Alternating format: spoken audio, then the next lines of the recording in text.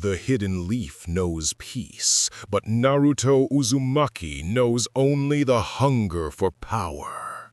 Reborn with Vergil Sparda's memories and wielding the Yamato, he is a storm approaching.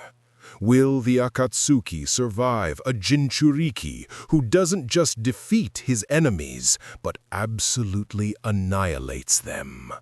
It's time to reclaim his motivation. The night Konoha burned, the sky wept crimson tears.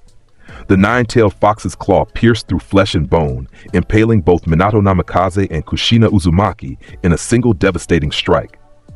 The fourth Hokage's Reaper death seal was seconds from completion, his soul already being consumed by the Shinigami's endless hunger, but his eyes remained fixed on the infant boy wrapped in blankets, mere feet away. Kushina's red hair pooled beneath her broken body like spilled wine, her chakra chains flickering and dying as her life force hemorrhaged into destroyed earth. "Naruto," she whispered, blood bubbling at her lips. "Live. Be happy." The infant should have been screaming. Every instinct demanded it. A newborn child surrounded by death and destruction, the psychic pressure of a bijou crushing down on his fragile existence. He should have wailed until his lungs collapsed. Instead, his eyes snapped open. They were not the eyes of a child. Cold, calculating, ancient. Piercing blue irises that held the weight of lifetimes, of battles fought in dimensions beyond mortal comprehension, of an obsession that transcended death itself. The trauma of being orphaned at the very moment of birth didn't break this soul. It awakened something that had been sleeping, waiting, coiled in the depths of reincarnation's cycle. Vergil Sparda opened his eyes for the first time in this new existence, and the very air around the infant Naruto Uzumaki changed, became heavier, sharper. Wrong, Minato noticed even as his soul was being torn from his body. His son's chakra signature had shifted, layered with something impossibly dense and foreign. The seal completed. The Kyuubi was split and bound. The Shinigami claimed its price. As darkness took the fourth Hokage, his last conscious thought was a prayer that his son would be treated as the hero who contained the demon, not the demon itself. The prayer went unanswered. 5 years later, Konoha had learned to fear the child who never smiled. Naruto Uzumaki walked through the village streets with the bearing of a warrior, not a child. His posture was perfect, spine straight, each step measured and deliberate. He wore simple clothes, dark blues and blacks that contrasted sharply with the bright colors favored by other children, and his blonde hair was already beginning to grow longer, falling across his face in a way that shadowed those unsettling blue eyes. He didn't run. He didn't play. He didn't laugh. He observed. Every person who crossed his path, every escape route from every location, every potential threat. The villagers had learned to recognize that analytical gaze, and it terrified them more than any demon fox ever could. At least the Kyuubi had been a natural disaster, mindless destruction. This child watched them like a predator watches prey, and they all knew instinctively that he was calculating their worth, finding them lacking. Mothers pulled their children away when Naruto approached. Shopkeepers found sudden reasons to close when he entered. Even ninja, trained warriors who had faced death countless times, felt their hands drift toward weapons when those cold blue eyes settled on them. The demon container, they called him in whispers, the monster wearing human skin. The village's necessary evil, they had no idea how right they were. Naruto turned into an alley between a weapons shop and a closed-down apartment building, taking a shortcut toward the training grounds where he spent most of his time. His sensory abilities, inherited from both Kushina's Uzumaki bloodline and something far older, detected them long before they revealed themselves. 3 signatures. Adult males. Civilian chakra levels. But civilians could still kill a 5-year-old child if they caught him by surprise. They wouldn't catch him by surprise. "There you are, demon brat." The voice was slurred with psyche, brave with liquid courage and mob mentality. A butcher named Takeshi, 43 years old, lost his wife to the Kyuubi attack. The man who emerged from the shadows behind him was Hiroshi, a carpenter, brother killed in the ceiling. The third was Kenji, a merchant whose entire family had been crushed when the Kyuubi's tail destroyed the eastern district. Naruto stopped walking. He turned slowly, his expression utterly neutral. Your motivation for this confrontation is personal trauma, he stated, his voice too formal, too measured for a child's throat to produce. Understandable, but irrelevant. Shut your mouth, monster. Takeshi pulled a butcher's cleaver from his coat. You killed our families. You destroy everything you touch. Tonight, we end this. The other two produced their own weapons, a carpenter's hammer, a merchant's knife. They spread out, attempting to surround him, cutting off escape routes. Standard pack tactics. Primitive, but potentially effective against a normal child. Naruto's eyes tracked each of them with mechanical precision. His right hand dropped to his side, fingers extending as though reaching for something that wasn't there. Might controls everything, he said quietly, more to himself than to them. And without strength, you cannot protect anything. You wish to prove this theorem tonight? Die, demon! Takeshi charged first, cleaver raised high, intending to split the child's skull. Naruto's desire crystallized into reality. Power. He needed power. Not to protect himself from these pathetic weaklings. They were beneath his concern. But to prove a fundamental truth about existence. The strong dominate, the weak submit, and power is the only currency that matters in this universe or any other. The wooden training stick he'd been carrying shattered into splinters. In its place, manifesting from the very essence of his reincarnated soul, appeared a katana that should not exist in this world. The Yamato. 3 feet of impossible craftsmanship, its blade darker than midnight, its edge sharper than space itself. The Suka was wrapped in black and silver, the Suba a perfect circle of dark metal that seemed to absorb light. This was not Chakra given form. This was something older, something that predated Chakra, something from a universe where demons were real and the sons of Sparda had carved their legend into reality itself. The blade hummed in Naruto's small hand, recognizing its wielder across lifetimes. Takeshi's eyes widened in horror. He tried to stop his charge, but momentum and terror made him clumsy. Naruto moved. To the 3 civilians, the child simply vanished. One moment, he stood motionless, katana held in a loose grip. The next moment, he existed in 3 places simultaneously, after images overlapping as he utilized a technique called trick, instantaneous movement that bent space rather than traversing it. The first Naruto appeared directly in Takeshi's path, blade already mid-swing.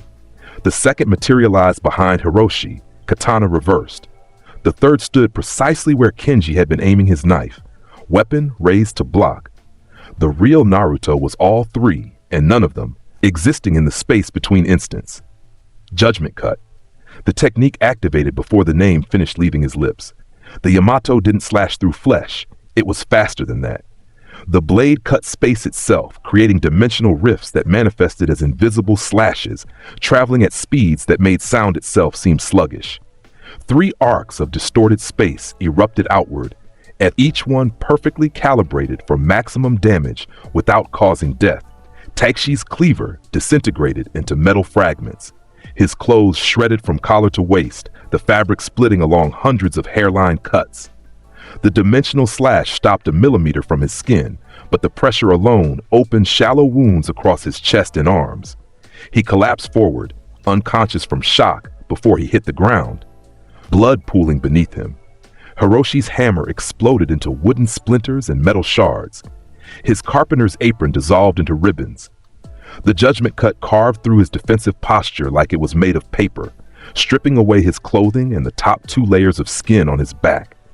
He screamed once before his brain shut down from sensory overload, dropping him into merciful unconsciousness. Kenji tried to retreat. The dimensional slash caught him mid-step, severing his knife's blade from its handle, cutting through his merchant's robes, leaving dozens of bleeding cuts across his legs and torso. None deep enough to kill. All painful enough to ensure he'd never forget this moment. He fell sideways into a stack of crates, already unconscious before the impact. Naruto stood in the center of the carnage, Yamato held loosely at his side, its blade pristine despite cutting through matter and space. Blood spread across the alley stones from 3 sources, pooling together in the dim evening light. The entire confrontation had lasted less than 4 seconds, from the moment Takeshi charged to the moment Kenji fell. The child's expression never changed. No satisfaction, no remorse, just cold analytical assessment. You attacked without understanding the gap between us, Naruto said to the unconscious men, his voice carrying the weight of Vergil's philosophy. Power is not given. It is taken. It is earned. It is the fundamental truth of existence. He looked down at the Yamato, watching as the legendary blade began to dematerialize, returning to the space between souls where it waited for his summons. Might controls everything, and without strength you cannot protect anything, least of all yourselves. The blade vanished completely, leaving Naruto's hand empty.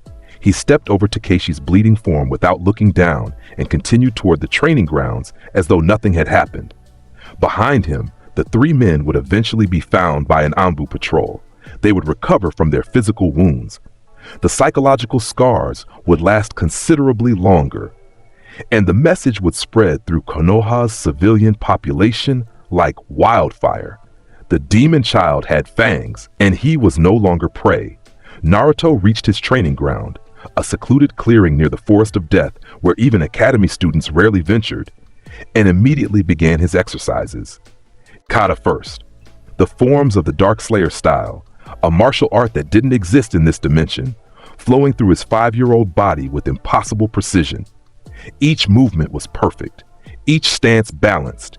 Each strike would have been lethal if directed at an opponent. His body was weak, a child's frame, malnourished from the village's refusal to sell him proper food, small and fragile. But the soul within was ancient and patient. Bodies could be trained. Strength could be cultivated. Power could be seized from the jaws of reality itself if one possessed sufficient motivation. As he trained, Naruto's mind touched the presence sealed within him. The Kyuubi no Kitsune, the nine-tailed demon fox, raged against its prison of chakra chains and seal tags. Most Jinchuriki feared their Biju. Most spent their entire lives fighting for control, struggling against the monster within. Naruto viewed the Kyuubi as a resource, a battery of nearly infinite chakra waiting to be properly utilized. Eventually he would take that power completely, not through friendship or mutual understanding. Those were weaknesses that canon shinobi relied upon.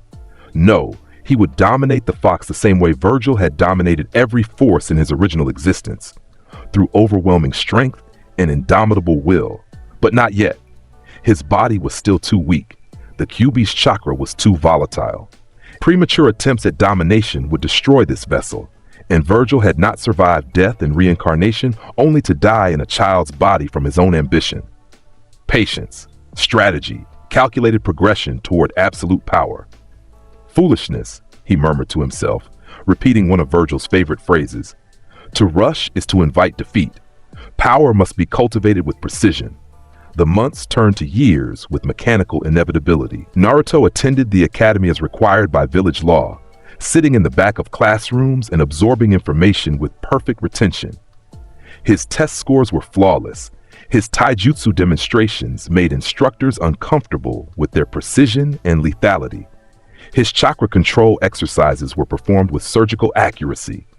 His written exams on ninja history, tactics, and theory came back with perfect marks and notations like disturbingly thorough and concerning level of strategic comprehension. He spoke rarely, and when he did, his formal eloquence marked him as an outsider among his peers. While other children used casual language and slang, Naruto's sentences were structured like he was translating from a foreign language, each word chosen with deliberate intent. Your technique is fundamentally flawed, he told a classmate during a taijutsu spar. Not mocking, not cruel, simply stating objective fact. Your stance leaves your meridians exposed. Your strike telegraphs its intent. Your footwork creates exploitable patterns. Were I not restraining myself, you would be dead 3 times over. The classmate, a clan heir named Akira, had stared at the 8-year-old Naruto with undisguised horror. Later that day, Akira requested transfer to a different class. The request was granted. Iruka Umino, the academy instructor who had survived the Kyuubi attack and lost his parents to it, watched Naruto with conflicted emotions painted across his scarred face. Part of him wanted to hate the container, to see the demon fox when he looked at the blonde child. But that hatred withered when confronted with those ancient blue eyes that held no malice, no rage, nothing but cold calculation and an unsettling hunger for power. Naruto, Iruka called after class one day, when the other students had fled the room with their usual haste. Your performance is exceptional, but you don't interact with your classmates. You don't make friends. Teamwork is essential for shinobi. Naruto gathered his materials with precise movements, not looking at the instructor. Teamwork is a crutch for those who lack individual strength, he stated matter-of-factly. I require no such support. That's not how the ninja world works. Then the ninja world is inefficient. Naruto's blue eyes finally lifted to meet Iruka's brown ones, and the instructor felt his breath catch. There was no hostility in that gaze, just infinite confidence and absolute certainty. Power determines all outcomes. Teams distribute power, creating points of failure. I am sufficient unto myself. He left before Iruka could formulate a response, walking out of the classroom with that unnatural perfect posture, leaving the instructor to wonder what kind of monster Konoha was creating. But Naruto's true isolation crystallized around one person in particular, Sasuke Uchiha, the last loyal Uchiha, survivor of his clan's massacre, prodigy of a legendary bloodline. Sasuke had entered the academy with talent, skill, and the weight of his family's murder, driving him toward obsessive training. He was the best in their year, the most skilled, the most dedicated. Every instructor praised him. Every student either wanted to be him or be with him. He was Konoha's rising star. And then there was Naruto, better than Sasuke in every measurable category, faster, stronger, more precise, more knowledgeable. While Sasuke scored 98% on written exams, Naruto scored 100%. While Sasuke completed the obstacle course in 2 minutes, Naruto completed it in 1 minute 15 seconds without appearing winded. While Sasuke's taijutsu was textbook perfect, Naruto's taijutsu was something else entirely. A style that seemed to exist outside conventional martial arts, fluid and lethal in ways that made Anbu observers take notes. Sasuke hated him with every fiber of his being. Fight me, Sasuke demanded one day after class, his Sharingan not yet awakened, but his Uchiha pride burning hot. They stood in the training yard, other students forming a circle to watch. I'll prove I'm better than you, dead last demon. Naruto regarded him with the dispassionate interest one might show an insect. You wish to prove superiority through combat, he stated, not asked. Very well, your motivation is misguided, but I shall accommodate this request. They faced each other in the training ring. Sasuke dropped into the Uchiha interceptor stance, hands raised, legs coiled. Naruto simply stood there, hands at his sides, utterly relaxed. To the observers, it looked like arrogance. To anyone with true combat experience, it was the stance of someone so confident in their superiority that defensive postures were unnecessary. Begin, Iruka called, knowing this would end badly, but unable to stop it within academy rules. Sasuke launched forward, his speed impressive for an 8-year-old, his form textbook Uchiha. A feint with the left, true strike with the right, leg sweep to follow up. 3-part combination attack designed to overwhelm defenses. Against any other academy student, it would have succeeded. Naruto tilted his head 3 degrees to the left. Sasuke's feint passed through empty air. Naruto leaned backward from the waist, spine bending at an angle that should have been impossible. Sasuke's true strike missed by millimeters. Naruto lifted his front foot half an inch. Sasuke's leg sweep found nothing but ground. The Uchiha stumbled from his own momentum. Naruto's hand shot out, not formed into a fist, just 2 fingers extended. He tapped Sasuke's forehead with those 2 fingers. The same gesture Itachi had used, though Naruto had no way of knowing that. The psychological impact was devastating. You lack hatred, Naruto said quietly, echoing words Sasuke's brother had spoken. No. Correction. You possess hatred, but it makes you sloppy, unfocused. Hatred is merely emotion. You require power. Sasuke scrambled backward, Sharingan flickering to life for the first time in his rage and humiliation, one tomoe in each eye, spinning wildly. Shut up! Shut up! You don't know anything about me. I know you are weak. Naruto's voice carried no emotion, just statement of fact. I know you waste energy on hatred when you should cultivate strength. I know that right now, in this moment, the gap between us is so vast that you cannot even perceive its edges. Sasuke charged again, Sharingan active, able to see Naruto's movements. Except there were no movements to see. Naruto simply wasn't there anymore. He had utilized trick, instantaneous spatial movement, appearing behind Sasuke while leaving an afterimage in his original position. The Sharingan saw the afterimage and committed to an attack that struck nothing. Naruto's hand pressed against Sasuke's back, gentle as a falling leaf. The Uchiha went flying forward from the precisely applied chakra burst, tumbling across the training yard to crash into the fence. Not injured, not even bruised, just utterly, completely defeated without Naruto throwing a single strike. "When you can see the gap between us," Naruto said, already walking away, "perhaps then you will be worth fighting seriously. Until that day, do not waste my time with challenges you cannot win." The other students stared in silence. Sasuke pushed himself up from the dirt, Sharingan spinning, tears of rage and humiliation streaming down his face. He had awakened his bloodline and still lost without landing a single hit. The psychological damage would define their relationship for years to come. Iruka watched the blonde child disappear into the academy building and wondered what Konoha had created by sealing the Kyuubi into Vergil Sparda's reincarnation. Graduation came when Naruto turned 12. The final exam was a simple clone jutsu, create 3 functional bunshin to demonstrate basic chakra manipulation. Every student passed with varying degrees of success. When Naruto's turn came, Iruka and Mizuki, the assistant instructor, watched with professional interest.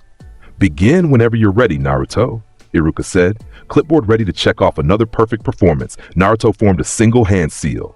Shadow Clone Jutsu. The training room exploded with chakra smoke. When it cleared, 500 perfect clones filled every available space, standing on the floor, the walls, the ceiling, each one identical to the original, down to the smallest detail. The technique was B rank, forbidden to Genin, taught only to Jonin and above. Naruto had learned it from a scroll he'd acquired from the Hokage's office 3 years ago, reading it once and mastering it completely, because the technique aligned with Vergil's philosophy of overwhelming enemies through superior force. Mizuki's hand drifted toward a kunai, his secret traitorous nature suddenly confronted with a demon container who could create an army. Iruka just stared, his clipboard forgotten. "Is this sufficient?" Naruto asked, his voice multiplied 500 times, speaking in perfect unison from 500 mouths. "Yes," Iruka managed. You pass, definitely pass." The clones vanished in a mass dispersion of chakra smoke. Naruto accepted his Hitaiate, the forehead protector marking him as a genin of Konohagakure. He tied it around his forehead in the traditional manner, the metal plate covering his brow, the blue fabric hanging down. It was the first visible symbol of allegiance he had worn. It meant nothing to him personally. Konoha was simply the territory he currently occupied, the resources he currently exploited. Loyalty was for those who lacked the strength to stand alone, but he wore it nonetheless, because moving within the system was more efficient than being hunted by it. Team assignments were announced the next day. Naruto arrived early, sitting in the back corner of the classroom, eyes closed in meditation. He listened to his classmates chatter about their hopes for teams, their dreams of being placed with their crushes or their rivals. Foolishness. Teams were assigned based on balance, a combat specialist, a tracker, a support specialist, all led by a Jonin instructor meant to shore up their weaknesses. Team 7, Iruka announced, reading from the official assignment scroll. "Naruto Uzumaki, Sasuke Uchiha, Sakura Haruno. Your Jonin instructor is Kakashi Hadake." Sakura's face went through a journey of emotions, elation at being on Sasuke's team, horror at being on Naruto's team, confusion about how to reconcile the two. Sasuke's jaw clenched, Sharingan flickering to life unbidden, his hatred for Naruto warring with his Uchiha pride. Naruto opened his eyes slowly, processing the assignment. Kakashi Hatake, the copy ninja, Sharingan Kakashi, son of the White Fang. A Jonin with over 1,000 copy techniques, combat experience in 2 wars, Anbu training, and a reputation for extreme competence hidden behind a facade of laziness. Interesting. This instructor might actually provide a worthwhile challenge. They met on the academy rooftop the next morning, or rather, Naruto, Sakura, and Sasuke met. Kakashi was 3 hours late, appearing in a swirl of leaves with his visible eye curved in an apologetic smile, his silver hair defying gravity, his mask covering most of his face, his posture utterly relaxed. "Yo," Kakashi greeted, raising one hand in a lazy wave. "My first impression of you guys is, you're interesting. Meet me at Training Ground 3 in 1 hour for the real test." He vanished in another shunshin, leaving the three genin alone. Real test? Sakura asked nervously, her encyclopedic knowledge of academy curriculum not covering this scenario. The bell test, Naruto stated, standing and brushing imaginary dust from his dark blue jacket. A common jonin evaluation. He will have 2 bells. We must take them before a time limit expires. Those without bells fail and return to the academy. It is designed to test teamwork. How do you know that? Sasuke demanded, his Sharingan active, always active these days when Naruto was present. I read. Naruto walked toward the rooftop exit.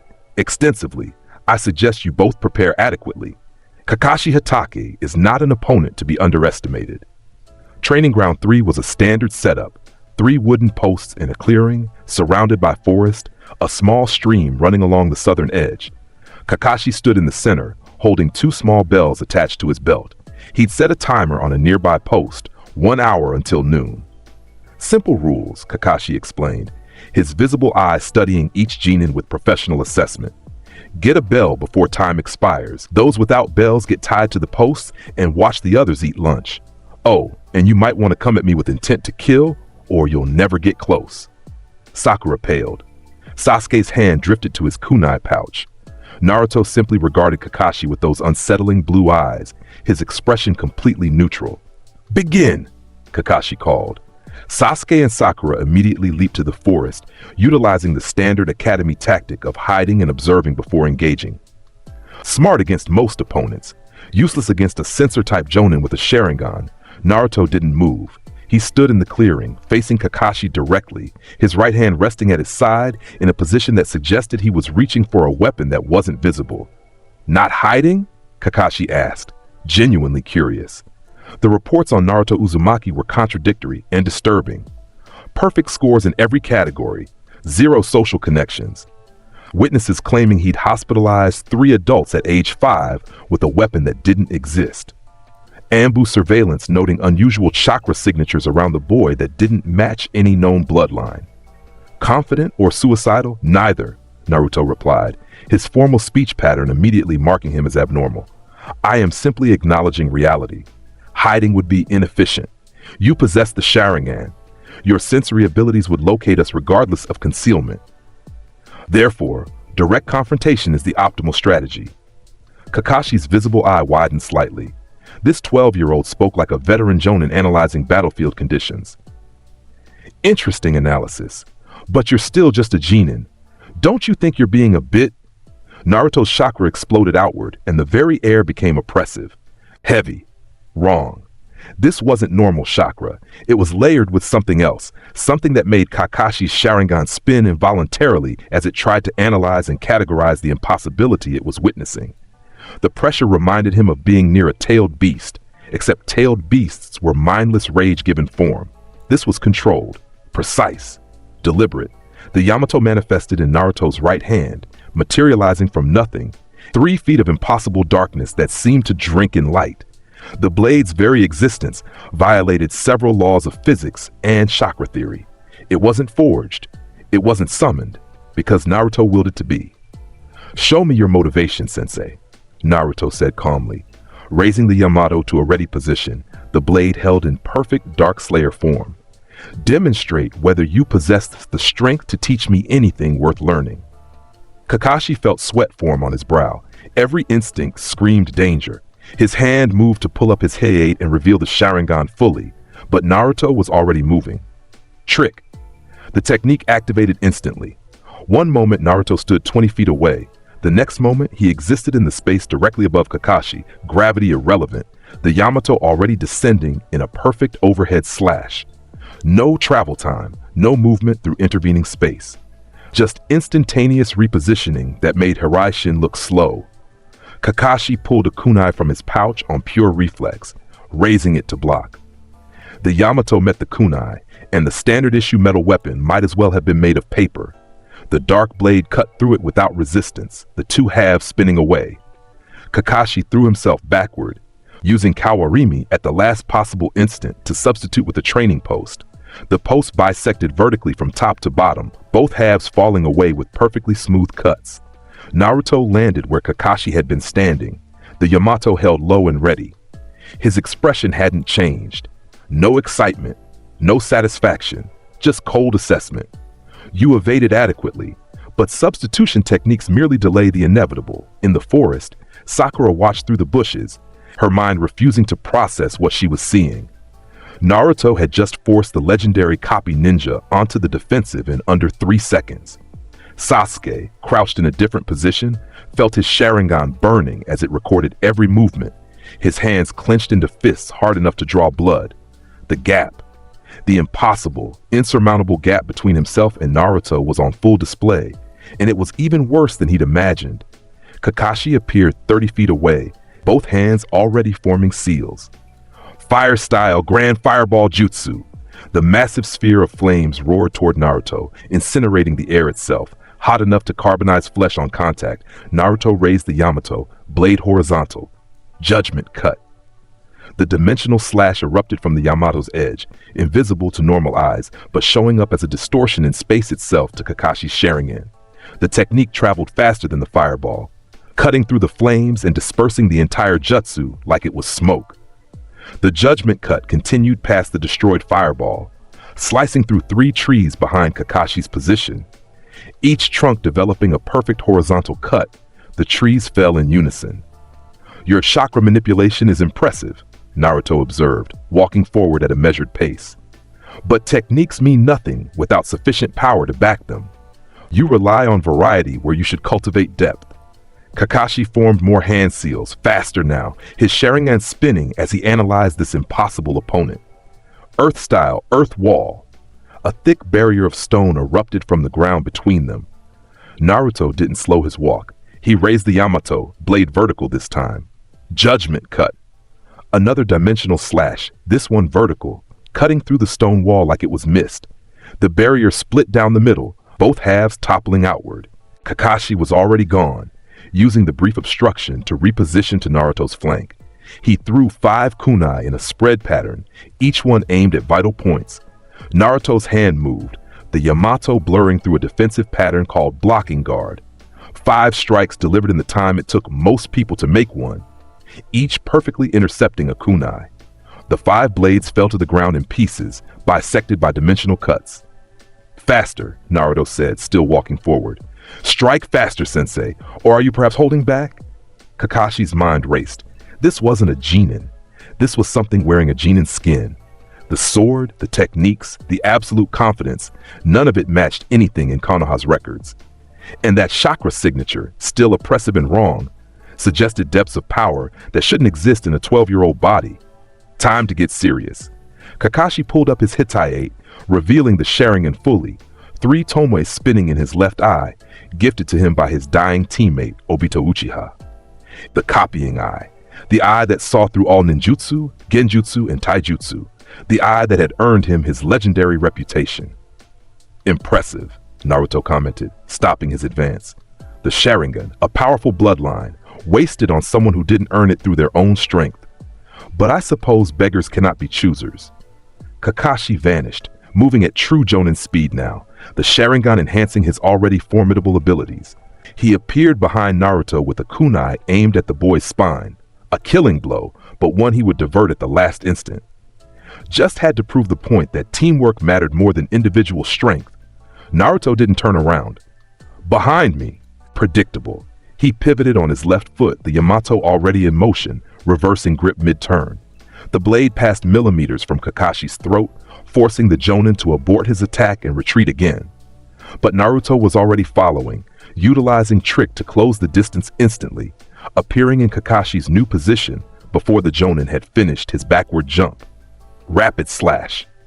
The Yamato moved 5 times in rapid succession, each slash coming from a different angle. Overhead, horizontal, diagonal, thrust, upward. 5 attacks delivered in less than a second, each one accompanied by dimensional cutting force that turned the air itself into a weapon.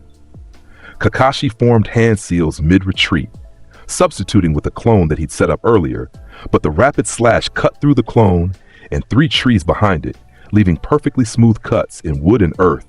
Kakashi appeared on a tree branch, panting slightly. This genin had just forced him to use techniques and tactics he normally reserved for A-rank threats.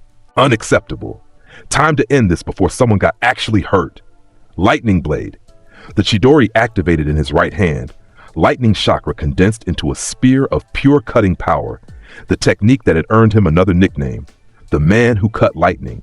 The sound of 1,000 birds filled the training ground as Kakashi charged, faster than most people could track. Naruto's expression finally changed. Not fear. Not concern. Something that might have been approval.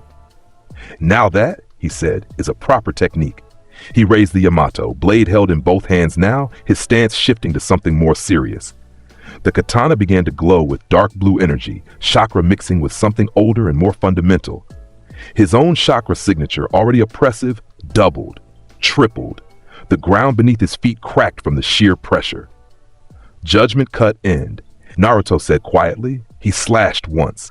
Reality broke. Dozens of dimensional slashes erupted simultaneously in a sphere around Naruto, each one invisible to the naked eye, but showing up as distortions to the Sharingan. The technique didn't travel, it simply existed, cutting everything within a 30-foot radius. The training post disintegrated. The trees shattered into perfectly sliced segments. The ground developed a pattern of cuts like someone had taken a grid to it. And the bells on Kakashi's belt, along with the belt itself, separated cleanly from his body. Naruto caught both bells before they hit the ground, his supernatural reflexes making the feat look effortless. He also caught the Chidori-enhanced kunai that Kakashi had thrown as a backup, holding the electrified blade between two fingers of his left hand, the lightning chakra sparking harmlessly against his skin. Kakashi stood frozen 10 feet away, his Chidori still active in his right hand but his target gone, his bells stolen, his strongest technique countered without apparent effort. The Sharingan had recorded everything, and his brain was still trying to process what it had seen. The technique Naruto had just used didn't cut through space. It cut space itself, creating dimensional rifts that severed anything they touched. Theoretically, such a technique shouldn't be possible without mastery of space-time ninjutsu on par with the 4th Hokage or the 2nd Hokage. Naruto dispelled the Chidori-enhanced kunai with a casual flick, letting it fall to the ground, the lightning chakra dissipating. He held up both bells, looking at them with complete disinterest. Then, with deliberate slowness, he tossed one bell toward where Sakura was hiding in the bushes, and one toward where Sasuke crouched in the trees. The pink-haired girl caught hers on pure reflex, staring at it like it might explode. Sasuke caught his with his Sharingan-enhanced perception, but his hand trembled with suppressed rage and humiliation. Naruto had stolen both bells from a Jonin instructor and then given them away like they meant nothing. "I don't need these to prove I'm strong," Naruto stated, the Yamato beginning to dematerialize in his hands. "Strength is self-evident to those with eyes to see. These trinkets are meaningless." The legendary blade vanished completely, returning to wherever it came from when not in use. Naruto's oppressive chakra signature retracted, becoming merely human again, though everyone present could still feel the echo of that power pressing against their senses. Kakashi dispelled his Chidori, standing up straight, his visible eyes staring at the blonde genin with an expression somewhere between awe and horror. "Naruto Uzumaki," he said slowly. "Who taught you that technique? Where did you get that sword?" "I taught myself," Naruto replied, his formal speech pattern never wavering. "And the sword is mine. It has always been mine. It will always be mine. These are facts that require no further explanation." "That's impossible. Space-time techniques require power," Naruto interrupted, his blue eyes meeting Kakashi's Sharingan without flinching. "Which I possess in sufficient quantity. Your questions are irrelevant, Sensei. The test is complete. I demonstrated superior combat ability. Sakura and Sasuke possess the bells. By your own stated parameters, we pass." Kakashi wanted to argue, wanted to fail them on principle, wanted to drag this terrifying child to the Hokage's office and demand explanations. But by the rules of the bell test, Naruto was correct. He'd stated those without bells would fail. Currently, Naruto didn't have a bell. Sakura and Sasuke did. Technically, Naruto had failed his own test, except everyone present knew that was absurd. The 12-year-old genin had dominated a Jonin instructor in single combat, showcased techniques that shouldn't exist, and demonstrated combat awareness far beyond his rank. Failing him would be like failing the ocean for being wet. "You pass," Kakashi said finally, his voice tired. All three of you pass. Sakura, Sasuke, meet at the bridge tomorrow at 7 a.m. for your first mission. Naruto, the Hokage wants to see you, now. Naruto nodded once, accepting this information without surprise. He'd known this confrontation was inevitable from the moment he'd manifested Yamato in public. Hiruzen Sarutobi, the third Hokage, the professor, the man who knew every technique in Konoha's arsenal, he would have questions. He would want answers. He would want to understand what Naruto was and where his power came from. Vergil's reincarnation walked toward the Hokage Tower, leaving behind a training ground that looked like it had been attacked by a tactical nuke and a Jonin instructor who was seriously reconsidering his life choices. In the forest, Sakura stared at the bell in her hand and wondered what kind of monster she'd been assigned to work with. Sasuke crushed his bell into a misshapen lump of metal, his Sharingan burning with hatred and determination. The gap had widened, again, always, forever. No matter how hard he trained, how much he improved, Naruto was always impossibly far ahead. The Uchiha swore to himself that he would close that gap, no matter what it cost. He had no idea how prophetic that thought would become. The Hokage's office was exactly as Naruto remembered from previous visits. Wooden desks covered in paperwork, walls lined with bookshelves, a large window overlooking Konoha, the four stone faces of previous Hokages carved into the mountain behind. Hiruzen Sarutobi sat behind his desk, his aged face bearing the weight of decades of leadership, his white robes immaculate, his Hokage hat resting on a stand beside him. He was not alone. Flanking him stood three Anbu operatives in animal masks, a cat, a dog, and a bird, elite ninja who served as the Hokage's personal guard and Black Ops division. Their hands rested near weapons, their body language screaming preparedness despite their motionless stance. In the corner stood Danzo Shimura, the ancient warhawk whose bandaged right eye and right arm marked him as something other than entirely human. The man whose foundation operated in shadows even Anbu didn't penetrate.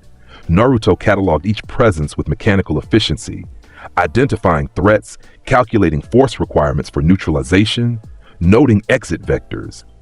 Then he dismissed them all as irrelevant. If they wanted him dead, they would have attacked already. This was an interrogation, not an execution. Naruto, Hiruzen began, his aged voice carrying genuine warmth that Naruto recognized as partially authentic. The third Hokage felt guilt over Naruto's treatment in the village. That guilt made him predictable. "Please sit. I prefer to stand," Naruto replied, his formal speech pattern already setting the tone. Standing allows superior reaction time should this conversation become hostile. Hiruzen's expression tightened. Danzo's visible eye narrowed. The Anbu didn't move, but their tension increased marginally. "This is not a hostile conversation," Hiruzen assured him. "I simply have questions about your performance during Kakashi's test. The techniques you displayed, the weapon you wielded, these things are not in any of our records. I need to understand where they came from." "You seek to categorize me," Naruto stated, not asked. "To place me within a framework of understanding that allows you to control or eliminate me as necessary. This is predictable behavior from a leader responsible for a hidden village. However, your framework is insufficient for what I am." "And what are you?" Danzo's voice cut in, cold and pragmatic. "You speak like no child should speak. You fight like no genin should fight. You wield a weapon that doesn't exist in our world. Explain yourself, boy, or I will assume you are a threat to Konoha's security." Naruto turned his blue eyes on Danzo, and something in that gaze made even the Warhawk hesitate. "I am Naruto Uzumaki, Jinchuriki of the Nine Tails, son of Minato Namikaze and Kushina Uzumaki, genin of Konohagakure. These are the facts my identification papers state. They are sufficient for bureaucratic purposes." "That's not an answer," Danzo pressed. "No," Naruto agreed. "It is not, but it is the only answer you require. What I am beyond those facts is my concern alone. I have demonstrated no hostility toward Konoha. I have broken no laws. I have performed my duties as a shinobi with exceptional proficiency. Your paranoia, while understandable, is not justification for interrogation." Hiruzen raised a hand, stopping Danzo's response before it could form. "Naruto, I'm not trying to attack you. I'm trying to understand. That sword you manifested, the Yamato, I believe you called it. It's not a summon, not a creation technique, not a bloodline ability that we know of. Where did it come from? It came from my soul, Naruto answered truthfully, knowing that truth would sound like evasion. The Yamato is mine. It exists because I exist. When I die, it will cease to exist. These are fundamental facts about my nature. Your nature as what? Hiruzen's patience was wearing thin. A Jinchuriki shouldn't have access to powers like this. The Nine Tails can grant chakra, yes, but dimensional cutting techniques? Instantaneous movement? A blade that can bisect anything? Those powers don't come from a Biju. Correct, Naruto confirmed. They do not come from the Kyuubi. They come from something older, something that predates your concept of chakra. I am the reincarnation of a being called Vergil Sparda, the son of a legendary demon from a world that exists parallel to this one. My memories span lifetimes. My techniques are inherited from my previous existence. My motivation is the same as it has always been, the pursuit of power. Silence filled the office like a physical presence. The Embu's hands moved fractionally closer to their weapons. Danzo's visible eye widened. Hiruzen leaned back in his chair, suddenly looking far older than his years. That's impossible, Hiruzen said finally. Reincarnation doesn't work that way. Souls don't retain memories between lives. You're suggesting you're inhabited by some kind of spirit. I am not possessed, Naruto interrupted. I am not two souls sharing one body. I am one continuous existence that has lived multiple lives. Vergil Sparda died in his world. His soul, through mechanisms I do not fully understand, was drawn into yours. When the Nine Tails attack created sufficient trauma to an infant Naruto Uzumaki, dormant memories awakened. I am both Naruto and Vergil. I am neither. I am myself. Danzo moved forward, his cane tapping against the wooden floor. This confession makes you an even greater threat. A foreign entity claiming the body of our Jinchuriki? I should order your execution immediately. Naruto's gaze didn't waver. You could attempt that. It would require your 3 Anbu guards, yourself, and likely the Hokage all attacking simultaneously. The collateral damage would destroy this tower and several surrounding buildings. Approximately 37 civilians and 12 ninja would die in the crossfire. The Nine Tails seal would potentially destabilize, releasing the Biju within Konoha's walls. Your chances of success are approximately 12%. Is that acceptable risk for your paranoia, Danzo Shimura? The casual recitation of tactical analysis, delivered in that formal monotone, was somehow more disturbing than if Naruto had threatened them directly. He wasn't posturing. He was calculating. He'd already run the scenarios and determined his odds, and those odds were apparently sufficient for him to remain confident even surrounded by elite ninja. Stand down, Danzo, Hiruzen ordered, his voice carrying the weight of absolute authority. Naruto, I believe you. Not because your story is plausible, it isn't, but because lying about something this insane would be counterproductive, and because I've watched you grow up. You've never shown hostility to the village, despite ample reason to hate us. You've always been different. Now I understand why. Understanding is irrelevant, Naruto stated. What matters is this: I will continue to grow stronger. I will pursue power with single-minded determination. I will not allow anything to impede that pursuit. Currently, operating within Konoha's structure serves my purposes. I have access to training, missions, resources, and opponents to test myself against. When that ceases to be true, I will reassess my position. Until then, you may consider me a loyal Konoha shinobi, loyal to my own interests, which currently align with the village's interests. That's the most honest declaration of loyalty I've ever heard, Hiruzen said with a tired smile. Most ninja claim to love the village. You simply state that working with us is convenient. I appreciate the honesty, strangely enough. Deception wastes time, Naruto replied. I have no reason to lie to you. You cannot stop me if I choose to leave. You cannot control me if I choose to rebel.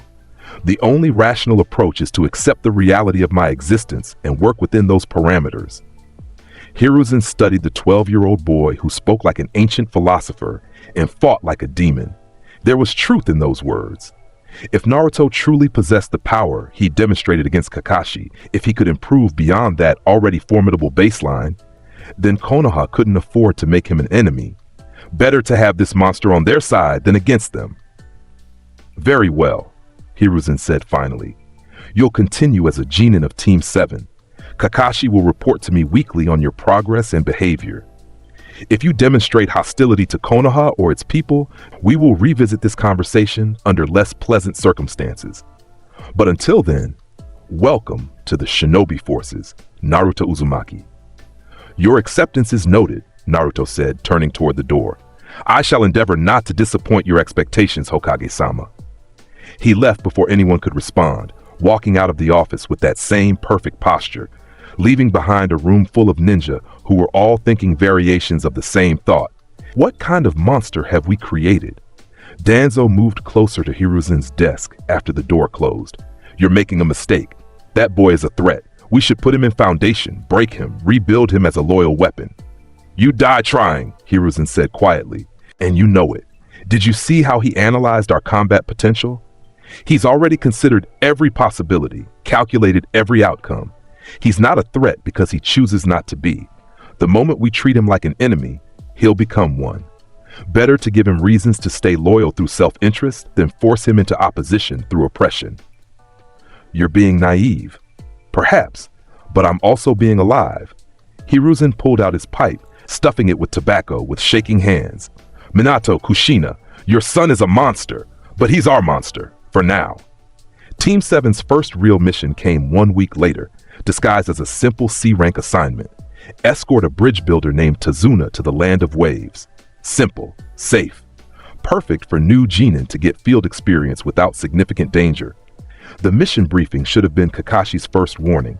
Tazuna reeked of cheap sake, his eyes darted nervously, his story about needing protection from bandits was transparently incomplete.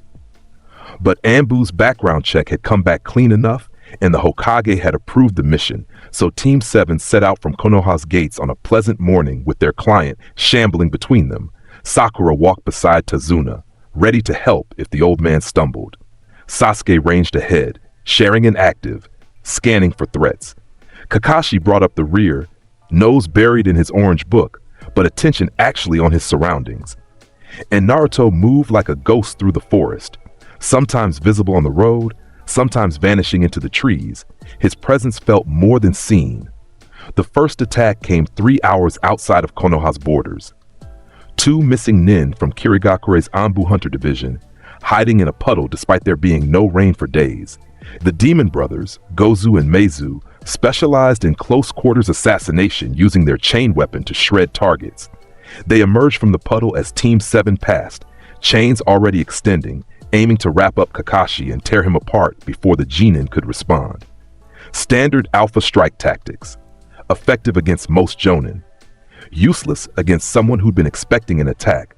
Kakashi substituted with a log the instant before the chains made contact, appearing 30 feet away with a kunai in hand. Naruto, Sasuke, protect the client! Sasuke moved immediately, kunai drawn, positioning himself between Tazuna and the 2 missing nin. Sakura froze, her academy training insufficient to overcome the shock of real combat, and Naruto simply turned to face the Demon Brothers, his expression completely neutral. Kirigakure Anbu trainees, Naruto observed, his formal speech pattern unchanged despite the situation. Specialized in assassination, Chunin-level threat at best, disappointing. Gozu and Meizu split their attention. One charged Sasuke and the client. The other went for Naruto, chains extending to bind and crush the blonde genin. They'd killed dozens of people with this technique. A fresh genin shouldn't stand a chance. Naruto's right hand moved to his side, fingers wrapping around an invisible hilt. The Yamato manifested mid-draw, the dark blade sliding free from its phantom sheath. He didn't use any name techniques, didn't need to. Just a single horizontal slash, perfectly timed, impossibly fast. The chain weapon fell in pieces, each link severed cleanly. Meizu stumbled forward, his momentum carrying him past Naruto's position. The missing 9 realized he was dead before he hit the ground, a thin red line appearing across his torso. His body separated at the waist, top and bottom halves falling in different directions. Gozu screamed his brother's name and charged Naruto directly, abandoning tactics for rage. Naruto sidestepped the rush, reversed his grip on the Yamato, and drove the blade through Gozu's spine with surgical precision. Not a killing blow, a paralyzing blow. The missing nin collapsed, unable to move anything below his neck. "You lack power," Naruto stated, looking down at the paralyzed enemy. And you lack intelligence. Attacking a team with a Jonin instructor demonstrates profound stupidity. Your death serves as an educational example for my teammates. He raised the Yamato for a finishing stroke. Wait, Kakashi called out, moving closer. We need to interrogate him. Find out who hired them. Naruto paused, considering this. Tactically sound. Information was a resource worth preserving. He lowered the Yamato slightly. Very well. I defer to your judgment, Sensei. Sasuke stood frozen, his Sharingan recording everything, his mind trying to process what he just witnessed. Naruto had killed a trained missing nin in 2 moves. 2 moves. The gap widened again. Sakura finally unfroze, staring at the bisected corpse of Meizu with growing horror. That man is dead, Naruto finished clinically, as he intended me to be. This is the reality of shinobi life, Sakura. We kill or are killed. Squeamishness is a luxury we cannot afford. Tazuna looked at Naruto with undisguised terror. This child, this blonde demon, had just murdered a man without hesitation, without emotion, like he was swatting a fly. Whatever the bridge builder was hiding, whoever had sent these assassins, he suddenly realized he'd made a terrible mistake lying about this mission's danger level. Kakashi interrogated Gozu efficiently, using a combination of pain-inducing chakra techniques and psychological pressure.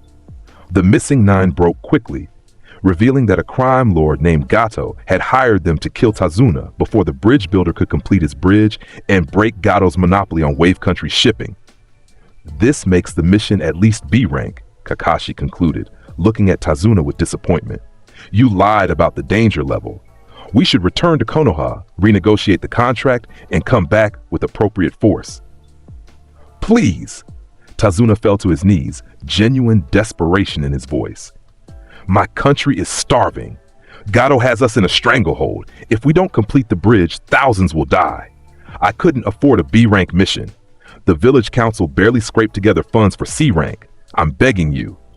Your financial concerns are not my problem, Naruto interrupted, his blue eyes regarding Tazuna coldly. However, continuing this mission provides valuable combat experience against potentially worthy opponents.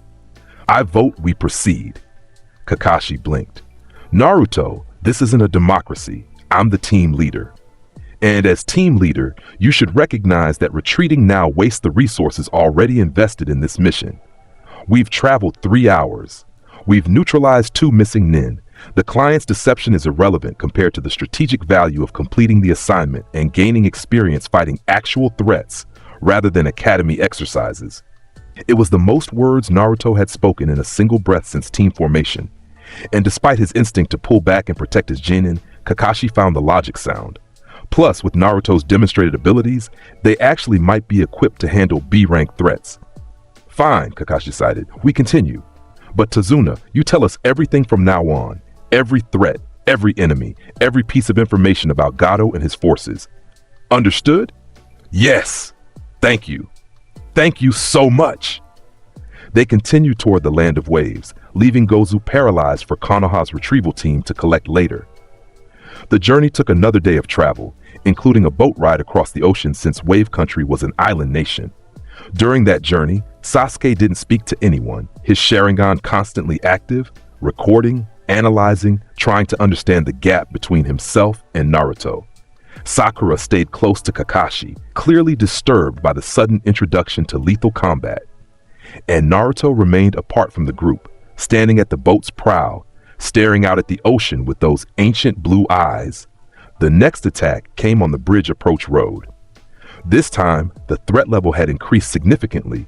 A massive sword erupted from the mist, spinning horizontally like a lethal buzzsaw, aimed at neck height to decapitate the entire group. Kakashi pushed Tazuna down. Sasuke and Sakura dropped flat, but Naruto simply tilted his head backward, letting the 6-foot cleaver pass millimeters from his face. He tracked the weapon's trajectory with his eyes, calculating velocity and origin point. The blade embedded itself in a tree trunk. A figure appeared standing on its handle, a tall man wrapped in bandages like a mummy, his lower face covered, his eyes cold and professional. Zabuza Momochi, one of the 7 swordsmen of the mist, an A-rank threat in the bingo books with hundreds of confirmed kills. Well, Zabuza's voice was rough, amused. Sharingan Kakashi, Konoha's famous copy ninja. This'll be fun. Kakashi's Sharingan was already active, his hand on a kunai. Zabuza Momochi, missing nin from Kirigakure. A-rank threat. What's a swordsman of your caliber doing working for a thug like Gato? Money, what else? Zabuza pulled his sword, the Kubikirabocho, one of the 7 legendary blades, from the tree with casual strength. That bridge builder's death is worth a lot to my employer. You gonna hand him over, or do I have to go through you? You already know the answer to that, Kakashi replied, pushing Tazuna towards Sasuke and Sakura. Protect the client. I'll handle this. Zabuza laughed, forming a single hand seal. Hidden mist jutsu. Thick fog erupted from nowhere, rolling across the forest road, reducing visibility to 0. This was Zabuza's specialty, the silent killing technique. He could track targets through the mist using sound and smell while they stumbled blind. In this environment, he was effectively invisible, a ghost that killed from any direction. Kakashi tensed, Sharingan trying to penetrate the mist. Sasuke and Sakura formed a protective circle around Tazuna, kunai drawn, hearts pounding, and Naruto simply stood still, hand resting on the Yamato's invisible hilt, completely relaxed. You hide because you lack power, Naruto stated, his voice cutting through the mist with perfect clarity. Misdirection is the tool of those who cannot win through direct confrontation. Disappointing. Zabuza's killing intent spiked.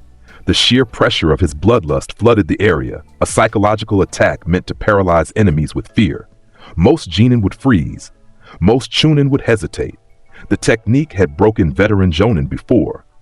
It washed over Naruto like water over stone, having exactly 0 effect. Big words from a brat. Zabuza's voice echoed from the mist, impossible to pinpoint. Let's see if you can back them up. Naruto unsheathed the Yamato slightly, just enough to expose an inch of the dark blade. His chakra flared, not the oppressive demonic signature from the bell test, but something more focused, more precise. He closed his eyes, relying on senses that had nothing to do with vision. Judgment cut. The dimensional slash erupted from the Yamato's edge, traveling in a horizontal line through the mist. Not randomly, not blindly. Naruto had calculated the exact position of Zabuza's real body based on the pattern of killing intent, the movement of air currents, the faint sound of breathing. The judgment cut traveled 50 feet through the fog and struck precisely where Zabuza was hiding. The mist cleared instantly as the missing nine's water clone exploded into liquid. But more importantly, the real Zabuza stumbled out of the tree line, a shallow cut across his ribs where he dodged at the last microsecond. His eyes were wide, his usual confidence shaken. "What the hell was that?" he demanded, pressing one hand to his bleeding side. "That wasn't a wind technique. That wasn't chakra-based at all. What are you, kid?" "I am the storm that devours the weak," Naruto replied, his formal speech pattern making the threat sound like philosophy. "I am the blade that cuts through reality. I am power made manifest, and you, Zabuza Momochi, are simply another obstacle to be removed." He drew the Yamato fully, the dark blade gleaming in the filtered sunlight. His stance shifted to the Dark Slayer form. Weight balanced perfectly, blade held in both hands, every line of his body suggesting explosive violence held in check by perfect control. Zabuza formed rapid hand seals, creating 5 water clones that surrounded Naruto. "Cocky brat, I'll tear you apart." All 6 Zabuzas charged simultaneously, Kubikirabocho swinging in coordinated strikes designed to overwhelm defenses through numerical superiority. Against a normal opponent, it would have worked. Against Naruto, it was suicide. Rapid slash. Naruto moved, and the world became a blur of dark steel. The Yamato struck 5 times in the space between heartbeats, each slash precise, each cut dimensional. The 5 water clones exploded simultaneously as the dimensional cuts passed through them. The real Zabuza stumbled backward, suddenly alone, his numerical advantage erased in under a second. But he was a veteran of countless battles, instincts honed by decades of survival. He adapted immediately, using the momentum of his retreat to launch into his signature technique. Water style, water dragon jutsu. A massive serpentine construct of water erupted from the nearby stream, roaring toward Naruto with enough force to shatter stone. An A-rank technique that required 44 hand seals to perform. Zabuza had executed it in under 3 seconds.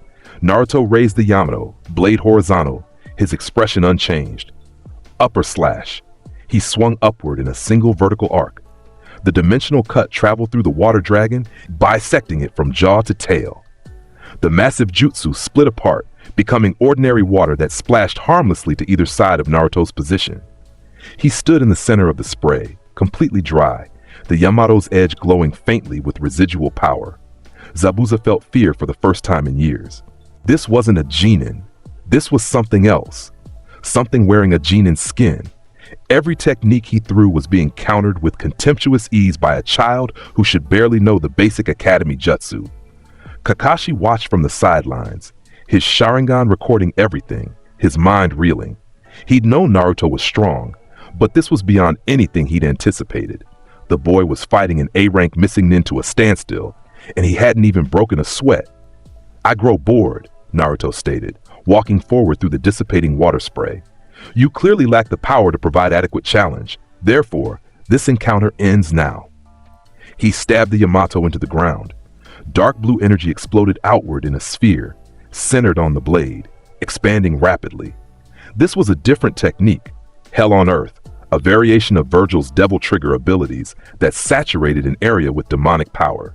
The energy didn't damage the environment, but everything within its radius became oppressively heavy, gravity itself seeming to increase tenfold. Zabuza dropped to one knee, struggling to breathe against the pressure. His Kubikiribocho fell from nerveless fingers. His water clones, still reforming, popped like bubbles, unable to maintain cohesion in this supernatural environment. Naruto pulled the Yamato from the ground and walked toward the kneeling missing nin.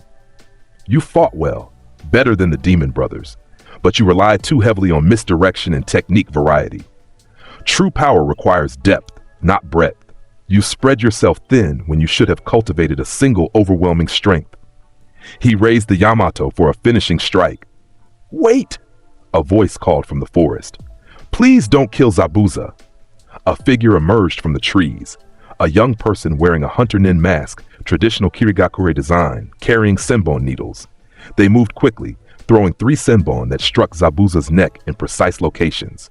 The missing nin collapsed completely, apparently dead from the nerve strikes. "Thank you for weakening this criminal," the hunter nin said, their voice young and androgynous.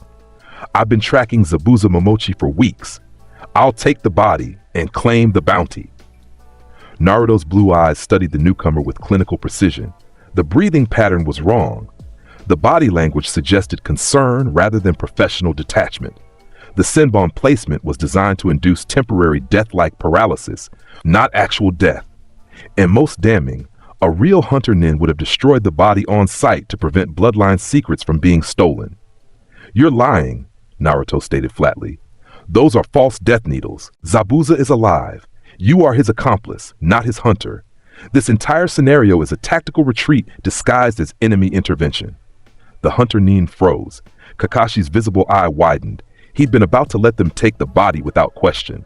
Sasuke's Sharingan spun as he replayed the scene and recognized the deception. I don't know what you mean," the hunter nin stammered, their composure cracking. "I'm just doing my job." Naruto moved, utilizing trick to cross the distance instantly. He appeared directly in front of the hunter nin. Yamato's edge pressed against their throat with enough pressure to draw a single drop of blood. "Do not insult my intelligence with transparent lies. You have 3 seconds to explain why I shouldn't kill you both and be done with this farce." "Please!" The hunter nin's voice broke, genuine fear overwhelming their training. "Zabuza saved me. He took me in when I had nothing. I owe him my life. I can't let him die." "Loyalty to one who saved you," Naruto mused, his blade not moving from the hunter nin's throat. "Commendable motivation. Misplaced, but commendable. Very well. Take your master. Retreat, recover, and when you return for another attempt, because you will return, ensure Zabuza is prepared to face actual power. Next time, I will not stay my blade." He lowered the Yamato, stepping back. The hunter nin stared at him in shock, unable to comprehend this mercy. Naruto gestured toward Zabuza's paralyzed form. "Go, before I reconsider." The hunter nin grabbed Zabuza and vanished using Shunshin, disappearing into the forest with their unconscious master. Kakashi moved to intercept, but Naruto raised a hand, stopping him. "Let them go," Naruto ordered, his tone brooking no argument. They provide future training opportunities. Killing them now gains nothing but removes potential opponents to test myself against. They're going to come back and try to kill us, Kakashi pointed out reasonably. Yes, and when they do, they will be better prepared, more motivated, more dangerous, which makes them more valuable as opponents. Naruto sheathed the Yamato, the blade dematerializing into nothing. Weak enemies teach nothing. Strong enemies forge strength through conflict. I choose to cultivate the latter. Kakashi realized he was dealing with someone who viewed combat as education, battles as curriculum, and enemies as study materials. It was a fundamentally different worldview from standard shinobi thinking, and it was disturbingly effective. They continued to Tazuna's house without further incident. The bridge builder's daughter, Tsunami, greeted them with warm hospitality despite the obvious danger her father had brought to their doorstep. Her son, Inari, a boy around 8 years old, stared at the ninja with undisguised contempt. Ninja are just going to die like everyone else who tried to stand up to Gato, Inari proclaimed that evening at dinner. There's no such thing as heroes. Everyone who's tried to be a hero in this country has died. You'll die too. Sasuke bristled at the boy's tone. Sakura looked offended. Kakashi tried to formulate a diplomatic response. Naruto simply continued eating, his movements precise and economical. You speak from trauma, Naruto observed after swallowing his food. Someone you cared about attempted heroism and died for it. This death has crystallized into a worldview where hope itself is foolish. Understandable, but incorrect. Inari glared at him. What would you know about it? You're just a kid like me. You don't know anything about real pain. Naruto set down his chopsticks with deliberate care. I was orphaned at birth. The very night of my existence, my parents died sealing a demon into my body. I grew up hated by an entire village who saw me as a monster. I've been beaten, starved, isolated, and attacked more times than I can count. I know pain intimately. The room went silent. Even Kakashi hadn't heard Naruto speak about his childhood before. But pain is irrelevant, Naruto continued, his voice never rising, never becoming emotional. What matters is power. Your stepfather, because that's who you're mourning, died because he lacked the strength to succeed. His intentions were noble. His execution was insufficient. This is the fundamental truth. Might controls everything. And without strength, you cannot protect anything. Your pain stems from his weakness, not from the cruelty of the world. You bastard! Inari screamed, tears streaming down his face. Don't talk about Kaiser like that. He was brave. He was a hero. He was a dead man walking, Naruto replied clinically. Bravery without power is simply suicide with better optics. If you wish to honor his memory, become strong enough to succeed where he failed. Otherwise, you're simply another victim waiting to happen. Inari ran from the room, sobbing. Tsunami looked at Naruto with barely contained fury. How dare you speak to my son like that? He's been through enough. I spoke truth, Naruto said, returning to his meal. If truth causes pain, the solution is not to avoid truth, but to become strong enough to change it. Your son wallows in victimhood. I offered him an alternative path. Whether he takes it is his decision. Kakashi wanted to reprimand Naruto for his callousness, but found he couldn't formulate an argument. Because on some level, the blonde genin was right. Inari's despair came from powerlessness, and wallowing in that powerlessness guaranteed future suffering. The week that followed was tense. Team 7 guarded Tazuna during bridge construction while waiting for Zabuza's inevitable return. Naruto spent most of his time training separately from the group, pushing his physical conditioning and chakra control to new heights. Sasuke trained obsessively, his Sharingan constantly active, trying to close the gap. Sakura began taking her combat training seriously after seeing real battle, and Kakashi monitored them all while preparing for the coming confrontation. It came 1 week later on the bridge itself. Morning mist rolled in from the ocean, coating the incomplete structure in white fog. Tazuna arrived with Team 7 as his guards, ready for another day of construction. The workers were already there, waiting nervously. Then the screaming started. Bodies fell from the mist, workers slaughtered by an invisible attacker. Zabuza's voice echoed from everywhere and nowhere. Round 2, Kakashi. Let's see if your students survive this time. The mist thickened, reducing visibility to arm's length. Kakashi moved to protect Tazuna, Sharingan spinning. Sasuke and Sakura formed defensive positions, and Naruto simply closed his eyes, breathing calmly, sensing the flow of battle through methods that had nothing to do with sight. The hunter nin from before appeared from the mist, landing gracefully beside Zabuza's position. They removed their mask, revealing a beautiful androgynous face, Haku, Zabuza's most loyal tool, wielder of the ice-release bloodline. "You showed us mercy last time," Haku said, their voice soft and sad. "I'm sorry, but this time we can't afford to lose. Please forgive me for what I'm about to do." Haku formed hand seals at incredible speed. Secret technique, crystal ice mirrors. 21 mirrors of pure ice materialized in a dome around Naruto and Sasuke, trapping them inside. Haku's reflection appeared in every mirror simultaneously, moving between them at speeds that appeared instantaneous. This was their bloodline's ultimate technique, an inescapable prison where the user could attack from 21 directions simultaneously while remaining effectively invulnerable. Sasuke's Sharingan spun wildly, trying to track the movements and predict the attack patterns. Senbon needles rained down from multiple mirrors at once, each one aimed at vital points. The Uchiha dodged desperately, his enhanced perception letting him avoid fatal strikes, but unable to completely evade the assault. Blood began to flow from dozens of shallow puncture wounds. "I'm sorry," Haku's voice echoed from all the mirrors, "but people who are precious to me are waiting. I must become stronger for them. You are obstacles in my path." Naruto stood in the center of the dome, eyes still closed, Senbon bouncing off his body without penetrating. Not because of chakra armor, not because of defensive techniques, simply because Vergil's inherited physical durability made his skin tough enough to deflect basic projectiles. He listened to Haku's philosophy with analytical interest. "You fight for Zabuza," Naruto observed, not bothering to track which mirror the voice came from. "You view yourself as his tool, his weapon, his property. This is why you will lose." "What?" Haku paused their assault. Confused by this pronouncement, Naruto's eyes snapped open. His chakra exploded outward, but this time it was different. Blue energy coiled around his body like living flames, solidifying into a spectral form. His skin took on a faint blue tint. His canines lengthened slightly. His eyes glowed with inner light.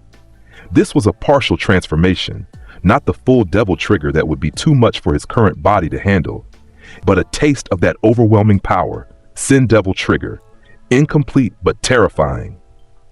"You threw away your identity to become Zabuza's weapon," Naruto continued, his voice echoing with harmonics that didn't sound entirely human. "You abandoned your potential to serve someone who sees you as disposable. You chose servitude over power. This is the fundamental weakness in your philosophy." Haku attacked, moving between mirrors at maximum speed, launching Senbon from all 21 positions simultaneously. Against any normal opponent, the technique would be unstoppable. Against Naruto's current state, it was target practice. The Senbon struck Naruto's spectral aura and shattered like glass striking steel. His demonic transformation made him effectively invulnerable to physical attacks below a certain threshold. Haku's eyes widened in horror, recognizing that their ultimate technique had been completely negated. Naruto reached down and gripped the Yamato's hilt. He drew the blade slowly, deliberately, the dark steel gleaming against his blue aura. "I shall demonstrate the difference between a tool and a weapon. Watch carefully." He stabbed the Yamato into the bridge surface. Dark blue energy erupted from the blade like a geyser, spreading across the ground in geometric patterns. This was hell on earth, the technique he'd used against Zabuza, but amplified by his partial devil trigger state. Hell on earth. The demonic energy detonated. The explosion of power obliterated the entire dome of ice mirrors instantly, shattering them into fragments so small they became mist. The bridge itself cracked down the center, a fault line running the length of the incomplete structure. The shockwave blew away the hidden mist technique that Zabuza had been maintaining, revealing the entire battlefield clearly. Haku fell from their broken mirror, landing hard on the bridge surface, their ice-release bloodline disrupted by the overwhelming demonic energy. They struggled to stand, to reform their mirrors, but their chakra reserves were depleted from maintaining the dome, and the shock of its destruction had left them vulnerable. Naruto pulled the Yamato from the bridge and walked toward the fallen hunter nin, his partial devil trigger still active, making him appear like a demon given human form. Sasuke stood frozen, his Sharingan recording everything, his mind breaking as he watched Naruto achieve a transformation that made the Sharingan itself seem inadequate.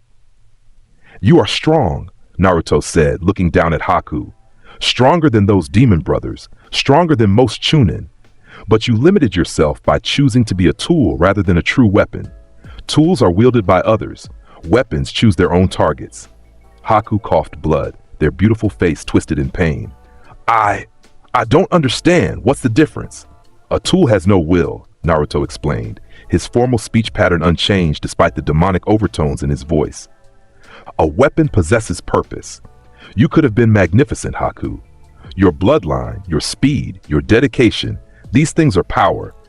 But you wasted them serving someone who would discard you the moment you ceased being useful." "Zabuza-sama saved me," Haku whispered. "He gave me purpose when I had nothing." "He gave you his purpose," Naruto corrected. "Not your own. There is a difference. You exist as an extension of his will rather than cultivating your own strength. This is why you lost. Not because you lack power, but because you never truly sought it for yourself." Haku's eyes filled with tears, not from physical pain, but from the sudden crushing weight of existential realization. Everything they built their identity on, being Zabuza's weapon, being useful, being needed, was being deconstructed by this demon child who spoke philosophy like poetry.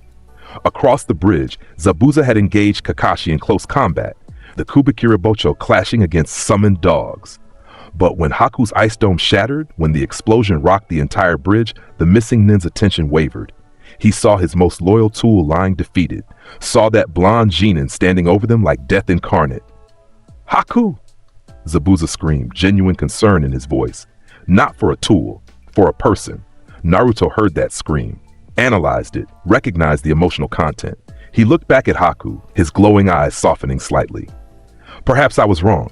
He does value you, not as a weapon, as a person. The question becomes, can you recognize that value and transform it into true strength?" He raised the Yamato, blade pointed at Haku's heart. For a moment, it seemed like he would deliver the killing blow. Then, with deliberate slowness, he sheathed the weapon. The blade dematerialized into nothing. "Stand up," Naruto commanded. "Return to Zabuza. Recover. Train. Next time we meet, fight me as yourself, not as his tool. Show me the power you can achieve when you choose strength for your own sake." Haku stared at him in complete incomprehension. "Why? Why spare me again?" "Because killing you now teaches me nothing," Naruto replied, his partial devil trigger beginning to fade, the blue aura dissipating. "But watching you grow stronger, watching you transform from tool to weapon, watching you potentially surpass your self-imposed limitations, that has value. I am cultivating future opponents worth fighting. Consider yourself invested in." Before Haku could respond, dozens of thugs poured onto the bridge, Gado's mercenary army, armed with swords, clubs, and crossbows. The crime lord himself strutted behind them, a short man with delusions of invulnerability provided by numerical superiority. "Zabuza!" Gado called out, his voice dripping with false cheer. "I've decided to terminate our contract. You failed too many times, and hiring actual ninja is expensive. My boys here will finish the job for a fraction of the price. Oh, and since you're already weakened from fighting, they'll kill you too. Can't have loose ends." Zabuza's visible eye widened in betrayal. Haku pushed themselves up, moving to stand beside their master despite their injuries. They'd been used, discarded. Exactly as Naruto had predicted. The tool philosophy had led them to this moment, about to be destroyed by the very person they'd served.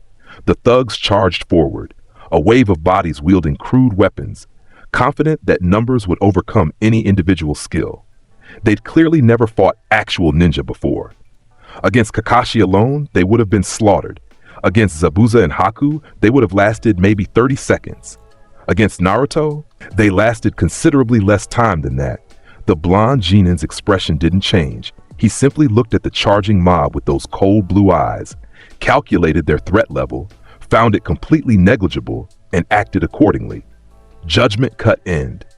He drew and sheathed the Yamato in a single fluid motion. The technique activated before anyone realized he'd moved. Dozens of dimensional slashes erupted simultaneously across the entire bridge, creating a grid of invisible cuts that intersected through the charging mercenaries. The thugs didn't even realize they were dead until they tried to take their next step. Bodies fell apart. Not bloodily, not messily, just separated. Clean cuts through torsos, limbs, necks. The dimensional nature of the slashes cauterized wounds as they formed, preventing excessive bleeding but ensuring the damage was absolutely fatal. In the span of a single heartbeat, Gato's entire mercenary army ceased to exist as living beings. Only Gato himself survived, standing frozen in the center of a field of corpses, his mind unable to process what had just happened. One moment, he'd had an army. The next moment, he had a pile of bodies cut into geometric shapes. Naruto walked toward him, stepping over the dead without looking down. You attempted to profit from others' labor without contributing your own strength. You exploited the weak because you lacked power yourself. You exemplify everything I despise about those who mistake cunning for strength. Gato fell to his knees, his expensive clothes soaking up the blood pooling on the bridge. Please, I have money. I can pay you. Name your price. Anything you want. I want nothing you possess, Naruto stated, raising the Yamato one final time. Wealth accumulated through exploitation is worthless. Only power earned through one's own strength has value. The blade fell. Gato's head separated from his body, rolling to a stop against one of the bridge pillars. The crime lord died without dignity, without ceremony, just another obstacle removed from Naruto's path. The bridge went silent. Kakashi stared at the field of corpses with undisguised horror. Sakura had turned away to vomit over the bridge railing. Sasuke's Sharingan recorded everything, his mind cataloging the technique, the efficiency, the absolute domination of over 50 enemies in under 5 seconds. And Zabuza and Haku simply stood there, watching this 12-year-old child who had just slaughtered an army and executed a crime lord with the casual efficiency of someone taking out trash. "You're a monster," Zabuza said finally, his voice carrying respect rather than condemnation. "A demon walking around in human skin." "Yes," Naruto agreed, not bothering to deny it. "I am. The question becomes, what will you do with this knowledge?" Zabuza considered this. He looked at Haku, at the broken ice mirrors, at the bridge cracked down the middle from Naruto's Hell on Earth technique. He looked at his own Kubikiri Bocho, a legendary blade, and compared it mentally to that dark katana that cut through reality itself. The gap between them was vast, insurmountable perhaps, but perhaps not. "We'll leave Wave Country," Zabuza decided. "Haku and I will train, get stronger, and someday," he grinned behind his bandages, "someday I'll come find you, kid, when I'm strong enough to actually give you the fight you want." "I look forward to it," Naruto replied, and for the first time since the mission began, something almost like anticipation entered his voice. "Become worthy opponents. Cultivate your power. When we meet again, show me your motivation." Zabuza picked up Haku despite his injuries, the Hunter 9 too exhausted to walk. The two missing nin began limping toward the bridge's end, leaving behind the massacre Naruto had created. Before they disappeared, Haku looked back one final time. "Thank you," they whispered, "for showing me I could be more than a tool." Then they were gone, vanishing into the morning mist that was already beginning to clear. The completion of the Great Naruto Bridge, as Tazuna insisted on naming it despite Naruto's protests, was celebrated throughout Wave Country. A nation freed from tyranny, a bridge connecting them to the mainland, a future that actually looked bright for the first time in years. Inari, the boy who'd lost hope, had watched Naruto fight and realized that strength could actually make a difference.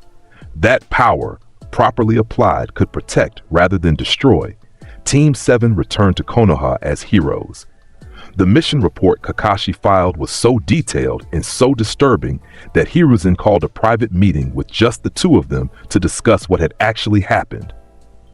"You're telling me," Hiruzen said slowly, reading the report for the third time, "that Naruto single-handedly defeated Zabuza Momochi, destroyed Haku's ice-release bloodline technique, and then executed over 50 armed mercenaries plus Gato himself in under 10 seconds. "That's the sanitized version," Kakashi replied, his visible eye haunted. "Hokage-sama, I've fought in 2 wars. I've seen S-rank missing nin, Biju attacks, entire armies clashing. What Naruto did on that bridge, it was surgical, efficient, and completely devoid of hesitation or remorse. He killed 50 people like he was harvesting wheat. And you believe he's still loyal to Konoha? I believe he's loyal to his own interests, which currently align with Konoha's interests. The moment that changes, Kakashi let the implication hang. Hiruzen leaned back in his chair, suddenly looking every one of his 69 years. Keep monitoring him, report anything unusual, and pray to whatever gods might be listening that we never have to fight that boy. Because if we do, Konoha might not survive the experience. The Chunin exams arrived 3 months later. Teams from across the elemental nations gathered in Konoha to compete for promotion, glory, and bragging rights. The written exam, the Forest of Death, the preliminaries, the finals. A tournament structure designed to showcase the next generation's talent to the gathered lords and ladies who would hire ninja for their missions. Team 7 entered the exams without hesitation. Sasuke wanted to prove himself against international competition. Sakura wanted to demonstrate she was more than just the girl on the team. And Naruto wanted strong opponents to test himself against. The first 2 stages were trivial. The written exam tested information gathering and cheating skills. Naruto completed it legitimately with perfect scores and faster than anyone else, finishing in 15 minutes and spending the remaining time meditating. The Forest of Death required teams to collect 2 scrolls within 5 days. Team 7 acquired theirs in 6 hours, with Naruto treating the exercise as a light training session. Then came the twist. On the 3rd day in the Forest of Death, while Team 7 was moving toward the tower, they encountered something that wasn't supposed to be in the exam. A presence that made the entire forest fall silent, animals fleeing in terror. An aura of such concentrated malice that even hardened jonin would feel their hands shake. Orochimaru, the Snake Sannin, S-rank missing nin, master of forbidden techniques. One of the legendary 3 students of the 3rd Hokage who had abandoned the village to pursue immortality through grotesque experimentation, he appeared from the ground like a serpent erupting from soil, his pale skin gleaming, his golden eyes fixed on Sasuke with predatory interest. Well, an Uchiha. How delicious! Let's see if you're worthy of my gift. His mouth opened far wider than human anatomy should allow, and a massive snake's head emerged from his throat, fangs dripping with some kind of cursed seal designed to corrupt and enhance. He lunged at Sasuke, intent on marking the Uchiha for future possession. Naruto moved faster than conscious thought. He utilized Trick, appearing directly in the serpent's path, his hand extended. The fangs, each one longer than a kunai and dripping with the cursed seal of heaven, struck his palm and stopped. Naruto caught the fang between his fingers, his inherited demonic durability preventing any penetration. Orochimaru's golden eyes widened in shock as his technique, which had successfully marked dozens of victims, failed completely against this 12-year-old genin's bare hand. A snake cannot devour a dragon, Naruto stated, his voice utterly calm despite holding back an S-rank ninja's attack with one hand. Your ambitions exceed your capabilities, Orochimaru of the Sannin. Orochimaru retracted the serpent, studying Naruto with newfound interest. His killing intent ramped up, flooding the area with psychological pressure designed to paralyze enemies through pure fear. Sasuke and Sakura both froze, unable to move under the weight of that malice. But Naruto simply stood there, completely unaffected, his blue eyes meeting Orochimaru's golden ones without flinching. Fascinating, Orochimaru hissed, his voice carrying harmonics that didn't sound entirely human. What are you, boy? Your chakra signature is wrong, layered, old. You're not just a Jinchuriki, are you? I am sufficient unto myself, Naruto replied, his right hand moving to his side in that familiar reaching gesture. And you are an obstacle requiring removal. The Yamato manifested, 3 feet of impossible darkness sliding from its invisible sheath. Orochimaru's eyes locked onto the blade with an expression approaching hunger. He recognized power when he saw it, and that weapon radiated power on a level he'd rarely encountered. Show me, Orochimaru demanded, his body beginning to elongate and transform, becoming more serpentine. Show me what you can do with that magnificent blade. Naruto's response was immediate and devastating. Rapid slash. The Yamato blurred through 5 strikes in under a second. 5-dimensional cuts erupted from the blade, each one traveling at speeds that made sound itself seem sluggish. Orochimaru tried to dodge, his snake body contorting in ways that defied skeletal structure, but 3 of the 5 slashes connected. The Sanin's body separated into 4 pieces: head and neck, upper torso, lower torso, legs. The pieces hit the ground separately, blood pouring from the cuts. For most enemies, this would be instantly fatal. For Orochimaru, whose mastery of body modification had reached grotesque heights, it was merely very painful. His body pieces began regenerating, skin and muscle growing from the severed sections, pulling the segments back together through techniques that violated natural law. But his face showed genuine fear for the first time in decades. That genin had just killed him, would have killed him permanently if not for the years of preparation and forbidden jutsu he'd used to make himself effectively immortal. Impressive. Orochimaru laughed, the sound slightly hysterical as his body finished regenerating. You actually hurt me. Most jonin can't manage that, but let's see how you handle. Naruto moved again, utilizing trick to appear directly in front of the regenerating Sannin. Hell on earth. He stabbed the Yamato into the ground. Dark blue demonic energy exploded outward in a sphere, saturating the area with power that made even Orochimaru's forbidden technique seem mundane by comparison. The forest floor cracked, trees withered, and the snake Sannin felt true terror as that energy wrapped around his chakra system and squeezed. His regeneration stopped. His chakra flow disrupted. His body, held together by dozens of forbidden techniques and years of experimentation, began to unravel under the pressure of power that predated chakra itself. Impossible, Orochimaru wheezed, his golden eyes wide. What kind of technique? This isn't chakra. This is demonic power, Naruto finished, pulling the Yamato from the ground. The hell on earth technique dissipated, but its effects lingered. Inherited from my previous existence. You seek immortality, Orochimaru. You experiment with forbidden techniques, you steal bodies, you corrupt students, all in pursuit of living forever. But you're approaching the problem incorrectly. He walked toward the fallen Sannin, Yamato held loosely at his side. Immortality without power is meaningless. What good is living forever if you remain weak? You should seek strength first. Let longevity follow naturally from that cultivation. Your priorities are inverted. Orochimaru stared at this 12-year-old child who had just lectured him on philosophy while casually defeating him in combat. Every instinct screamed that he should retreat, that this opponent was beyond his current capabilities. But his scientific curiosity warred with his survival instinct. Who are you really? Orochimaru demanded, using the last of his strength to form hand seals for escape. You're not just Naruto Uzumaki, not just the Nine-Tails Jinchuriki. What are you? I am Vergil Sparda, reborn in this world, inhabiting this vessel, Naruto replied, his formal speech pattern carrying absolute certainty. I am the storm that approaches. I am the heir to a legacy of power that transcends your comprehension. And you, Orochimaru, are simply another stepping stone on my path to ultimate strength. He raised the Yamato for a final strike.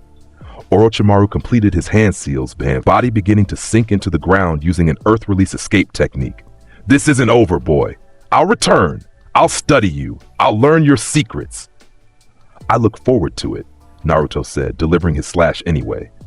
The dimensional cut passed through the space Orochimaru had occupied, bisecting a tree 50 feet behind him. Become stronger. Return when you possess the power to provide adequate challenge. Until then, flee. The Sannin vanished completely, retreating to whatever hidden base he maintained. His body would need weeks to fully recover from the damage Naruto had inflicted. His pride would need considerably longer. But he'd learned something valuable. There were forces in this world that exceeded even his formidable capabilities. Sasuke and Sakura stood frozen, watching Naruto defeat an S-rank missing nin like it was a casual training exercise. The Uchiha's hands trembled with rage and despair. The gap. The impossible, insurmountable gap between himself and Naruto had just been demonstrated again. Even with his Sharingan active, even having trained obsessively for months, even pushing himself to his absolute limits, he was still infinitely behind. How? Sasuke finally managed, his voice breaking. How are you so strong? What are you? Naruto looked back at his teammate, his blue eyes carrying that ancient weight. I am what you could become if you stopped seeking power for revenge and started seeking it for its own sake. Hatred is fuel, Sasuke, But fuel without a proper engine simply burns without purpose. Your motivation is flawed. "Don't lecture me," Sasuke screamed, Sharingan spinning wildly, tears of frustration streaming down his face. "I need power to kill Itachi. I need strength to avenge my clan. That's my purpose." "Revenge is a goal, not a motivation," Naruto corrected. "When you achieve revenge, when Itachi lies dead at your feet, what then? You'll be empty, purposeless. Power sought for external reasons is hollow. Only power sought for its own sake can satisfy the soul." He began walking toward the tower at the forest center, leaving Sasuke to process that philosophical bombshell. Sakura followed quietly, her mind reeling from everything she'd witnessed, and Sasuke stood there in the ruined clearing, Sharingan active, but seeing nothing, his entire worldview cracking under the weight of Naruto's words. The preliminaries came next. 63 genin had survived the forest of death, but only 9 could advance to the finals. Matches were randomly assigned by an electronic board in the preliminaries arena. Naruto watched the early fights with analytical interest, cataloging techniques, identifying weaknesses, calculating what each opponent could teach him. Sasuke versus Rock Lee resulted in Sasuke's victory after copying Lee's taijutsu with his Sharingan, but the effort left him exhausted. Neji Hyuga demolished his opponent with gentle fist precision. Gaara of the Sand killed a rain genin so violently that medical teams couldn't identify which pieces went with which body part. Then Naruto's name appeared on the board. Naruto Uzumaki versus Kiba Inuzuka. Kiba entered the arena with Akamaru on his head, grinning confidently. "Finally, I get to put the demon brat in his place. Everyone's always talking about how strong you are, but I bet it's all hype." Naruto descended to the arena floor via the stairs, not bothering with flashy entrances. He stopped 20 feet from Kiba, hands at his sides, expression completely neutral. "Your confidence is admirable, but misplaced. The gap between us is sufficient that this match is already decided." Big talk from someone who hasn't thrown a single punch. Kiba dropped into his clan's four-legged stance, Akamaru transforming into a duplicate of his master using Beast Human Clone. "Let's see if you can back it up." The proctor, Hayate Gecko, raised his hand. "Begin!" Kiba and Akamaru charged simultaneously, utilizing the fang over fang technique, 2 spinning vortexes of claws and fangs coming from opposite directions. The combination attack was fast, powerful, and had overwhelmed many opponents. Against Naruto, it was meaningless. Naruto didn't move his feet. He drew the Yamato's sheath from its dimensional storage, just the sheath, not the blade itself, and held it horizontally. Kiba's spinning form struck the sheath from the right. Akamaru's spinning form struck the sheath from the left. Both attacks stopped cold against the seemingly mundane object, their rotations disrupted, their momentum canceled. Naruto still hadn't looked at them. Insufficient, he stated, using the sheath to deflect both attackers away from him. Your combination requires synchronization. Breaking one partner's rhythm destroys the entire technique. Fundamental flaw. Kiba landed hard, disoriented from the sudden stop. Akamaru reverted to his true form, whimpering slightly. The Inuzuka heir snarled in frustration. "Lucky block! Try this!" He formed hand seals rapidly, preparing his clan's most powerful offensive technique. But Naruto moved before the jutsu could complete. He utilized Trick, appearing directly behind Kiba while leaving an afterimage in his original position. The sheath came up in a perfect uppercut strike, catching Kiba under the chin with precisely calculated force. The Inuzuka genin launched upward like a rocket, his body tumbling through the air, traveling 30 feet vertically before gravity reasserted control. He crashed into the arena ceiling hard enough to leave a crater in the stone, then fell back down, unconscious before he hit the ground. Total time elapsed 8 seconds. Hayate stared at the unconscious genin, then at Naruto, who had already resheathed his empty scabbard. Winner, Naruto Uzumaki. The crowd was silent. They'd expected a fight. They'd gotten a demonstration of overwhelming superiority. Kiba had been one of the stronger academy graduates. His clan techniques were respected, and he'd been defeated without Naruto even drawing his actual weapon. In the competitor's box, Sasuke crushed the railing he was gripping hard enough to leave handprints in the metal. His Sharingan burned, recording a fight that had ended before it began. And in his mind, the gap widened further. The other matches continued. Shikamaru defeated Ken with tactical brilliance. Tamari demolished Tenten with wind techniques. Shino's insects overwhelmed Zaku, but the match that captured everyone's attention was the final preliminary bout. Naruto Uzumaki versus Neji Hyuga. The board had randomly selected Naruto for a second fight, pitting him against the prodigy of the Hyuga clan's branch family. Neji descended to the arena with his Byakugan already active, the veins around his eyes bulging as his all-seeing dojutsu activated. He looked at Naruto with a mixture of analytical interest and philosophical superiority. "Naruto Uzumaki," Neji began, his voice carrying the weight of someone who believed they understood the fundamental nature of reality. "I've watched you fight, I've seen your techniques, and I've reached a conclusion. You are strong because fate decided you would be strong. Your talent was predetermined. Your victory's inevitable. You are not special. You are simply following the destiny written for you at birth." Naruto's blue eyes regarded Neji with something approaching pity. "You speak of fate as though it has agency, as though destiny is a force rather than a pattern recognized in retrospect. This is incorrect." "Destiny is absolute," Neji insisted, dropping into the gentle fist stance. "I was born into the branch family, marked with this cursed seal, destined to serve the main family. I cannot escape this fate, just as you cannot escape yours as the demon container. We are both caged birds, Naruto. The only difference is you haven't realized it yet." "No," Naruto replied, slicking his hair back in that iconic Vergil gesture, the movement smooth and practiced. "The only cage is your lack of motivation. Fate is simply the excuse weak people use to justify their failure to seize power. You claim destiny trapped you in the branch family. I say you trapped yourself by accepting that destiny without fighting to change it." Neji's expression hardened. "Then I'll prove my philosophy through combat. When I defeat you here, you'll understand that talent means nothing against destiny." Hayate raised his hand. "Begin." Neji moved immediately, his gentle fist strikes aimed at Naruto's chakra points. The Byakugan could see the entire chakra network, identify every vital point, and shut down opponents by blocking their chakra flow. Combined with his clan's 8 trigrams techniques, Neji was effectively a counter to any chakra-based fighter. Naruto didn't dodge. He let the first strike connect with his shoulder.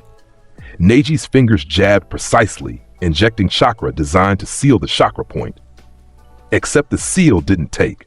Naruto's chakra system, layered with demonic energy and reinforced by Vergil's soul, simply ignored the foreign chakra and continued functioning normally. Neji's Byakugan widened. "Impossible. Your chakra point should be sealed. Your technique assumes I operate on the same principles as normal shinobi," Naruto observed, still not moving to attack. "This assumption is incorrect. My chakra network is fundamentally different from yours. Your gentle fist cannot affect what it cannot properly perceive." Neji attacked more aggressively, delivering the full 8 trigrams 64 palms, a technique requiring perfect precision to strike 64 chakra points in rapid succession. His hands moved in blur of strikes, each one targeting a vital point, each one delivered with the confidence of someone who had trained this technique 10,000 times. Every strike connected, every chakra injection completed, and none of them worked. Naruto stood there and took all 64 strikes without attempting to block or dodge, letting Neji complete his ultimate technique. When the Hyuga finished, breathing hard from the exertion, Naruto raised one hand and examined it with clinical interest. "Your form is impeccable," Naruto commented. "Your speed adequate, your precision exceptional. But you lack the power to make those attributes meaningful against an opponent who exists outside your technique's framework. Shall I demonstrate the difference between us?" He didn't wait for an answer. He drew the Yamato, the full blade this time, not just the sheath, and the very air in the arena became heavy and oppressive. That ancient katana, darker than midnight, sharper than space itself, hummed in his hand like it was alive. 8 trigrams palms, revolving heaven. Neji spun in place, creating a hemisphere of rotating chakra that had deflected kunai, jutsu, and even taijutsu strikes. His ultimate defense, the technique he learned by watching the main family, his proof that destiny could be overcome through hard work. "Judgment cut," Naruto said quietly. The dimensional slash erupted from the Yamato's edge, invisible to the Byakugan, despite that dojutsu's ability to see chakra clearly. Because the judgment cut wasn't chakra. It was something older, something that existed before chakra contaminated this dimension. The technique struck the revolving heaven directly. For a moment, nothing happened. Neji's rotation continued, his chakra shell holding firm. Then cracks appeared in the supposedly impenetrable defense, hairline fractures that spread like lightning across glass. The dimensional nature of the slash had cut through the space the defense occupied, making the rotation meaningless. The revolving heaven shattered like someone had struck it with a hammer. Neji stumbled out of his spin, his ultimate defense broken, his Byakugan showing him that impossible blade held by an impossible opponent. He tried to retreat, to reassess, but Naruto was already moving. Trick. Instantaneous movement. Naruto appeared directly behind Neji, back turned, slowly sheathing the Yamato. "Rest in peace," he said, his formal speech pattern making it sound like a benediction rather than a threat. The blade clicked into its sheath. The sound of the metal settling was the only warning. Dozens of invisible judgment cuts that Naruto had delivered during his teleportation activated simultaneously, a delayed attack that struck from all directions at once. Neji's body seized as the dimensional slashes passed through him, not cutting flesh, but destroying his ability to circulate chakra and control his limbs. He collapsed to the arena floor, conscious but completely unable to move, his chakra system in complete disarray from the dimensional interference. "Winner, Naruto Uzumaki," Hayate announced, his voice carrying respect and more than a little fear. Naruto turned to face the fallen Hyuga, his expression neutral. "You believe destiny trapped you in the branch family, but destiny is simply a pattern created by power dynamics. The main family is strong, so they rule. The branch family is weak, so they serve. If you cultivated sufficient power, you could rewrite that dynamic entirely. Your cage is self-imposed, Neji Hyuga. The only thing preventing you from freedom is your acceptance of limitations." He walked away, leaving Neji on the ground with tears streaming from his Byakugan-enhanced eyes. Not tears of pain, tears of realization. Everything he'd built his philosophy on, that destiny was absolute, that fate controlled all outcomes, that he was trapped by circumstances of birth, had been demolished by a 12-year-old genin who spoke about power like it was oxygen. The preliminaries concluded. 9 genin had qualified for the finals, which would take place in 1 month to give them time to train and prepare. The matchups were announced: Naruto Uzumaki versus Neji Hyuga, rematch from preliminaries; Sasuke Uchiha versus Gaara of the Sand; Shikamaru Nara versus Temari. The month that followed saw Konoha preparing for the finals with festival atmosphere. Foreign dignitaries arrived. Seating was constructed in the stadium. Betting pools formed around the probable victors. And the genin themselves trained with varying degrees of intensity. Sasuke sought out Kakashi for special training, desperate to close the gap with Naruto and prepare for Gaara. Sakura trained with the medical division, having recognized that she lacked combat capabilities but possessed excellent chakra control. Shikamaru didn't train at all, preferring to watch clouds and complain about troublesome women, and Naruto trained alone, as always, pushing his body and techniques to new heights. He didn't need a sensei. He had Vergil's complete combat knowledge. He didn't need teammates. He had sufficient power on his own. He simply refined what he already possessed, cultivating depth rather than seeking. The month passed quickly. The day of the finals arrived with perfect weather, clear skies, warm sun, gentle breeze. The stadium filled with thousands of spectators, including the 3rd Hokage Hiruzen Sarutobi and the 4th Kazekage of Sunagakure. In the competitors' box, 9 genin waited nervously for their matches, except Naruto, who waited with his usual perfect composure. The first match was announced: Naruto Uzumaki versus Neji Hyuga. They descended to the arena floor via the stairs, stopping 20 feet apart. Neji looked different from a month ago. His Byakugan was active, but his expression had changed. The superiority, the philosophical certainty, both were gone. In their place was something approaching humility and a burning desire to prove himself. "Naruto Uzumaki," Neji began, his voice steady. "1 month ago, you destroyed my understanding of destiny.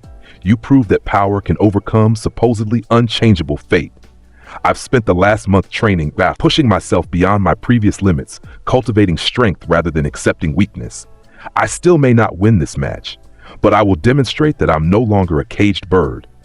Naruto nodded once, acknowledging the growth. Good. This is proper motivation. Now show me how much stronger you've become. The proctor, a different jonin this time, raised his hand. Begin! Neji attacked immediately, but his approach was different. Instead of relying solely on gentle fist, he combined it with chakra-enhanced speed, making his strikes faster and more unpredictable. Instead of targeting individual chakra points, he aimed for clusters, attempting to overwhelm Naruto's resistance through volume. He trained specifically to counter Naruto's demonstrated abilities. It wasn't enough. Naruto dodged this time instead of tanking the strikes, utilizing economy of movement that made every shift of his body serve multiple purposes. Dodging an attack, positioning for counter, maintaining optimal range. He didn't draw the Yamato yet, just used pure taijutsu, testing Neji's improvement. Better, Naruto observed, deflecting a palm strike aimed at his sternum. Your speed has increased. Your tactics evolved, but you're still thinking too small. You're fighting to prove you can overcome fate. You should be fighting to prove you possess power worth acknowledging. Neji gritted his teeth, pouring more chakra into his attacks.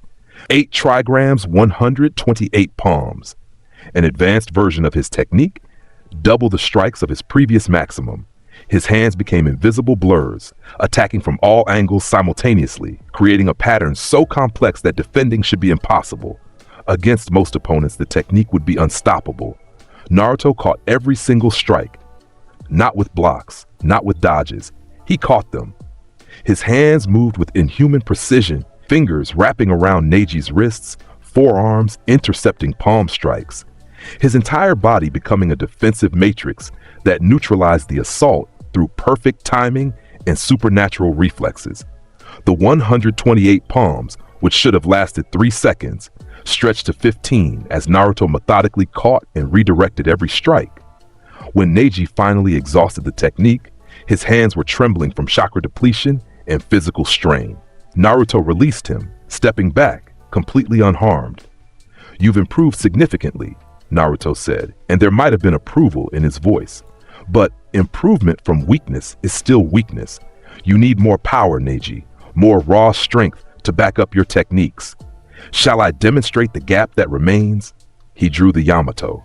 The dark blade slid from its invisible sheath and the stadium fell silent. Everyone who'd heard about the preliminaries, everyone who'd received intelligence reports about the Wave Country mission, everyone who understood what that blade represented, they all held their breath. Judgment cut end. Naruto didn't charge forward. He simply slashed once, the Yamato cutting through the air in a perfect horizontal arc. The technique activated instantly. Dozens of dimensional slashes erupting simultaneously in a sphere around his position, each one invisible, each one traveling faster than Neji's Byakugan could track. Neji activated his revolving heaven, spinning desperately, trying to create the same defensive shell that had failed last time. But this time he'd modified it, layering his chakra rotation with pulses of repulsive force, trying to deflect rather than simply block. It didn't matter.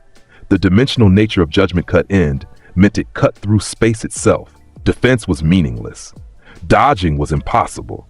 The technique existed in all locations within its radius simultaneously, making evasion by definition futile. The revolving heaven shattered again. This time it lasted half a second longer before breaking. Progress, technically, but still insufficient. Neji fell to one knee, dozens of shallow cuts across his clothing and skin, none deep enough to cause serious injury, but all precisely placed to demonstrate overwhelming superiority. He looked up at Naruto, his Byakugan showing him that impossible blade, that impossible technique, that impossible opponent. I yield, Neji said quietly. I'm stronger than I was, but you're still impossibly far ahead. I acknowledge the gap. Good, Naruto replied, sheathing the Yamato. The blade dematerialized into nothing. Acknowledgement is the first step toward cultivation. You asked earlier if destiny is real. I say yes, destiny exists, but it's not predetermined. It's created through power. The strong write destiny. The weak have destiny written for them. Choose which you wish to be. He walked back to the competitor's box, leaving Neji kneeling in the arena, processing those words. The crowd erupted in applause, appreciating the spectacle, even if they didn't fully understand what they'd witnessed. In the guest box, Hiruzen leaned toward what he thought was the fourth Kazekage. "That boy is going to change the ninja world," the Hokage murmured. "Indeed," the Kazekage replied, his voice carrying harmonics that sounded wrong. "He already has." The next match was announced. Sasuke Uchiha versus Gaara of the Sand. This fight would set in motion events that would culminate at the Valley of the End. This fight would demonstrate the fundamental difference between those who sought power for external reasons and those who cultivated it for its own sake. This fight would change everything. But that is a story for another time. Because part 1 ends here, at the Chunin exams finals, with Naruto standing in the competitor's box, watching his teammate prepare to fight a Jinchuriki whose control made him look stable. The storm was building. The confrontation with Sasuke was inevitable. And at the Valley of the End, where the statues of Madara Uchiha and Hashirama Senju clashed eternally, Vergil's reincarnation would demonstrate once and for all the difference between hatred and power. The month following the exams passed in mounting tension. Sasuke's match with Gaara had ended in a stalemate when the Sand Ninja revealed his partial Shukaku transformation, forcing the fight to be called before casualties occurred. But that match was irrelevant to the broader narrative unfolding in shadows. Orochimaru, still recovering from his encounter with Naruto, had accelerated his plans for the Konoha Crush operation. He wanted that blonde demon, wanted to study him, to understand him, to possess him. But he knew direct confrontation would result in his death, so he worked through proxies and manipulation. Sasuke, meanwhile, spiraled deeper into obsession. Every day, the gap between himself and Naruto became more apparent. Every training session demonstrated his inadequacy. Every time he saw that blonde demon, he felt his Sharingan burn with frustrated inadequacy. The curse mark that Orochimaru had managed to plant on him during a second infiltration attempt, this time successful because Naruto wasn't present, whispered promises of power. Easy power. Instant power. Power sufficient to close the gap. Sasuke started listening. 3 weeks after the finals, in the dead of night, Sasuke Uchiha made his decision. He would leave Konoha. He would go to Orochimaru. He would gain whatever power necessary to kill Itachi and to finally surpass Naruto. He left a note on his apartment door. Goodbye. Sakura found him at the village gates, pleaded with him to stay, offered to go with him, offered anything to stop him from leaving. Sasuke thanked her, knocked her unconscious to spare her from following, and disappeared into the forest. By the time Kakashi reported the desertion, by the time the Hokage assembled a retrieval team, by the time anyone realized what was happening, Sasuke had a 6-hour head start and was being escorted by 4 sound ninja who Orochimaru had sent to ensure his safe delivery. Naruto received the news in his apartment, where he'd been meditating. Hiruzen himself delivered it, the old Hokage looking exhausted and defeated. Sasuke Uchiha has defected, Hiruzen said simply. He's fleeing toward the land of sound, presumably to join Orochimaru. I'm sending a retrieval team, Shikamaru as team leader, several Chunin as support. I'd like you to join them, Naruto. You're the only one with the power to stop Sasuke if he resists. Naruto opened his blue eyes, ancient and calculating. You assume I care whether Sasuke defects. I'm asking you to care. For the village. For your teammate. For what? Naruto stood, his perfect posture making him seem taller than his 12 years. Sasuke chose weakness over strength. He chose to seek power from others rather than cultivating it himself. This is the natural consequence of his flawed motivation. Why should I interfere with that? Hiruzen's expression hardened. Because if Orochimaru gets Sasuke, he gets the Sharingan. He gets the Uchiha bloodline. He gets leverage against Konoha. I'm not asking you to care about Sasuke personally. I'm asking you to prevent a strategic asset from falling into enemy hands. Naruto considered this. Tactically sound reasoning. Sasuke's Sharingan, while inferior to many bloodlines Naruto had encountered, was still valuable enough that denying it to an enemy made sense. And more importantly, confronting Sasuke might provide the combat experience Naruto had been seeking. Very well, Naruto agreed. I will retrieve Sasuke Uchiha. However, I make no promises about his condition upon return. If he resists sufficiently, I may be forced to neutralize him permanently. Try not to kill him, Hiruzen requested tiredly. But I understand if you have no choice. Naruto left immediately, not bothering to wait for the rest of the retrieval team. He moved through the forest at speeds that made normal Jonin travel look sluggish, following Sasuke's chakra signature, through methods that had nothing to do with standard tracking techniques.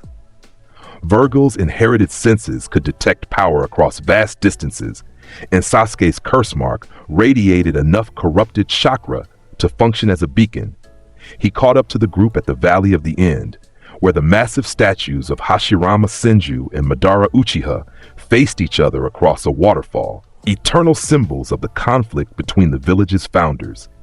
The four sound ninja who'd been escorting Sasuke were already dead, killed by the Uchiha himself when they suggested he wasn't strong enough yet to face Orochimaru's training. Sasuke stood at the valley's edge, his curse mark active, black flame patterns spreading across the left side of his body. His Sharingan had evolved to 3 tomoe in both eyes, and his chakra signature was wrong, corrupted by Orochimaru's modifications, twisted by hatred and desperation. Naruto appeared on the opposite side of the valley, standing atop Madara's statue head, looking down at Sasuke with those ancient blue eyes. Running away, Sasuke? How disappointing. I'm not running, Sasuke snarled, his voice distorted by the curse mark's influence. I'm pursuing power, real power, something you'd understand if you weren't already gifted with everything. Gifted? Naruto's expression didn't change, but something in his voice became colder. You believe my strength was given to me? You think I didn't earn every ounce of power I possess through countless battles, endless training, and the cultivation of abilities across multiple lifetimes? You're a reincarnation! Sasuke screamed, his composure breaking completely. You cheated. You brought power from another life. I have to earn mine from scratch. It's not fair. Naruto vanished from Madara's head, appearing directly in front of Sasuke, close enough to touch. The Uchiha flinched backward, Sharingan spinning wildly, unable to track the movement despite his enhanced perception. Fair? Naruto's voice was quiet, deadly. You want fairness? The universe doesn't care about fairness. It cares about power. You were born with the Sharingan, a bloodline that grants you abilities most ninja could never achieve. Was that fair to them? You received training from Kakashi Hatake, one of Konoha's finest jonin. Was that fair to orphans who had no sensei? He grabbed Sasuke by the throat, lifting him off the ground one-handed, demonstrating the vast physical strength gap between them. You have been given advantages throughout your entire life, and you squandered them. You wasted your potential on hatred and jealousy instead of cultivating real strength. That is why you are weak, Sasuke. Not because life was unfair, because you chose weakness. Sasuke formed hand seals despite being choked, channeling lightning chakra into his hand. Chidori, the lightning blade technique that Kakashi had taught him, activated 1,000 birds crying as concentrated lightning chakra formed a spear in his palm. He drove it toward Naruto's chest, aiming to pierce through the heart. Powered by desperation and curse-marked enhancement, Naruto caught the Chidori with his free hand. The lightning chakra sparked and crackled against his palm, unable to penetrate his inherited demonic durability. Sasuke's eyes widened in horror as his A-rank technique, his strongest attack, his ultimate trump card, was completely negated by Naruto's bare hand. Naruto squeezed. The Chidori dispersed like smoke. Sasuke's wrist broke with an audible crack. The Uchiha screamed, his curse mark spreading further in response to the pain and rage. Black flames covered more of his body. Bat-like wings erupted from his back. His chakra signature multiplied as he achieved Curse Mark Stage 2, the transformation that Orochimaru had designed as a preview of the power he could offer. I suppose, Naruto said, dropping Sasuke and stepping back, I have to beat it into you. His own chakra exploded outward, dark blue and oppressive, saturating the valley with power that made Sasuke's curse-enhanced state seem like a candle next to the sun. This wasn't a partial transformation like he'd used against Haku. This was the full devil trigger, Vergil's ultimate power, manifested in this world for the first time. Demonic wings, larger and more substantial than Sasuke's bat wings, erupted from Naruto's back, crystalline structures of dark blue energy that seemed to cut through reality just by existing. His skin took on a faintly blue metallic sheen. His eyes glowed with inner light. His chakra became so dense that it was visible to normal eyes, a dark blue aura that crackled with power older than chakra itself. The transformation multiplied his already formidable power tenfold. The ground beneath his feet cracked from the sheer pressure. The waterfall's flow disrupted. The very air became heavy and oppressive. Sasuke stared in absolute horror. Even with his curse mark stage 2, even with his Sharingan recording every detail, he could feel the gap between them. It wasn't just wide, it was insurmountable, infinite, absolute. Jackpot, Naruto said, his voice carrying demonic harmonics that made it sound like multiple people speaking in unison. He drew the Yamato. In his devil trigger state, the blade changed too, growing longer, becoming even darker, its edge glowing with that same dark blue energy. This was the Yamato at full power, wielded by its true master in his most powerful form. Sasuke charged anyway, because what else could he do? Chidori reformed in his working hand, enhanced by curse mark chakra, powered by desperation and hatred. He launched himself forward with the bat wings, moving faster than he'd ever moved before, aiming to pierce through Naruto's transformed state through sheer overwhelming offense. Naruto didn't dodge. He caught the Chidori-enhanced strike with one hand, the same hand he'd used before, and this time he crushed it completely. Not just dispersing the technique, physically crushing Sasuke's hand, breaking bones, destroying the chakra pathways, ensuring the Uchiha would never form that technique again without extensive medical intervention. Judgment cut end, Naruto said calmly. The ultimate technique, dozens of dimensional slashes erupting simultaneously. But enhanced by Devil Trigger, the technique's scale increased exponentially. The slashes spread across the entire valley, cutting through everything. The waterfall split vertically down the middle. The Madara statue developed hundreds of cuts, its stone body beginning to separate along dimensional fault lines. The forest behind Sasuke's position was shredded, trees falling in perfectly sliced segments, and Sasuke's curse mark transformation was torn apart. The dimensional slashes cut through the corrupted chakra, severing Orochimaru's modifications from Sasuke's system, destroying the curse mark at its fundamental level. The black flames dissipated, the wings crumbled. Sasuke's body reverted to his normal state, falling toward the water below the valley, unconscious from the overwhelming trauma of having his power source violently removed. Naruto caught him before he hit the water, moving with supernatural speed, his devil trigger still active. He stood on the surface of the churning water, holding the unconscious Uchiha, looking at the destruction his technique had wrought. The Madara statue was splitting apart, hundreds of cuts causing it to separate into geometric pieces. Within seconds, the massive stone carving that had stood for decades would collapse completely. The symbolism wasn't lost on Naruto, destroying the statue of Madara Uchiha, the man who valued power over all else, but who had ultimately been defeated because he'd sought it for the wrong reasons. When you wake up, Naruto said to the unconscious Sasuke, his devil trigger beginning to fade, try a little harder. The transformation dissipated completely, leaving Naruto in his normal state, still standing on the water, still holding his defeated teammate. He looked up at the rain that had begun to fall, washing blood from the valley floor, diluting the evidence of their confrontation. The retrieval team arrived 10 minutes later. Shikamaru, Neji, Kiba, and several Chunin. They stared at the destroyed valley, the bisected waterfall, the collapsing Madara statue, and they stared at Naruto, holding Sasuke's unconscious body, standing in the rain like he'd just completed a casual training exercise rather than fought and defeated a curse-marked Sharingan user. Mission complete, Naruto stated, handing Sasuke to the medical ninja in the group. Sasuke Uchiha is retrieved. His curse mark is destroyed. He will require extensive medical treatment, but should recover fully. What happened here? Shikamaru asked, his analytical mind trying to process the level of destruction. It looks like a battle between legends, Neji finished, his Byakugan examining the dimensional cuts that still lingered in the space around them. Naruto, what are you? Sufficient, Naruto replied, already walking back toward Konoha. That is all that matters. They returned to the village with their retrieved teammate.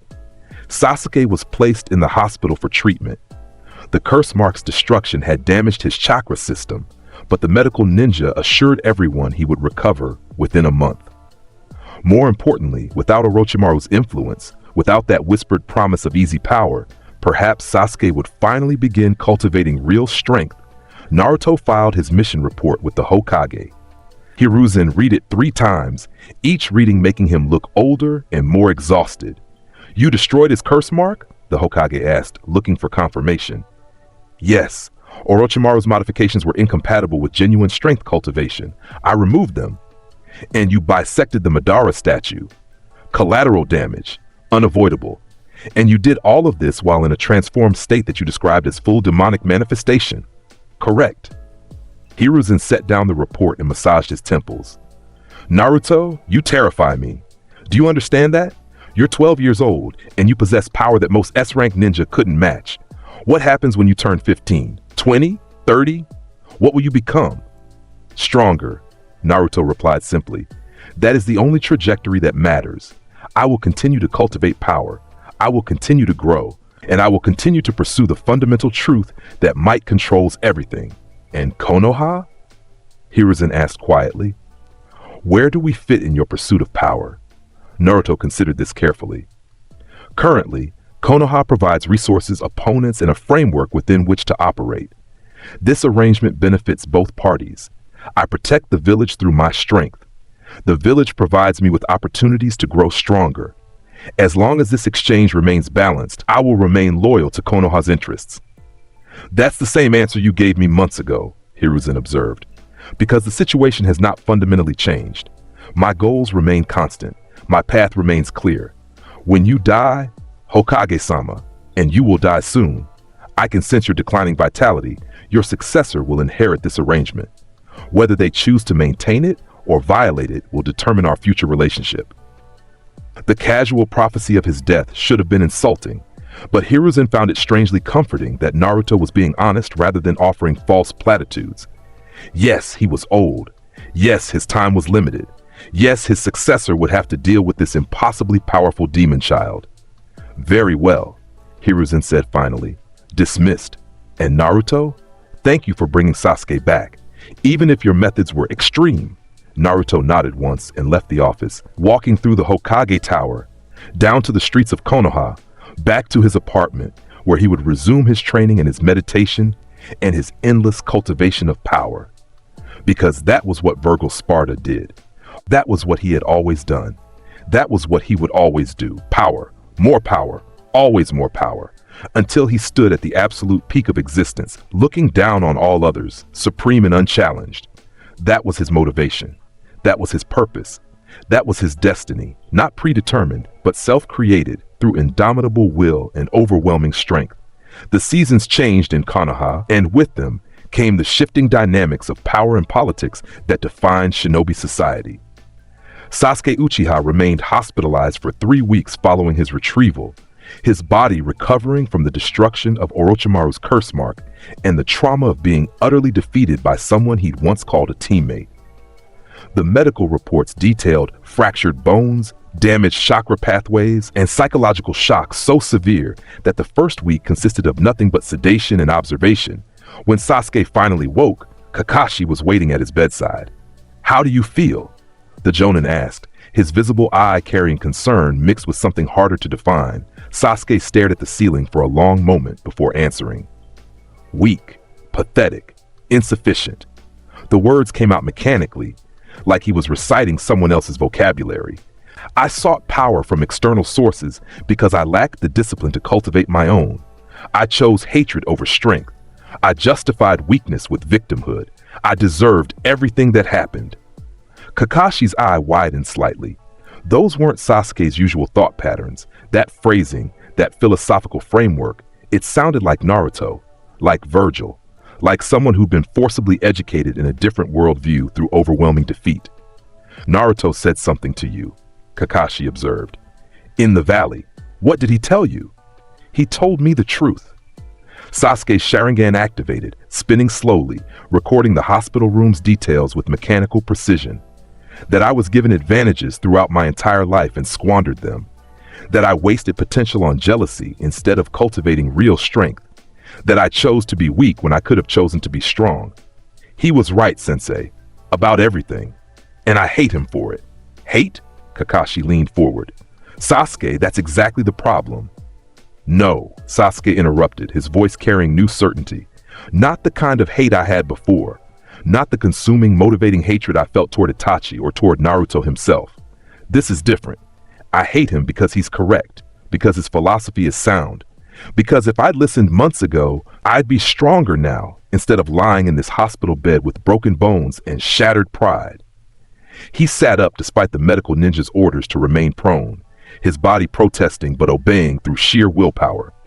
I'm going to train properly this time. No shortcuts, no curse marks, no running to Orochimaru for easy power. I'm going to cultivate strength the right way, the way Naruto demonstrated. And when I'm ready, I'll challenge him again. And next time, I'll make him actually try. Kakashi wanted to argue against this obsession, wanted to redirect Sasuke toward healthier motivations, wanted to explain that chasing Naruto's power level might be an exercise in futility. But he looked into those determined eyes, saw the fundamental shift in perspective, and recognized that sometimes people needed to pursue impossible goals to discover their own limits. All right, Kakashi agreed. We'll train, properly.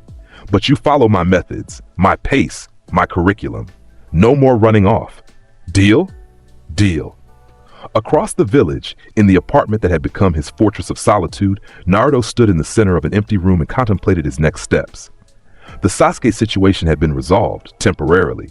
The Uchiha would return, would challenge him again, would likely continue this pattern until one of them died, or Sasuke finally accepted his position in the power hierarchy. That was acceptable. Predictable even. What concerned Naruto more was the inevitable arrival of Jiraiya of the Sannin. Hiruzen had mentioned it in passing during their last meeting. The Toad Sage would be returning to Konoha soon, having heard about the Chunin exam's chaos and Orochimaru's infiltration. He would want to investigate. He would want to train the Nine-Tails Jinchuriki. He would want to mold Naruto into his vision of what a shinobi should be. Naruto had no intention of allowing any of that. The door to his apartment opened without warning. Picked lock, silent entry, professional infiltration.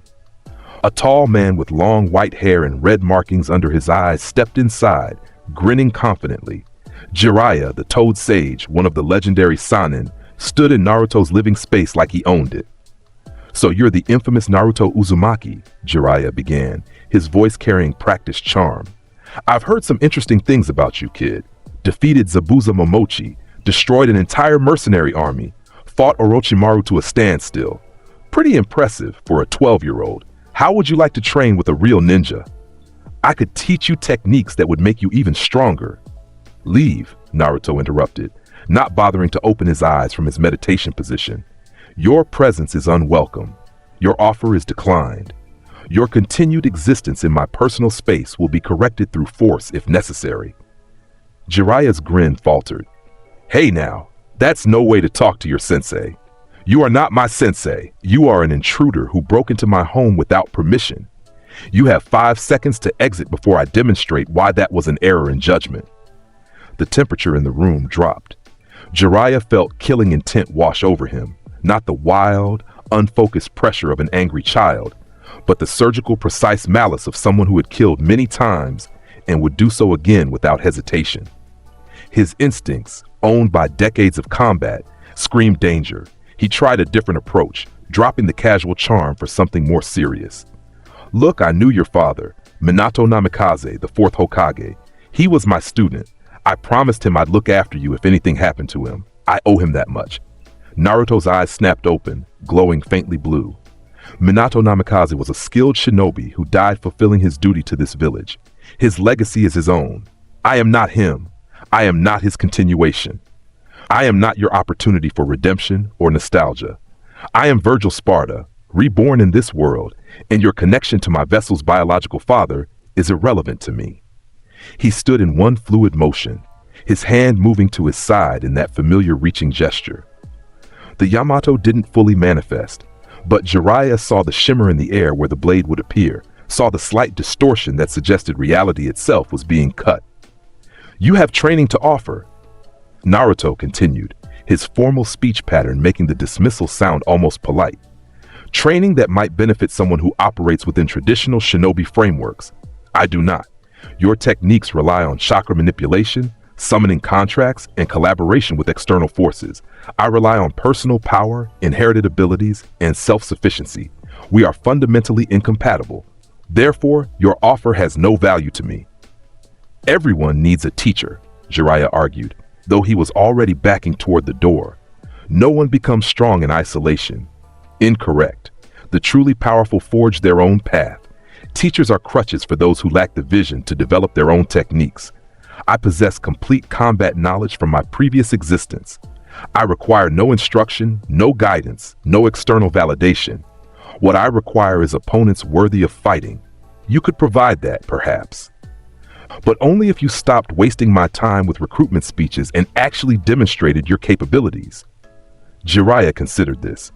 The kid was serious, genuinely serious, and the power radiating from him, even suppressed, was substantial enough to give a silent pause. Maybe a demonstration was warranted. Show the brat that experience and technique could overcome raw power. Teach him some humility. All right, Jiraiya agreed, his expression hardening. Let's take this outside. Training Ground 7. We'll see if your power matches your mouth, kid. They relocated to the training ground in silence. Jiraiya using Shunshin to travel, Naruto simply walking at a normal pace and somehow arriving simultaneously. The forest clearing provided adequate space for combat, with enough distance from the village proper to avoid collateral damage to civilians. Jiraiya dropped into a combat stance, already forming hand seals. I'll give you the first move, kid. Show me what makes you so confident. Unnecessary, Naruto replied, drawing the Yamato fully. The dark blade materialized from nothing, 3 feet of impossible darkness that seemed to absorb light rather than reflect it. I do not require advantages against opponents of your caliber.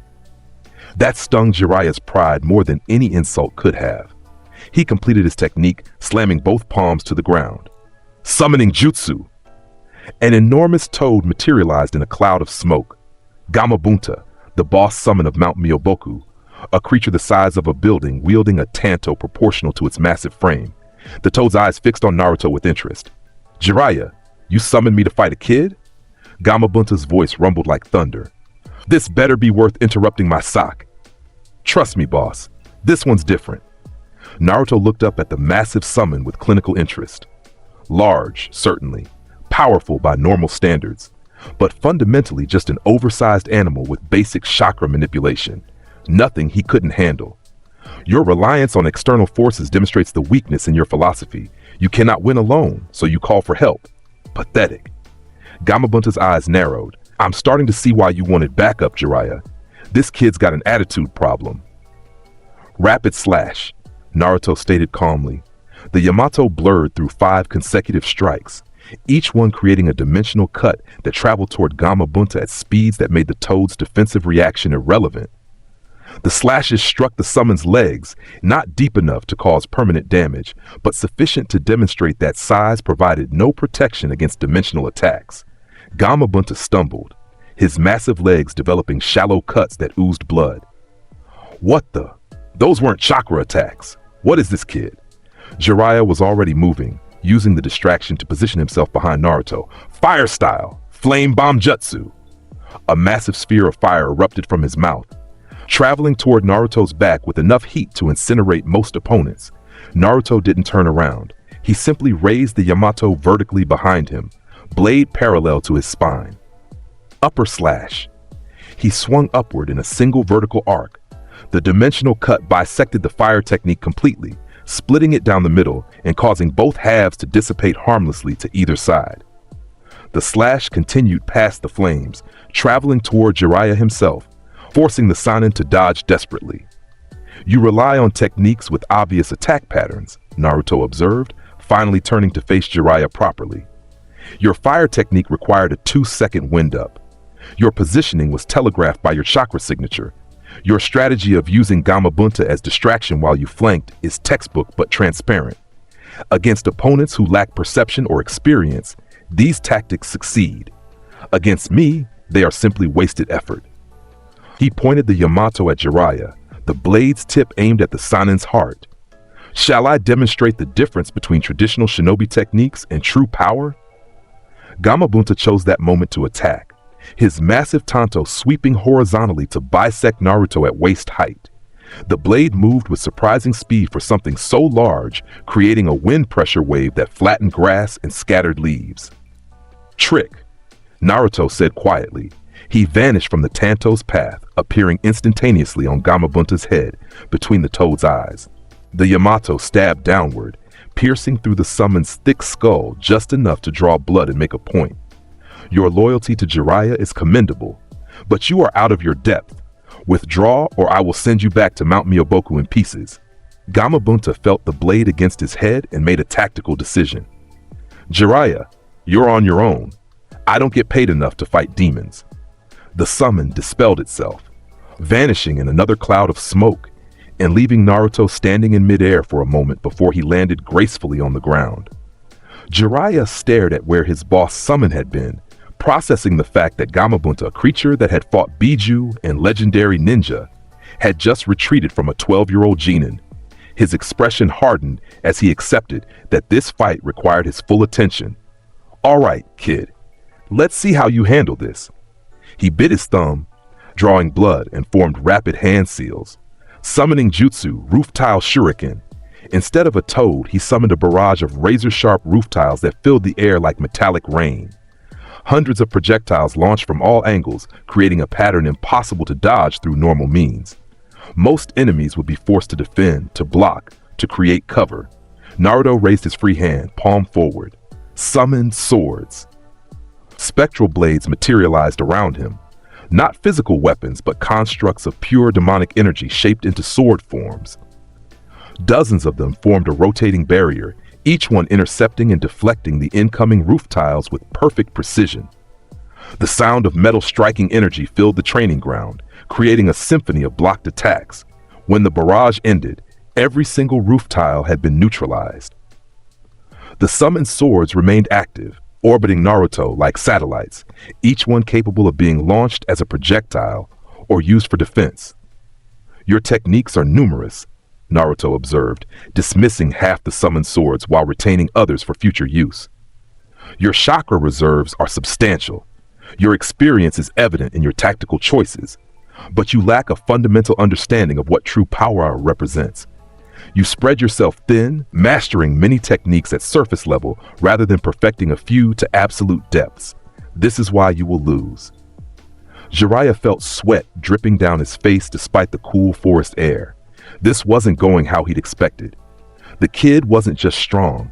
He was analyzing every technique, finding flaws, offering philosophical critiques, while simultaneously demonstrating superior alternatives. It was like fighting a much older, much more experienced opponent who happened to wear a 12-year-old's face. "You talk a lot for someone who hasn't landed a hit yet," Jiraiya countered, trying to regain psychological ground. "How about less philosophy and more action?" "As you wish." Naruto moved, utilizing Trick to close the distance instantaneously. The Yamato swung in a horizontal arc aimed at Jiraiya's midsection. The Sannin blocked with a kunai, his decades of combat experience allowing him to react despite the impossible speed.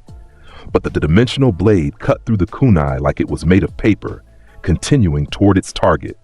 Jiraiya substituted with a log at the last microsecond, the Yamato bisecting the wood instead of flesh. He reappeared 20 feet away, already forming new hand seals. Wild Lion's main jutsu. His white hair extended and hardened, becoming dozens of sharp spears that launched toward Naruto from multiple angles. A-rank technique, difficult to dodge, designed to overwhelm defenses through sheer volume of attacks. "Judgment cut," Naruto replied. A single-dimensional slash erupted from the Yamato's edge, traveling in an expanding wave that intersected all the hair spears simultaneously. The technique cut through them effortlessly, each spear severed at the root, rendering the entire jutsu useless in one counter. The slash continued past the destroyed hair spears, forcing Jiraiya to dodge again. The Sannin was breathing harder now, recognizing that he was fighting a losing battle of attrition. Every technique he used was being countered with minimal effort. Every strategy was being predicted and negated. The gap between them wasn't just wide, it was fundamental. "Sage mode," Jiraiya muttered, making a decision. If normal techniques weren't sufficient, he'd have to use the trump card he'd developed through decades of training with the toads. His appearance began to change. Toad-like features emerged, pigmentation around his eyes, slight warping of his facial structure, orange markings spreading across his skin. His chakra signature multiplied as he drew natural energy from the environment, entering the enhanced state that made him one of the strongest ninja alive. Naruto watched this transformation with analytical interest. The gathering of natural energy, the physical changes, the multiplication of power. It was impressive by shinobi standards. But compared to Devil Trigger, compared to the demonic transformations Vergil had mastered, it was simply a pale imitation. Better, Naruto acknowledged. This form multiplies your capabilities significantly. Your perception increases. Your physical attributes enhance. Your techniques gain additional power from natural energy infusion. Against most opponents, this would guarantee victory. Against me, it simply delays the inevitable. Jiraiya didn't bother with a verbal response. He attacked, moving with speed that his normal form couldn't match, his Sage Mode enhanced strength behind every strike. His taijutsu was legendary, decades of experience combined with the raw power of Senjutsu Chakra. Punches that could shatter stone, kicks that could crater earth, precision that came from fighting countless battles. Naruto blocked every strike with the Yamato sheath, his inherited combat knowledge allowing him to predict and counter each attack perfectly. The sound of wood striking enhanced flesh echoed through the training ground, a rhythmic percussion that accelerated as Jiraiya increased his assault speed. Insufficient, Naruto stated, catching one of Jiraiya's punches with his free hand. His grip tightened, demonic strength overwhelming even Sage Mode enhancement. Bones creaked under the pressure. Your Sage Mode provides a multiplier to your base capabilities, but when the base is inadequate, multiplication yields inadequate results. Observe the difference. His chakra exploded outward, taking on that familiar dark blue coloration. The partial Devil Trigger activated, blue energy coiling around his body, his skin gaining that faint metallic sheen, his eyes glowing with inner light. This was a fraction of his full power, just enough to demonstrate the gap. He threw Jiraiya backward with casual strength, the Sanin's body flying 50 feet before crashing through 3 trees and skidding to a halt in a small clearing. Naruto walked after him slowly, deliberately, making it clear that he wasn't concerned about Jiraiya escaping or recovering. The Sanin pushed himself to his feet, coughing blood, his Sage Mode flickering from the trauma. What are you? That's not chakra. That's not natural energy. That's something else entirely. Demonic power, Naruto explained, his voice carrying those harmonics that made it sound inhuman. Inherited from my previous existence as Vergil Sparda, a source of strength that predates chakra itself, that exists independently of this world's energy systems. You asked what makes me confident, Jiraiya of the Sanin. This is your answer. I possess power from outside your framework of understanding. Your techniques, your experience, your Sage Mode, all are irrelevant against abilities you cannot comprehend. He raised the Yamato, the blade glowing with that same dark blue energy. I will now end this demonstration. Be grateful I choose to leave you alive. You are Konoha's asset, and killing you would create complications I prefer to avoid. But understand this clearly. You have nothing to teach me. Your offer of training is declined permanently. If you approach me again with recruitment attempts, I will respond with lethal force. Am I understood? Jiraiya looked into those glowing blue eyes and saw something that terrified him more than any enemy he'd faced. Not hatred, not malice, just complete, absolute certainty. This kid genuinely believed every word he was saying, and based on the demonstration Jiraiya had just received, he was right to believe it. Understood, Jiraiya agreed, his Sage Mode fading completely as he slumped against a broken tree. Message received, loud and clear. Good, Naruto replied, his partial Devil Trigger dissipating. He returned to his normal appearance, the blade dematerializing into nothing. Train Sasuke if you wish. He could benefit from your instruction, now that he understands the importance of proper cultivation. But leave me out of your plans. I walk my own path.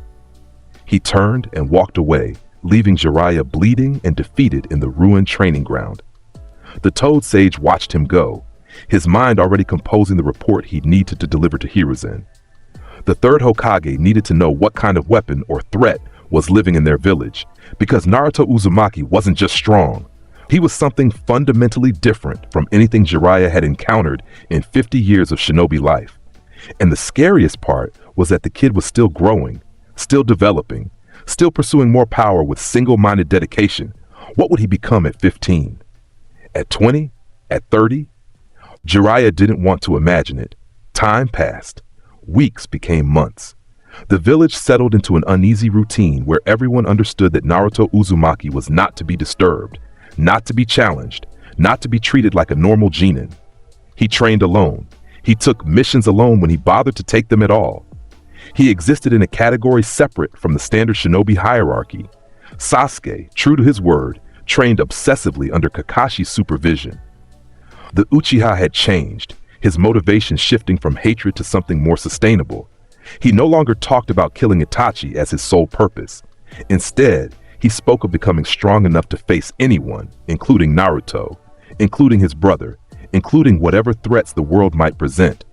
The change was noticed by Kakashi, who saw his student finally developing healthy motivations, by Sakura, who watched Sasuke transform from an obsessed avenger into a focused warrior, by the other genin, who recognized that Sasuke Uchiha was no longer chasing shadows but building real strength. 9 months after the Chunin exams, Hiruzen Sarutobi died, not in battle against Orochimaru, as might have happened in another timeline. Instead, the old Hokage simply succumbed to age and exhaustion, his body finally giving out after decades of service to Konoha. He passed peacefully in his sleep, surrounded by documents and mission reports, working until the very end. His funeral was attended by the entire village, thousands gathering to pay respects to the man who had led them through 2 wars and countless crises. Naruto stood at the back of the crowd, observing the ceremony with detached interest. Hiruzen had been a competent leader, a skilled politician, and a shinobi who understood the necessity of hard decisions. He'd earned Naruto's professional respect, if not personal attachment. The 5th Hokage was selected through a process that involved council debates, jonin votes, and diplomatic considerations. Tsunade Senju, the last of the Sanin still loyal to Konoha, was recalled from her wandering to take the position. She accepted reluctantly, understanding that the village needed her medical expertise and her political connections. Her first official act as Hokage was calling Naruto to her office. Naruto Uzumaki, Tsunade began, studying the blonde genin who sat across from her desk with perfect posture and ancient eyes. I've read your file multiple times, and I still can't make sense of it. You've completed 12 A-rank missions as a solo operative. You've defeated S-rank missing nin in combat. You've demonstrated abilities that my grandfather's records don't mention existing in any known bloodline. So I need to ask you directly, what are you?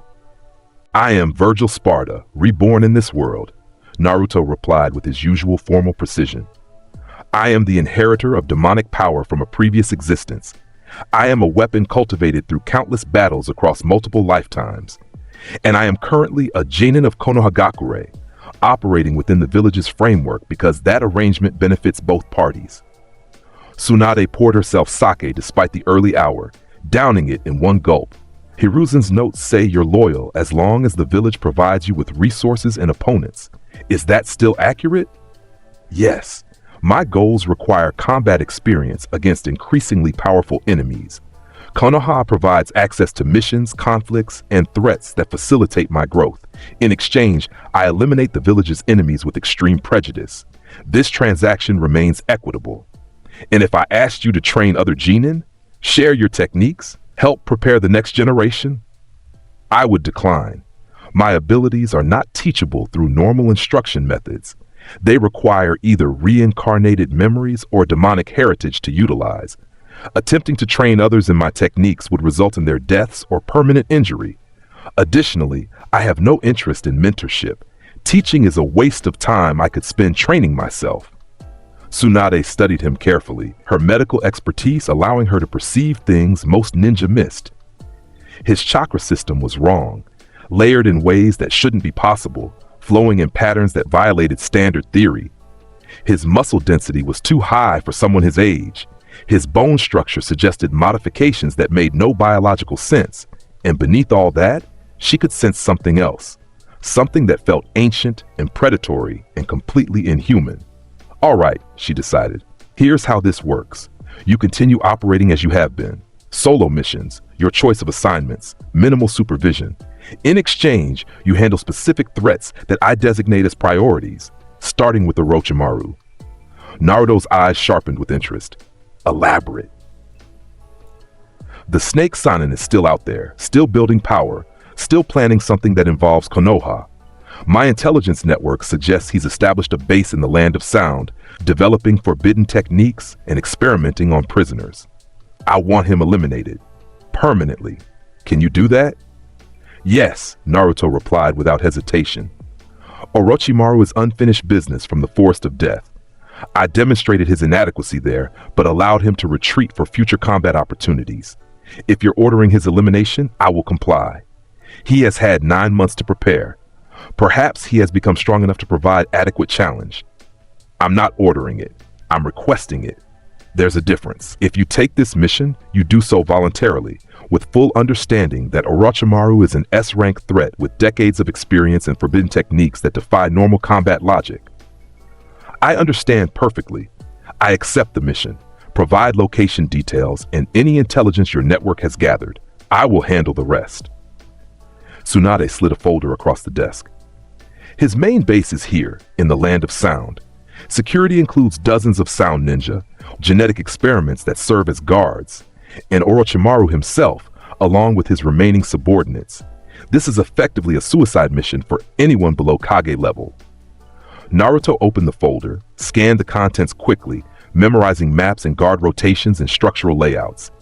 Adequate intelligence. I will depart tonight. Expect confirmation of completion within 72 hours. Naruto, Tsunade said as he stood to leave.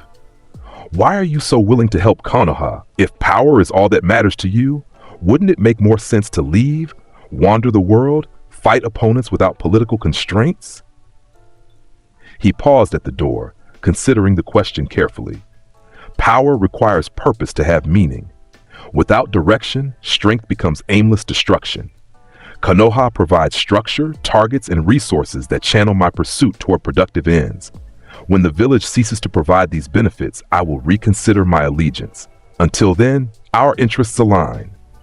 That's the most mercenary thing I've ever heard from someone who's technically on our side. I never claimed to be loyal in the traditional sense, Hokage-sama. I am simply pragmatic. Konoha gains a weapon, I gain opportunities to grow stronger.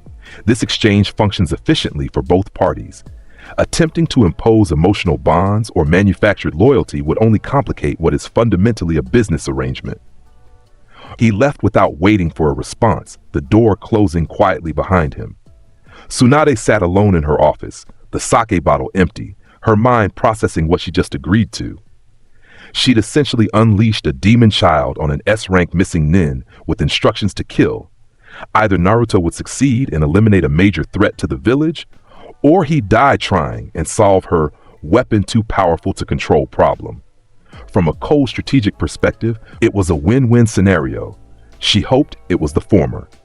Because despite everything, despite his inhuman nature and mercenary attitude, Naruto Uzumaki was still nominally one of her shinobi, and she preferred not to waste valuable assets.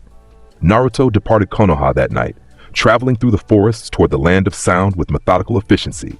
He didn't rush, didn't use trick for long-distance travel. Simply moved at a sustainable pace that covered ground while conserving energy for the inevitable confrontation. Orochimaru's base was exactly where Tsunade's intelligence indicated. A sprawling underground complex built into a mountain with multiple entry points and a labyrinthine interior designed to confuse invaders. Guards patrolled in rotating shifts. Traps lined the corridors. Security seals prevented unauthorized entry to critical areas. Naruto walked through the front entrance and killed everything in his path. The first guards died before they realized they were under attack. Judgment cut bisected them at waist height, dimensional slashes passing through armor and flesh without resistance. The alarm sounded 3 seconds later, blaring through the entire complex, alerting every sound ninja that they were being invaded. They responded with professional efficiency, converging on the intruder's position in organized squads, utilizing coordinated techniques designed to overwhelm through numerical superiority. Earth-style barriers blocked corridors. Water-style floods filled chambers. Lightning-style nets tried to paralyze the intruder. Insufficient, Naruto stated, walking through a lightning-style net without slowing. The electricity sparked against his demonic durability, unable to affect him. He drew the Yamato fully, the dark blade gleaming in the artificial light of the underground base. Hell on earth. He stabbed the blade into the stone floor. Dark blue energy exploded outward in a sphere, saturating the entire level with demonic power. The oppressive weight of hell on earth crushed defensive techniques, disrupted chakra flow, and forced everyone within its radius to their knees under the sheer pressure. Naruto walked through the paralyzed guards, delivering single precise strikes to each one. Not killing blows. These were subordinates, not the primary target, but incapacitating strikes that ensured they wouldn't interfere further. Broken bones, severed tendons, destroyed chakra pathways. They would live, but they wouldn't fight again today. He descended deeper into the base, following the strongest chakra signature toward Orochimaru's primary laboratory. The corridors became more elaborate the further he went, lined with containment chambers holding genetic experiments and failed test subjects. Naruto ignored them all, focused on his objective. The laboratory doors were sealed with multiple security techniques: blood recognition, chakra signature verification, physical barriers. Naruto cut through them with a single judgment cut, the dimensional slash bisecting the door mechanism and rendering all security protocols irrelevant. Orochimaru stood in the center of a vast chamber filled with scientific equipment, surgical tables, and glass containers holding various organs and body parts. The snake Sanin looked up from his work, golden eyes meeting blue ones, a smile spreading across his pale face. "Naruto Uzumaki," Orochimaru hissed, his voice carrying that distinctive serpentine quality. "I've been expecting you, or rather, I've been hoping you'd come. Ever since our encounter in the Forest of Death, I've been preparing specifically for this confrontation." "Your preparations are irrelevant," Naruto replied, raising the Yamato. "You will demonstrate what you've learned in 9 months. Then you will die. This is the natural conclusion of your existence. So confident, so absolutely certain of your superiority. That's what makes you magnificent, my dear boy." Orochimaru's body began to transform, skin rippling as white scales emerged, his neck elongating, his entire form becoming more serpentine. "But let me show you what forbidden techniques and dedicated preparation can achieve." His body exploded outward, growing to massive size, becoming a giant white snake with 8 heads, the 8-headed serpent technique, a forbidden jutsu that transformed the user into a legendary creature of devastating power. Each head possessed independent thought and attack capability. Each one could use different elemental techniques simultaneously. The transformation filled half the laboratory, each serpent head the size of a building, golden eyes glowing with malicious intelligence. This was Orochimaru's ultimate form, the technique he developed specifically to handle opponents of overwhelming individual power. 8 simultaneous attacks from different angles. Orochimaru's voice echoed from all 8 mouths. Each head capable of A-rank techniques, each one operating independently while coordinating with the others. "Try blocking this, demon child." All 8 heads attacked simultaneously, launching different elemental techniques: fire, water, wind, earth, lightning, and 3 combinations thereof. The coordinated assault filled the entire laboratory, creating a pattern impossible to dodge through normal means. Naruto stood still and let the technique strike him. The fire washed over his body without burning. The water pressure failed to move him. The wind blades shattered against his skin. The earth projectiles crumbled on impact. The lightning dissipated harmlessly. And the combination techniques, for all their sophistication, produced the same result. His demonic durability, combined with Vergil's inherited physical resilience, rendered elemental techniques below a certain threshold completely ineffective. Orochimaru's coordinated assault, while impressive tactically, simply lacked the raw power to harm him. "Is that all?" Naruto asked, completely unharmed. 9 months of preparation, and you still rely on quantity over quality. Disappointing. He drew the Yamato back in a stance familiar to anyone who'd studied Vergil's combat patterns. The blade held horizontally at shoulder height, his left hand on the sheath, his right hand on the handle, his entire body coiled like a spring ready to release. Judgment cut end. The technique activated. Dozens, no hundreds of dimensional slashes erupted simultaneously in a sphere around his position, each one invisible, each one traveling faster than light itself, each one capable of cutting through anything physical or chakra-based. The eight-headed serpent didn't stand a chance. All 8 heads separated from the body simultaneously, cut through at the necks by dimensional slashes that bisected them with surgical precision. The massive white snake body collapsed, reverting to Orochimaru's human form as the technique fell apart. The seinen hit the laboratory floor hard, blood pouring from 8 neck wounds that corresponded to where his serpent heads had been severed. But he was already regenerating, flesh growing to seal the wounds, his forbidden body modification techniques ensuring that even decapitation wasn't instantly fatal. He pushed himself to his feet, coughing blood, his golden eyes wide with genuine fear. Impossible, Orochimaru wheezed. That technique, it cut through my chakra structure itself. Not just the physical form, but the energy maintaining the transformation. What kind of power? Demonic power, Naruto interrupted, walking forward slowly. A force that exists outside your understanding of chakra manipulation. You cannot defend against it because you cannot comprehend it. Your techniques, your forbidden jutsu, your body modifications, all are meaningless against abilities that operate on fundamentally different principles. He stabbed the Yamato into the ground again. Hell on earth! The dark blue energy sphere expanded, filling the entire laboratory. Orochimaru felt his regeneration stop as the demonic power disrupted his chakra flow at its most fundamental level. His body, held together by dozens of forbidden techniques and years of modifications, began to unravel. No, Orochimaru gasped, falling to his knees. This can't end here. I haven't achieved immortality yet. I haven't unlocked all the secrets. I haven't. Your ambitions are irrelevant, Naruto stated, pulling the Yamato from the ground and approaching the kneeling seinen. You sought immortality without first achieving true power. You experimented on others instead of perfecting yourself. You relied on forbidden techniques as shortcuts rather than cultivating genuine strength. This is why you failed. This is why you will die here, incomplete and insufficient. He raised the Yamato above Orochimaru's head, the blade positioned for a downward strike that would bisect the seinen from crown to groin. Any final words? Orochimaru looked up at him, golden eyes filled with a mixture of fear and fascination. What will you become? When you're older, stronger, when you've achieved whatever peak you're pursuing? What will you do with all that power? I will stand at the apex, Naruto replied. Supreme, unchallenged, absolute. That is my purpose. That is my destiny. That is the only outcome I will accept. The blade fell. Orochimaru's body separated vertically, cut perfectly down the center by a dimensional slash that bisected him through every organ, every bone, every cell. The two halves fell apart, hitting the laboratory floor with wet sounds, and this time there was no regeneration. The dimensional nature of the Yamato's cut had severed not just flesh, but the connection between Orochimaru's soul and his modified body. The snake seinen died, his golden eyes going dim, his quest for immortality ending in the very laboratory where he'd conducted so many experiments on others.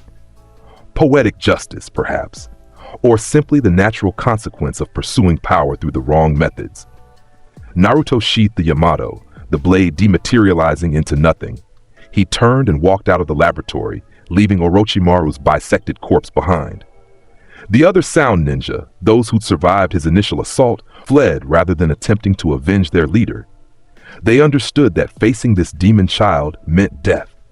The base was abandoned within an hour, its occupants scattering to the winds, its secrets and experiments left behind for Konoha to investigate later. Naruto set fire to the complex on his way out, ensuring that Orochimaru's research would burn rather than fall into other hands. He returned to Konoha 3 days after departing, exactly as predicted. Tsunade was waiting in her office when he arrived. Report, she ordered. Orochimaru is dead. His base is destroyed. His subordinates are scattered. The threat is eliminated permanently. You're certain? You confirmed the body? I bisected him personally with a dimensional slash that severed his soul from his body. Unless he developed a technique to survive complete spiritual severance, he is definitively deceased.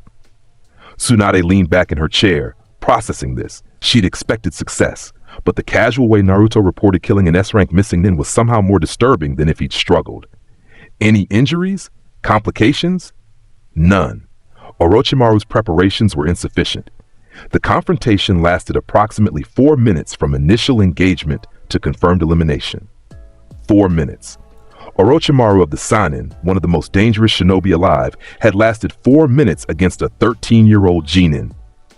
Tsunade poured herself more sake, deciding that this conversation warranted day drinking. The council is going to want you promoted, she informed him. Chunin at minimum, probably Jonin given your mission record. Are you going to accept? Rank is irrelevant. I will remain genin if that designation allows me to continue operating as I prefer. If promotion changes my operational parameters or imposes unwanted restrictions, I will decline. The choice is yours to make politically. I'll keep you as genin officially then. Makes the paperwork simpler. But understand that I'm going to start using you for increasingly dangerous missions. S-rank threats, international incidents, problems that require overwhelming force to resolve. Can you handle that? Yes, that is precisely what I seek. Powerful opponents, challenging battles, opportunities to grow stronger. Assign whatever missions you deem appropriate. Good. Dismissed. And Naruto, thank you for removing Orochimaru. The village is safer without him. Naruto paused at the door, considering whether to respond to the gratitude. You are welcome, Hokage-sama. Though understand that I did not eliminate Orochimaru for the village's benefit. I did so because he was unfinished business from the Forest of Death. The fact that his death serves Konoha's interests is incidental to my personal motivation. He left before she could formulate a response, the door closing quietly. Tsunade sat alone, the sake bottle empty again, her mind occupied with the implications of having a weapon like Naruto Uzumaki in her arsenal. 2 years passed. Naruto continued taking missions, continued growing stronger, continued his relentless pursuit of power. The ninja world began to hear stories. The demon of Konoha who killed S-rank missing nin like he was swatting flies. The blue devil who appeared from nowhere and bisected entire enemy squads before they realized they were under attack. The genin who fought like a legend and spoke like a philosopher. His reputation spread across all 5 great nations. Bingo books updated his entry repeatedly, his threat level climbing until he was classified as flee on sight for anyone below Kaj level. Village leaders debated whether Konoha's possession of such a weapon violated existing peace treaties. Underground bounties accumulated on his head, though no one was foolish enough to actually attempt collection. And through it all, Naruto remained unchanged, calm, focused, dedicated to his singular purpose of achieving absolute power. Then the Akatsuki came to Konoha. The organization had been operating in shadows for years, collecting biju and sealed demons for purposes unknown to the general shinobi population. Their members were all S-rank missing nin, wearing black cloaks with red clouds, operating in pairs for maximum efficiency. 2 of them appeared at Konoha's gates one morning, Itachi Uchiha and Kasame Hoshigaki. The same pair that would have attacked in another timeline, seeking the Nine-Tails Jinchuriki for their collection. Itachi's Sharingan was already active as they entered the village, his Mangekyou spinning slowly, searching for his target. Kasame carried Samahata on his back, the sentient sword eager for combat against powerful opponents. They encountered Naruto in the village's market district, where he'd been purchasing supplies for another extended training session. The moment Itachi's Mangekyou locked onto those blue eyes, the Uchiha felt something he rarely experienced, uncertainty. Naruto Uzumaki, Itachi stated, his voice calm and professional. We're here for the Nine-Tails. Come with us peacefully, and we'll spare the village unnecessary destruction. Naruto set down his purchases carefully, his expression not changing. Itachi Uchiha, S-rank missing nin, killer of the Uchiha clan. Your Mangekyou Sharingan is noted in the bingo books as being capable of techniques that manipulate reality itself. And you, he turned his gaze to Kasame, are Kasame Hoshigaki, one of the 7 swordsmen of the mist, wielder of Samahata, the chakra-eating blade. Together, you represent a significant threat to most shinobi. He smiled for the first time in years, a cold, predatory expression that had nothing to do with humor. This will be interesting. Tsukuyomi, Itachi said immediately, not bothering with conversation. His Mangekyou activated, casting the genjutsu that trapped opponents in an illusion world where Itachi controlled time, space, and physics itself. A technique that had broken Jonin minds in seconds. Naruto's consciousness entered the Tsukuyomi world, a red sky dimension where Itachi stood before him, Sharingan spinning. In this world, I control everything. 72 hours will pass in this space while only a second passes in reality. By the time I release you, your mind will be broken? Naruto interrupted, his demonic power flaring even in this mental construct. You assume I operate on the same principles as normal humans, that my consciousness is bound by genjutsu logic, that illusions affect beings whose souls existed before chakra contaminated this world. He drew the Yamato inside the Tsukuyomi space. The blade manifested despite this being an illusion, despite operating under Itachi's rules, despite the fundamental impossibility of bringing physical weapons into mental dimensions. Judgment cut. The dimensional slash bisected the Tsukuyomi world itself, cutting through the genjutsu at its foundation. The red sky cracked like glass. Itachi's control shattered.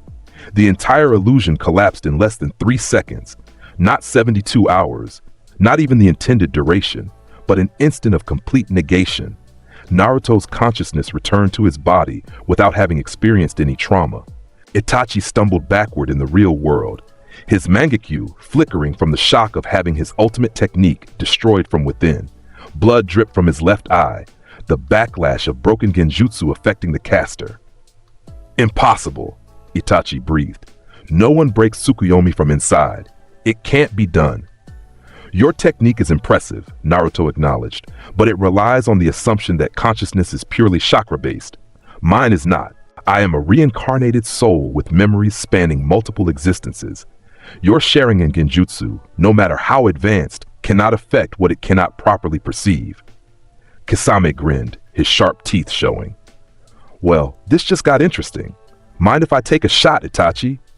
He drew Samehada, the bandage-wrapped sword unwinding to reveal its scale-covered surface. The blade stretched toward Naruto like a living thing, eager to devour the massive chakra reserves it sensed. Samehada eats chakra, kid. Let's see how you fight when your energy reserves are being drained constantly.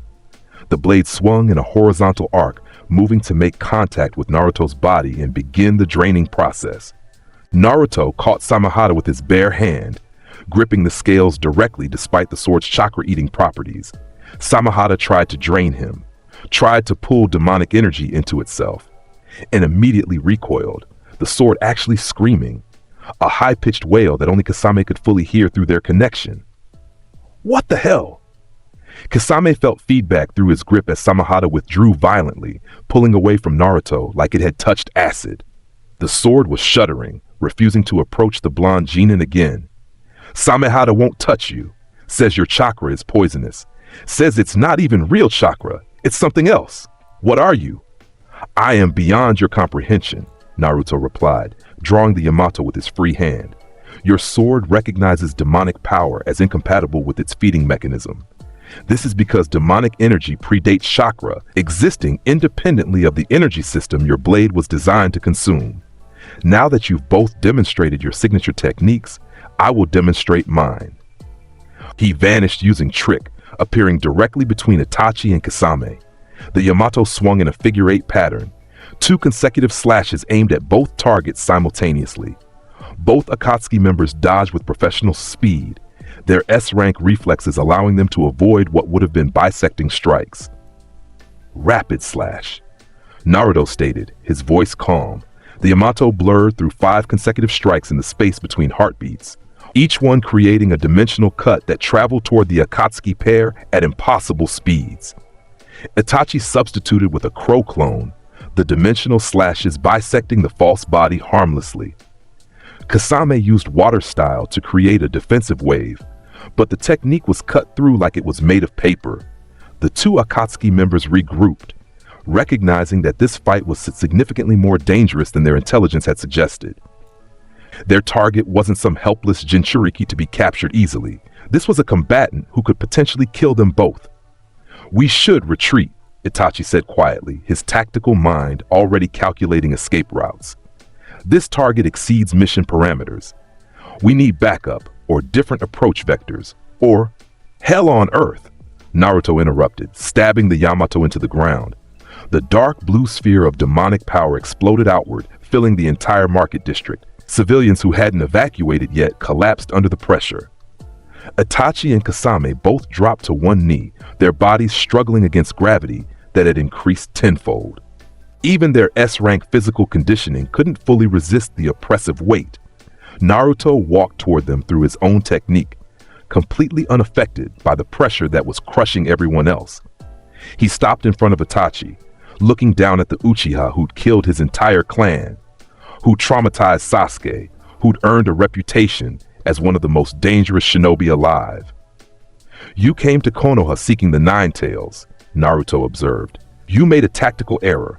The demon you sought is not a separate entity to be extracted. It is integrated with me, its power subsumed into my own. There is no Nine Tails Jinchuriki. There is only me. He raised the Yamato above Itachi's head. Sasuke deserves to kill you himself, to face you properly, to overcome his trauma through his own strength. Therefore, I will not eliminate you today, but understand that you are permitted to live only because your death serves a greater purpose. The next time we meet, I will not stay my blade. The Yamato swung down, not to kill but to sever. The dimensional slash cut through Itachi's left arm at the shoulder, removing the limb completely in a strike so fast the Uchiha didn't register pain until after the arm had fallen. He screamed, clutching the stump, his Sharingan spinning wildly from shock and agony. Naruto turned to Kasame next. And you, Kasame Hoshigaki, your sword refuses to eat my chakra because it recognizes power beyond its capacity to consume. Take that as a lesson. Not all strength can be measured by chakra reserves or physical attributes. Some power exists outside your framework of understanding. He cut Kasame's arm as well, the one that held Samehada, severing it at the elbow. The sword clattered to the ground, its connection to its wielder broken. Kasame's scream joined Itachi's, both Akatsuki members reduced to one-armed cripples in the span of seconds. Naruto pulled the Yamato from the ground, dispelling hell on earth. The pressure released, allowing the two S-rank missing nin to stumble to their feet, bleeding profusely, their combat capabilities reduced by at least 70%. Run, Naruto ordered. Return to your organization. Report what happened here. Let the Akatsuki understand that approaching Konoha for the Nine Tails will result in death or dismemberment. The Jinchuriki you seek is beyond your reach. This is your only warning. Itachi grabbed his severed arm, already applying medical techniques to prevent blood loss. Kisame did the same, his shark-like physiology giving him better healing capabilities. Neither one attempted to retrieve their pride or launch a revenge attack. They simply fled, using Shunshin to escape the village as fast as their injured bodies allowed. Naruto watched them go, then sheathed the Yamato. Anbu arrived seconds later, having detected the disturbance and the massive chakra signatures. They found Naruto standing alone in the destroyed market district, surrounded by unconscious civilians, and the blood pools where two S-rank missing nin had lost their arms. Report to the Hokage, Naruto instructed them. Inform her that Itachi Uchiha and Kasame Hoshigaki of the Akatsuki organization attacked seeking the Nine Tails. They were engaged and neutralized. Their arms were severed as punishment and warning. They fled toward the land of rain. Recommend upgrading border security against potential retaliation. The Anbu stared at him, their masks hiding expressions of shock and horror. This 13-year-old Genin had just defeated two S-rank missing nine and mutilated them both. Casually. Like it was a training exercise. Move, Naruto ordered when they didn't immediately obey. The Hokage needs this information immediately. They scattered to follow his instructions, leaving Naruto alone to collect his abandoned purchases and return to his apartment. Just another day in Konoha. Just another pair of S-rank threats eliminated. Just another demonstration that approaching him with hostile intent resulted in severe consequences. The years continued to pass. Naruto turned 15, then 16, his power continuing to grow despite already existing at levels that made most Kage seem inadequate. The Akatsuki stopped attempting to collect the Nine Tails after the Itachi incident, Recognizing that their target was effectively impossible to capture through conventional means, Sasuke, meanwhile, had grown as well. His training under Kakashi had transformed him from an obsessed avenger into a genuinely skilled shinobi. His Sharingan had evolved to 3 Tomoe permanently. His lightning techniques had multiplied and improved. His taijutsu had reached levels where he could fight Jonin to a standstill. But most importantly, his motivation had changed. He no longer trained solely to kill Itachi. He trained to prove himself. To himself, to his teammates, to Naruto. The gap between them remained vast, but Sasuke had accepted that gap while simultaneously working to close it through proper methods. 3 years after the Chunin exams, Sasuke requested a meeting with Naruto. They agreed to meet at the Valley of the End, where their previous confrontation had occurred, where the new Madara statue, rebuilt after Naruto's technique destroyed the original, stood facing Hashirama once again. Naruto arrived first, standing atop the Hashirama statue, looking down at the waterfall. Sasuke appeared minutes later, landing on the Madara statue, his Sharingan already active. "Naruto," Sasuke called across the valley. "I'm not here to defect. I'm not here to leave the village. I'm here to challenge you properly, to demonstrate how much I've grown, to show you that the gap, while still large, is not insurmountable." "Interesting," Naruto replied, his ancient blue eyes studying his former teammate. "You've changed significantly from the boy who tried to flee to Orochimaru. Your chakra control is improved. Your physical conditioning is adequate. Your Sharingan usage is more efficient. You've been training properly." 3 years of proper training, Sasuke confirmed. 3 years of learning from my mistakes. 3 years of building strength the right way instead of seeking shortcuts. I'm not going to win this fight. I know that, but I'm going to make you acknowledge my growth. I'm going to force you to use more than minimal effort. "Ambitious goal," Naruto observed, slicking his hair back in that iconic Vergil gesture. "Very well. I will fight you seriously. I will demonstrate the current gap between us, and we will see if you've truly earned the right to be acknowledged." He drew the Yamato, the dark blade materializing from nothing, 3 feet of impossible darkness that seemed to absorb the sunlight. His stance shifted to the Dark Slayer form, weight balanced perfectly, blade held in both hands, every line of his body suggesting explosive violence held in check by perfect control. Sasuke mirrored the ready stance, his Sharingan spinning rapidly, recording every detail. He'd watched recordings of Naruto's fights, studied the patterns, analyzed the techniques. He knew what was coming, or thought he did. "Begin," Naruto said simply. Sasuke moved first, launching forward with lightning-enhanced speed. His sword, a standard katana, nothing special but well-maintained, aimed at Naruto's center mass. His Sharingan tracked Naruto's defensive position, predicted the counter, adjusted his attack angle mid-swing to account for the expected block. "Trick," Naruto said quietly. He vanished from Sasuke's attack path, appearing behind the Uchiha before the Sharingan could track the movement. The Yamato swung in a horizontal arc aimed at Sasuke's back, a strike that would have bisected most opponents. But Sasuke had prepared for this. His Sharingan had recorded Trick's usage pattern, had noticed the slight chakra distortion that preceded the teleportation, had developed a counter through 3 years of analysis. He substituted at the last microsecond, the dimensional slash bisecting a log instead of flesh. The real Sasuke reappeared above Naruto, hand already glowing with lightning chakra. Chidori. But this wasn't the same technique from 3 years ago. Sasuke had perfected it, compressed it, made it faster and more penetrating. The lightning blade formed in his palm and struck downward with speed that his Sharingan-enhanced perception allowed. Naruto caught the Chidori with his free hand, just like last time. But this time, Sasuke had anticipated that exact response. The Chidori wasn't his real attack, it was a distraction. His other hand formed seals rapidly, completing them in the microsecond before Naruto could counter. Fire-style Dragon Flame Jutsu. A massive serpentine construct of fire erupted from Sasuke's mouth at point-blank range, traveling directly toward Naruto's face with enough heat to melt steel. Combined attack, physical strike to force the block, immediate follow-up with elemental technique to capitalize on the opening. Upper slash. Naruto replied calmly. He swung the Yamato vertically upward with his occupied hand, the blade somehow cutting through the Chidori without resistance and bisecting the fire dragon simultaneously. Both techniques dispersed, their chakra structures destroyed by the dimensional slash. But Sasuke was already moving again, using the brief window to create distance and reassess. His Sharingan had recorded every microsecond, every technique, every counter. Naruto had used trick once and upper slash once. 2 techniques cataloged, unknown number remaining. Better, Naruto acknowledged, lowering his blade slightly. Your tactics have improved significantly.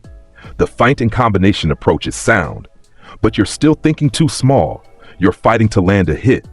You should be fighting to dominate the battle completely.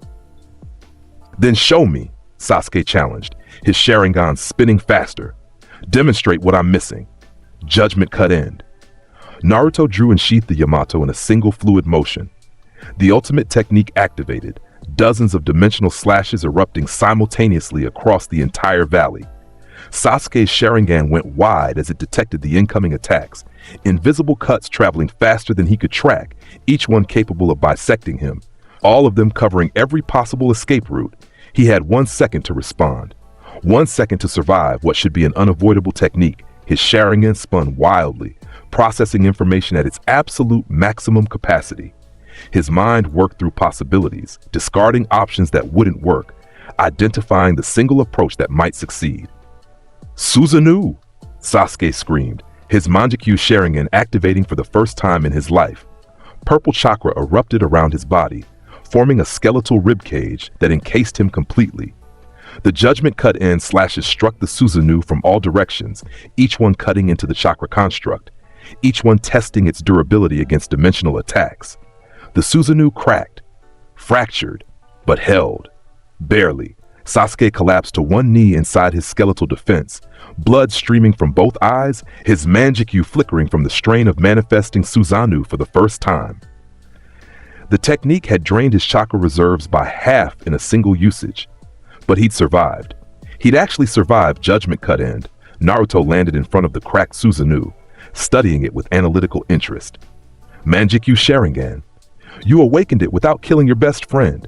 Interesting. Most Uchiha require that specific trauma. How did you achieve it? Understanding. Sasuke gasped, his Susanoo dissipating as he couldn't maintain it any longer. Understanding that power without purpose is meaningless. Understanding that hatred was holding me back. Understanding that I needed to lose everything I thought defined me to find what actually mattered. The Manjekyo activated when I finally accepted that I might never close the gap with you, and decided to try anyway. Acceptable motivation, Naruto observed. You've grown more than I anticipated. The manifestation of Susanoo demonstrates genuine progress. But you're exhausted now, your chakra depleted, your eyes bleeding from the strain. Can you continue? Sasuke pushed himself to his feet, swaying slightly, his Mangekyu still active despite the pain. I can, because this isn't about winning. It's about proving I can stand on the same battlefield as you, that I'm not the weak child who ran to Orochimaru 3 years ago, that I deserve to be acknowledged as a warrior even if I'm not your equal. Very well, Naruto decided. I will show you my full power, not to crush you, but to demonstrate the peak you're pursuing. Observe carefully, Sasuke Uchiha. This is what true strength looks like. His chakra exploded outward, dark blue and oppressive, saturating the valley with power that made the air itself heavy. This was the full devil trigger, not the partial transformation he'd used against Haku, not the limited version from the previous valley confrontation, but the complete manifestation of Vergil's demonic power. Crystalline wings erupted from his back, dark blue energy structures that seemed to cut through space by existing. His skin took on a metallic blue sheen. His eyes glowed with inner light that made them appear inhuman. Horns emerged from his temples, curving backward like a demon's crown. His entire being transformed into something that looked more like a devil than a human. The transformation multiplied his already formidable power tenfold. The ground beneath his feet cracked from the sheer pressure. The waterfall reversed its flow briefly, water climbing upward against gravity before crashing back down. The very fabric of reality seemed to strain under the weight of this power. Sasuke's Manjikyo recorded everything, etching every detail into his genetic memory. This was it. This was the peak he was chasing. This was the power that defined absolute strength. This is Sin Devil Trigger. Naruto's voice echoed with demonic harmonics, multiple tones speaking in unison. The complete manifestation of demonic heritage. In this state, my physical abilities multiply exponentially. My techniques gain additional properties. My durability becomes effectively absolute against attacks below a certain threshold. This is the power I inherited from Vergil Sparda, refined through constant cultivation, perfected through endless battles. He raised the Yamato, the blade transforming as well, growing longer, becoming even darker, its edge glowing with that same dark blue energy. I will now demonstrate techniques you have not witnessed before. Defend if you can, survive if you're able. This is your final examination.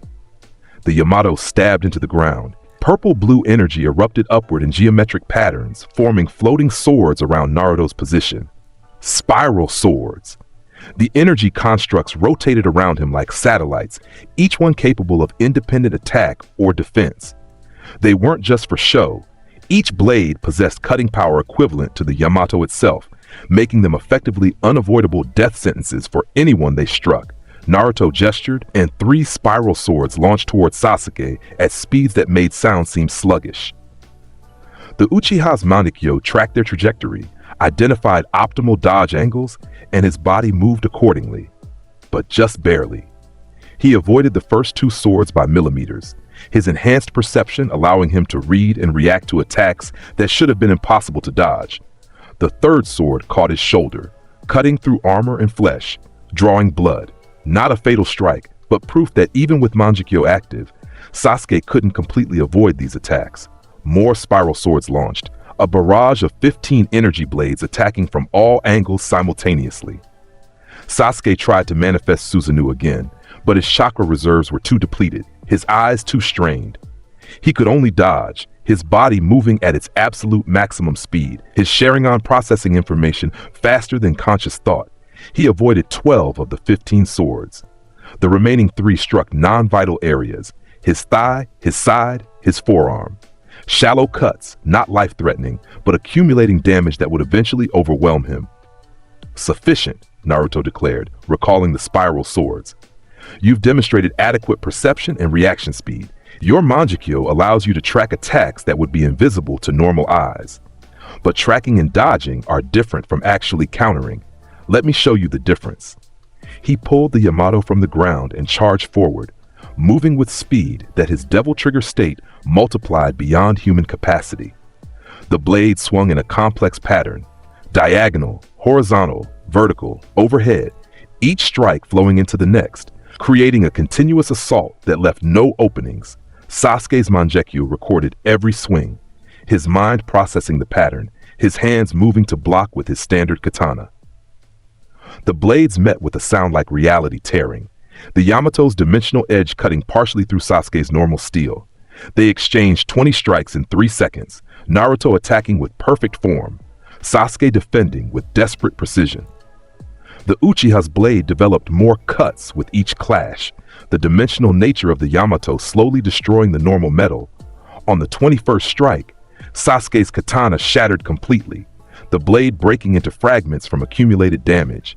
He was left holding just the hilt, defenseless against the demon standing before him. Naruto's Yamato stopped an inch from Sasuke's throat, the tip pressed against skin without breaking it. You have lost, but you survived longer than I anticipated. Your Mangekyo, your improved techniques, your changed motivation, all contributed to a performance that exceeded my expectations. I acknowledge your growth, Sasuke Uchiha.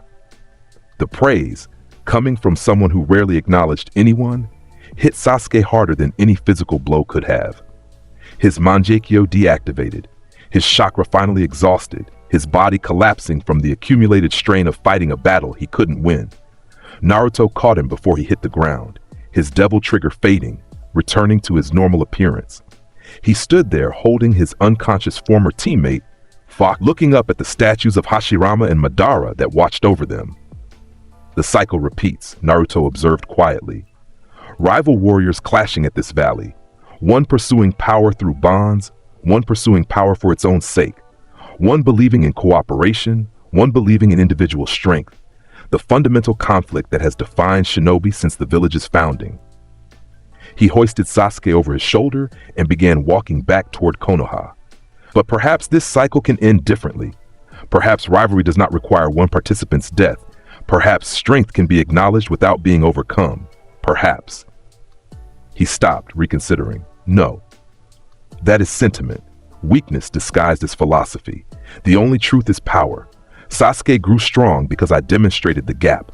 Because I destroyed his false motivations and forced him to rebuild properly. That is the only kindness strength can offer. The brutal honesty of revealing inadequacy.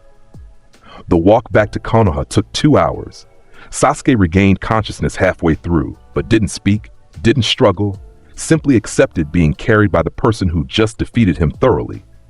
When they reached the village gates, Naruto set him down. Train more, Naruto instructed. Your Manjikyu needs development. Your Susanoo needs refinement. Your chakra reserves need expansion. In 3 years, challenge me again. Perhaps by then the gap will have closed enough to make the fight genuinely competitive. Will it ever close completely? Sasuke asked, his voice hoarse. Or will you always be ahead, always climbing higher, always unreachable? I do not know, Naruto admitted. I pursue ultimate power, the absolute peak of existence. Whether such a peak actually exists or whether power is truly infinite remains to be determined, but I will continue climbing until I find that answer. You are welcome to climb alongside me, Sasuke. Just understand that you will always be one step behind. That is the nature of our relationship. Sasuke looked at him for a long moment, then nodded slowly. One step behind is better than being left completely in the dust. I'll take it. They parted ways at the gates, Sasuke heading to the hospital for medical treatment, while Naruto returning to his apartment for meditation and training. The village continued around them, civilians and shinobi going about their daily lives, unaware that 2 warriors had just fought a battle that would have killed most jonin. More time passed. Naruto turned 17, his power continuing to grow despite already existing at levels that defied normal measurement. He'd completed over 50 S-rank missions as a solo operative. His bingo book entry had been updated to flee on sight regardless of rank, with a bounty so high that bounty hunters stopped attempting collection entirely. And then Pain attacked Konoha. The invasion came without warning. 6 bodies with identical ringed eyes, each possessing different abilities, appeared above the village and began systematic destruction. The Deva Path, the leader, stood on a tall building and raised both hands. Shinra Tensei. An omnidirectional repulsive force erupted from his position, flattening buildings in all directions. Hundreds died instantly as structures collapsed. Thousands more were buried in rubble. In a single technique, Pain had killed more civilians than most wars managed. Tsunade activated her healing techniques, saving as many as she could, but the casualties mounted faster than even her legendary medical skills could address. Anbu mobilized. Jonin formed defensive positions. Chunin coordinated evacuations. But they were fighting 6 S-rank enemies simultaneously while dealing with mass civilian casualties. Naruto stood on his apartment's roof, watching the destruction with analytical interest. The Deva Pass technique was impressive, a gravitational manipulation that didn't rely on chakra density, but on some other principle. The other 5 bodies each demonstrated different abilities, coordinating perfectly despite being separated across the village. He drew the Yamato, the blade materializing in his hand. Sufficient threat level to warrant intervention. Using trick, he appeared directly in front of the Deva Path, his sudden manifestation startling the orange-haired body whose ringed eyes widened in recognition. You are Pain, Naruto stated, leader of the Akatsuki organization. You've come seeking the Nine Tails. Like Itachi and Kasame before you, this was a tactical error. Naruto Uzumaki, Pain's voice was calm despite the surprise. We know what you are. We know what power you possess. That is precisely why we came prepared with all 6 paths rather than a 2-person team. Observe. The other 5 Pain bodies appeared around them through various means. 1 jumped from a nearby building, 1 flew using some kind of bird summon, 3 simply walked out of destroyed buildings. They formed a circle with Naruto at the center, each one separated by exactly the same distance, creating a perfect hexagonal formation. You face the 6 paths of Pain, the Deva Path continued. 6 bodies controlled by one consciousness, perfect coordination, complete awareness of each other's positions, combined abilities that counter any individual opponent, no matter how strong. You are powerful, Naruto Uzumaki, but power alone cannot overcome perfect teamwork. Incorrect, Naruto replied, raising the Yamato. Perfect teamwork requires all participants to be strong. If the individuals are weak, coordination becomes irrelevant. I will now demonstrate this principle. Judgment cut. The dimensional slash erupted from his blade, traveling toward the Deva path at impossible speed. Pain's ringed eyes tracked the attack despite its velocity, his defensive technique activating instinctively. Shinra Tensei. The repulsive force met the dimensional slash, and for a moment they contested, gravitational manipulation versus dimensional cutting.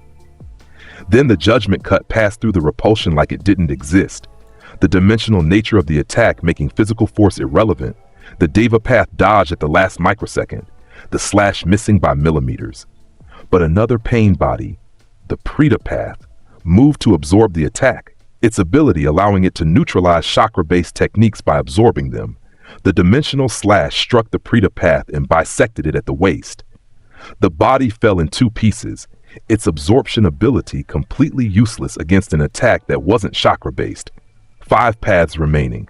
Impossible, the Deva path stated, his calm demeanor cracking slightly. The Preta path can absorb any chakra technique. That attack should have been neutralized. Your assumption is flawed, Naruto explained, already moving toward the next target. The Yamato's dimensional cuts are not chakra techniques. They are spatial severances powered by demonic energy. Your absorption ability cannot affect what it cannot properly classify. Trick.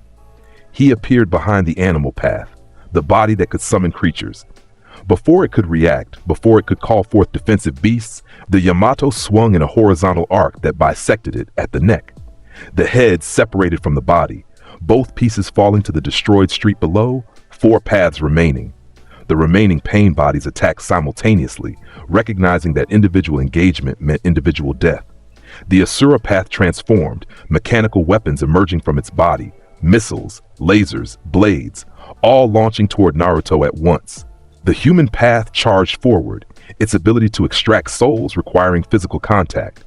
The Naraka path hung back, its ability to interrogate and revive allies, making it a support role.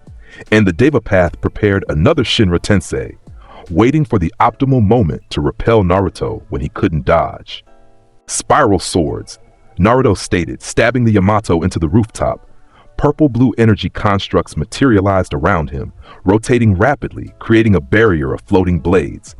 The Asura path's missiles struck the spiral swords and detonated prematurely, their explosions absorbed by the energy constructs. The lasers reflected off the blade surfaces, redirected harmlessly into the sky. The physical blades launched from the Asura path were cut to pieces by the rotating barrier. Naruto gestured, and 3 spiral swords launched toward the human path. The body tried to dodge, its shared vision allowing it to see the attacks coming, but the swords adjusted trajectory mid-flight.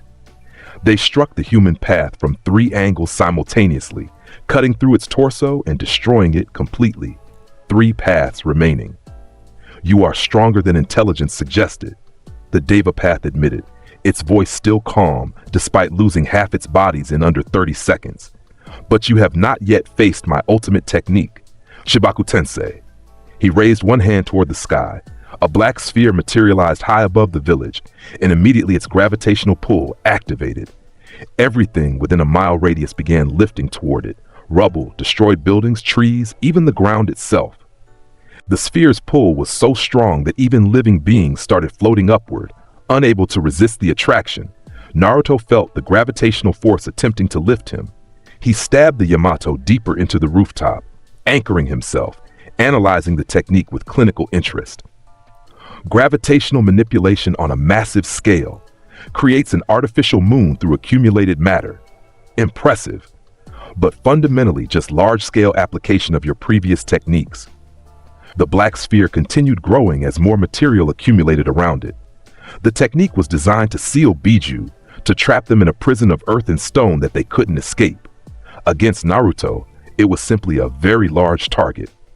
Judgment cut end, Naruto said calmly.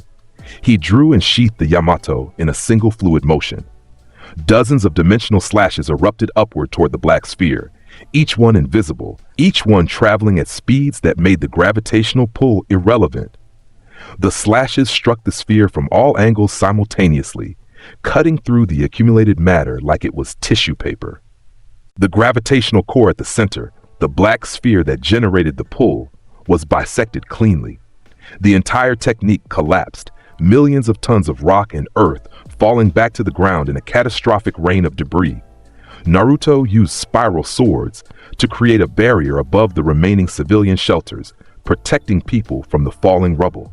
The Deva Path watched this casual negation of his ultimate technique with something approaching despair.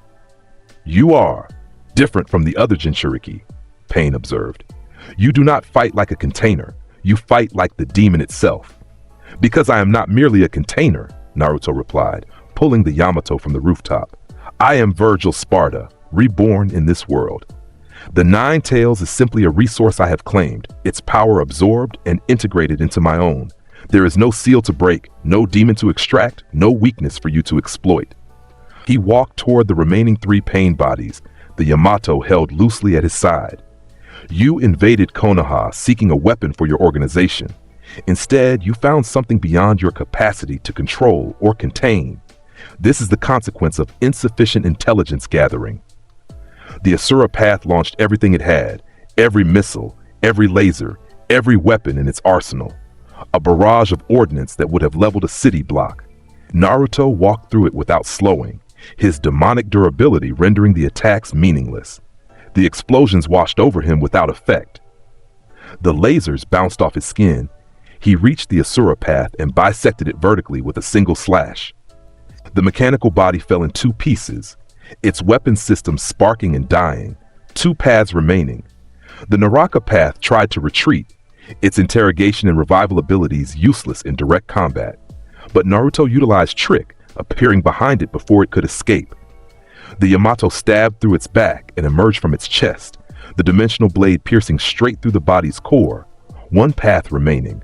Only the Deva Path survived now, standing alone among the rubble of destroyed Konoha, facing the demon that had dismantled his entire technique arsenal in under 5 minutes. Pain's ringed eyes stared at Naruto with a mixture of respect and resignation. "You have won," Pain acknowledged. "My 6 paths are destroyed. My techniques are insufficient. I cannot complete my mission. But before you kill me, answer one question. Why do you fight? What drives you to pursue power so relentlessly?" "Because might controls everything," Naruto replied, raising the Yamato. "Because power is the only truth in existence. Because those who are weak are crushed by those who are strong, and I refuse to be among the weak. This is the fundamental nature of reality. This is the lesson I have learned across multiple lifetimes. This is the only philosophy that matters." "And when you achieve ultimate power?" Pain asked. "When you stand at the absolute peak with no one left to challenge you? What then?" Naruto paused, considering this question carefully. It was the same one Orochimaru had asked before dying. The same one that lingered in the back of his mind during meditation. What came after achieving absolute strength? "I do not know," he admitted finally. "Perhaps I will discover new dimensions to conquer. Perhaps I will find opponents in other worlds. Perhaps power itself is infinite and the pursuit never ends. But these concerns are premature. I have not yet reached the peak. Therefore, speculation about what comes after is pointless." He swung the Yamato, the blade cutting through the Deva Path's neck in a perfect horizontal slash. Pain's final body collapsed, its head separating from its shoulders, the ringed eyes going dark. But Naruto sensed something. A chakra signature connected to the bodies, extending beyond them towards some distant location. He stabbed the Yamato into the ground, using hell on earth to trace that connection, following it back to its source. "I see," Naruto murmured.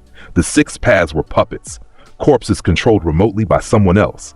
The real enemy isn't here. He withdrew the Yamato, letting hell on earth dissipate. The connection led toward the land of rain, to a hidden location where the true controller waited. Pursuing it would mean leaving Konoha during recovery, abandoning his defensive position to chase an enemy who might have already fled. Tactically inadvisable, but potentially educational. Naruto made his decision. He used trick to appear in the Hokage's office, where Tsunade was coordinating relief efforts despite being injured herself. She looked up at his sudden appearance, her expression shifting from surprise to relief. Naruto, the 6 invaders, eliminated. All 6 bodies destroyed. They were puppets controlled remotely by someone in the Land of Rain. I've traced the connection to its source. I'm going to pursue and eliminate the controller permanently. Estimated time until return, 48 hours. Wait, you can't just leave during a crisis. The immediate threat is neutralized. Reconstruction can proceed without my presence. The true threat, however, remains alive and capable of repeating this attack. Eliminating it now prevents future invasions. This is the logical tactical choice. Before Tsunade could argue further, Naruto vanished using trick, beginning the long-distance teleportation chain that would take him across hundreds of miles toward the Land of Rain. The journey took 6 hours of repeated trick usage, each teleportation covering miles but requiring brief recovery periods between jumps. He arrived at a tower in the hidden rain village, its architecture strange and imposing, rain pouring constantly from perpetual clouds overhead. Inside, at the tower's peak, a man waited in a mechanical chair. His body was emaciated, skeletal, kept alive through forbidden techniques and sheer willpower. Black rods pierced his back, connecting him to some kind of control system. His eyes, ringed like pains but somehow different, looked up as Naruto entered the chamber. Naruto Uzumaki, the man rasped, his voice weak but carrying undeniable authority. I am Nagato, the true body behind the 6 paths of pain. You followed my connection here. Impressive. You attacked Konoha, Naruto stated, raising the Yamato. You killed thousands of civilians. You destroyed a significant portion of the village. You declared yourself an enemy of the state through your actions. Now you will die for those decisions. Wait, Nagato requested, raising one skeletal hand. Before you execute me, hear my philosophy. Understand why I did what I did, not to justify it, but to help you understand what becomes of those who pursue power for external reasons. Naruto lowered his blade slightly, curious despite himself. Speak quickly. I pursued power to end war, Nagato explained, his ringed eyes reflecting pain and regret. I suffered greatly as a child, watched my parents die, my friends die, my teacher die, all casualties of endless shinobi conflicts. So I developed the Renegade's abilities to their maximum, created the 6 Paths technique, built the Akatsuki organization, all in service of gathering the Biju and creating a weapon so devastating that nations would be too afraid to wage war. Peace through superior firepower, Naruto observed. Flawed premise. Yes, I realize that now, facing someone who embodies true power. My philosophy was built on pain and suffering, not strength. I sought to impose peace rather than allowing it to emerge naturally. I tried to control others rather than perfecting myself. This is why my technique failed against you. Why my 6 paths fell like dominoes. Why I'm sitting here broken and dying, having accomplished nothing but mass murder. Nagato coughed blood, his body failing. You said might controls everything. You're correct. But might without wisdom is just destruction. Power without purpose is just violence. I made that mistake. Don't make it yourself, Naruto Uzumaki. When you reach the peak you're pursuing, ensure you have something worth doing with that strength. Your philosophy failed because you pursued power for others, Naruto replied. You sought to end war for the world's benefit, not your own. This is the fundamental flaw. Power sought for external reasons is hollow. Only power sought for its own sake provides true satisfaction. Your mistake was caring about others' suffering instead of focusing on your own cultivation. Perhaps you're right, Nagato agreed weakly. Perhaps if I had pursued strength purely for myself, I would have achieved more. Or perhaps I simply lack the talent you possess. Either way, my path ends here. Kill me. End this. And whatever you become, whatever you achieve with your power, ensure it matters. Ensure it means something. Don't let it be wasted. Naruto raised the Yamato for a final strike. Your request is noted but irrelevant. The meaning of power is power itself. There is no deeper purpose required. The blade fell. Nagato's head separated from his body, the Renegade eyes going dark, the mechanical control system powering down. The rain outside stopped for the first time in years. As if the village itself recognized that its suffering had ended, Naruto searched the chamber. finding documents and intelligence about the remaining Akatsuki members. He memorized the information, then set fire to the tower on his way out. Let the organization collapse without its leader. Let the surviving members scatter to the winds. The threat was neutralized. He returned to Konoha using the same trick chain, arriving just as dawn broke over the destroyed village. Reconstruction had already begun. Civilians clearing rubble, ninja coordinating efforts, medical teams treating the injured. Thousands had died, but tens of thousands survived. The village would recover. Tsunade debriefed him immediately, her expression carefully neutral. Report. Nagato is dead. The Akatsuki leadership is eliminated. Their Biju collection operation will collapse without central coordination. Recommend monitoring the remaining members, but expect them to disband rather than continue without their leader. Casualties from your pursuit? 1. Nagato himself. No collateral damage. The hidden rain village is structurally intact aside from the leadership tower, which I burned to destroy Akatsuki intelligence documents. Tsunade leaned back in her chair, processing this. You killed the leader of a major terrorist organization, infiltrated a foreign village, and destroyed their command structure. Solo, in under 12 hours. Do you understand how insane that sounds? Insanity implies irrationality. My actions were tactically sound and strategically optimal. The threat was neutralized with minimal resource expenditure and maximum efficiency. This is the result of cultivated power properly applied. And you feel nothing about the thousands who died in Pain's attack? No guilt? No anger? No desire for revenge beyond tactical elimination? Emotion is irrelevant to strength, Naruto replied. Those people died because they were weak, because Konoha's defenses were insufficient, because shinobi society creates conflicts that result in civilian casualties. These are systematic problems that individual feelings cannot address. The only solution is overwhelming power, sufficient strength to deter attacks completely, rather than merely responding to them. You're becoming less human, Tsunade observed quietly. Every year, every mission, every battle, you speak less like a person and more like a weapon. Does that concern you at all? No. Humanity is a limitation I shed when I accepted Vergil's memories as my core identity. I am not interested in human connection, human emotion, or human weakness. I am interested in power and its cultivation. Everything else is secondary. What happens when there's no one left to fight? When you've killed every threat, defeated every opponent, reached whatever peak you're chasing? What will you do then, Naruto? The same question again. What came after achieving ultimate power? Nagato had asked. Orochimaru had asked. Now Tsunade. And Naruto still didn't have a definitive answer. I will address that concern when it becomes relevant. He replied finally. Until then, I have opponents remaining. The ninja world still contains threats worthy of fighting. My cultivation continues. He left her office without waiting for dismissal, walking through the destroyed village toward his apartment. Civilians moved out of his way instinctively, recognizing the demon who'd saved them from pain, but who also terrified them with his inhuman power. Sasuke appeared beside him as he walked, the Uchiha keeping pace easily. His Manjikyo was active, recording everything as usual. I heard what you did, Sasuke said quietly. Destroyed all 6 pain bodies, killed Nagato himself, ended the Akatsuki threat single-handedly. The gap widens again. Yes, Naruto agreed. Your progress is adequate, but mine continues at a faster rate. This is inevitable. I possess advantages you cannot match. Reincarnated memories, demonic heritage, techniques from another existence. You will always be chasing. I've accepted that, Sasuke replied. But I'm not going to stop chasing. 3 years from now, I'll challenge you again.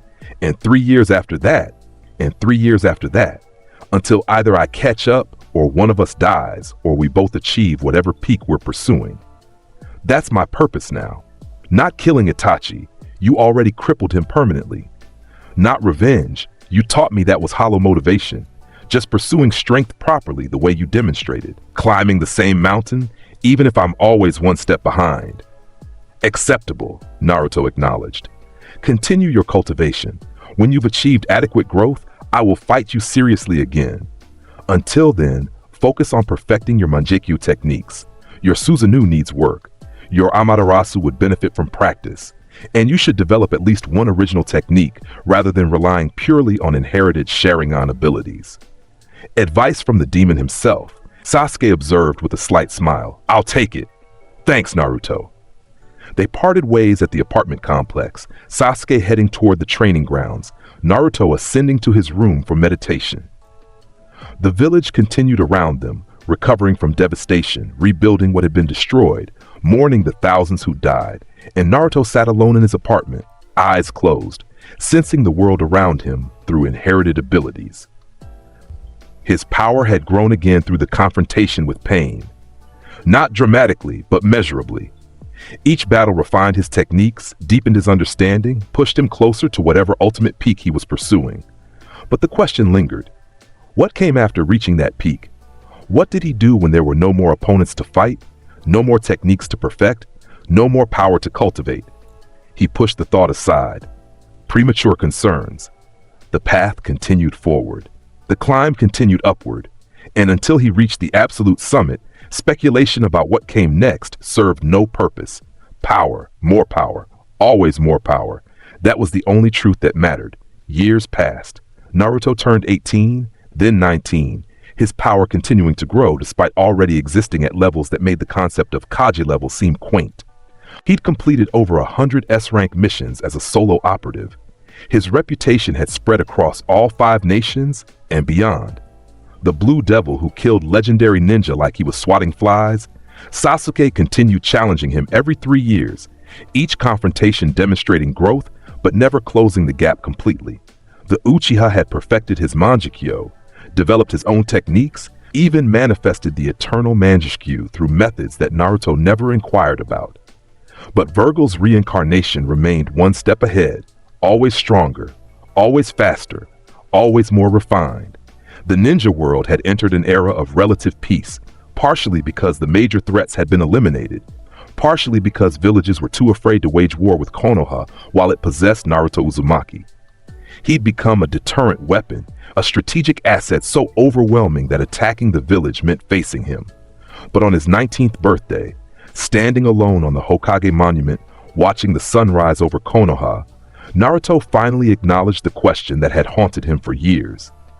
He'd achieved power beyond anything the ninja world had seen. He'd perfected Vergil's techniques.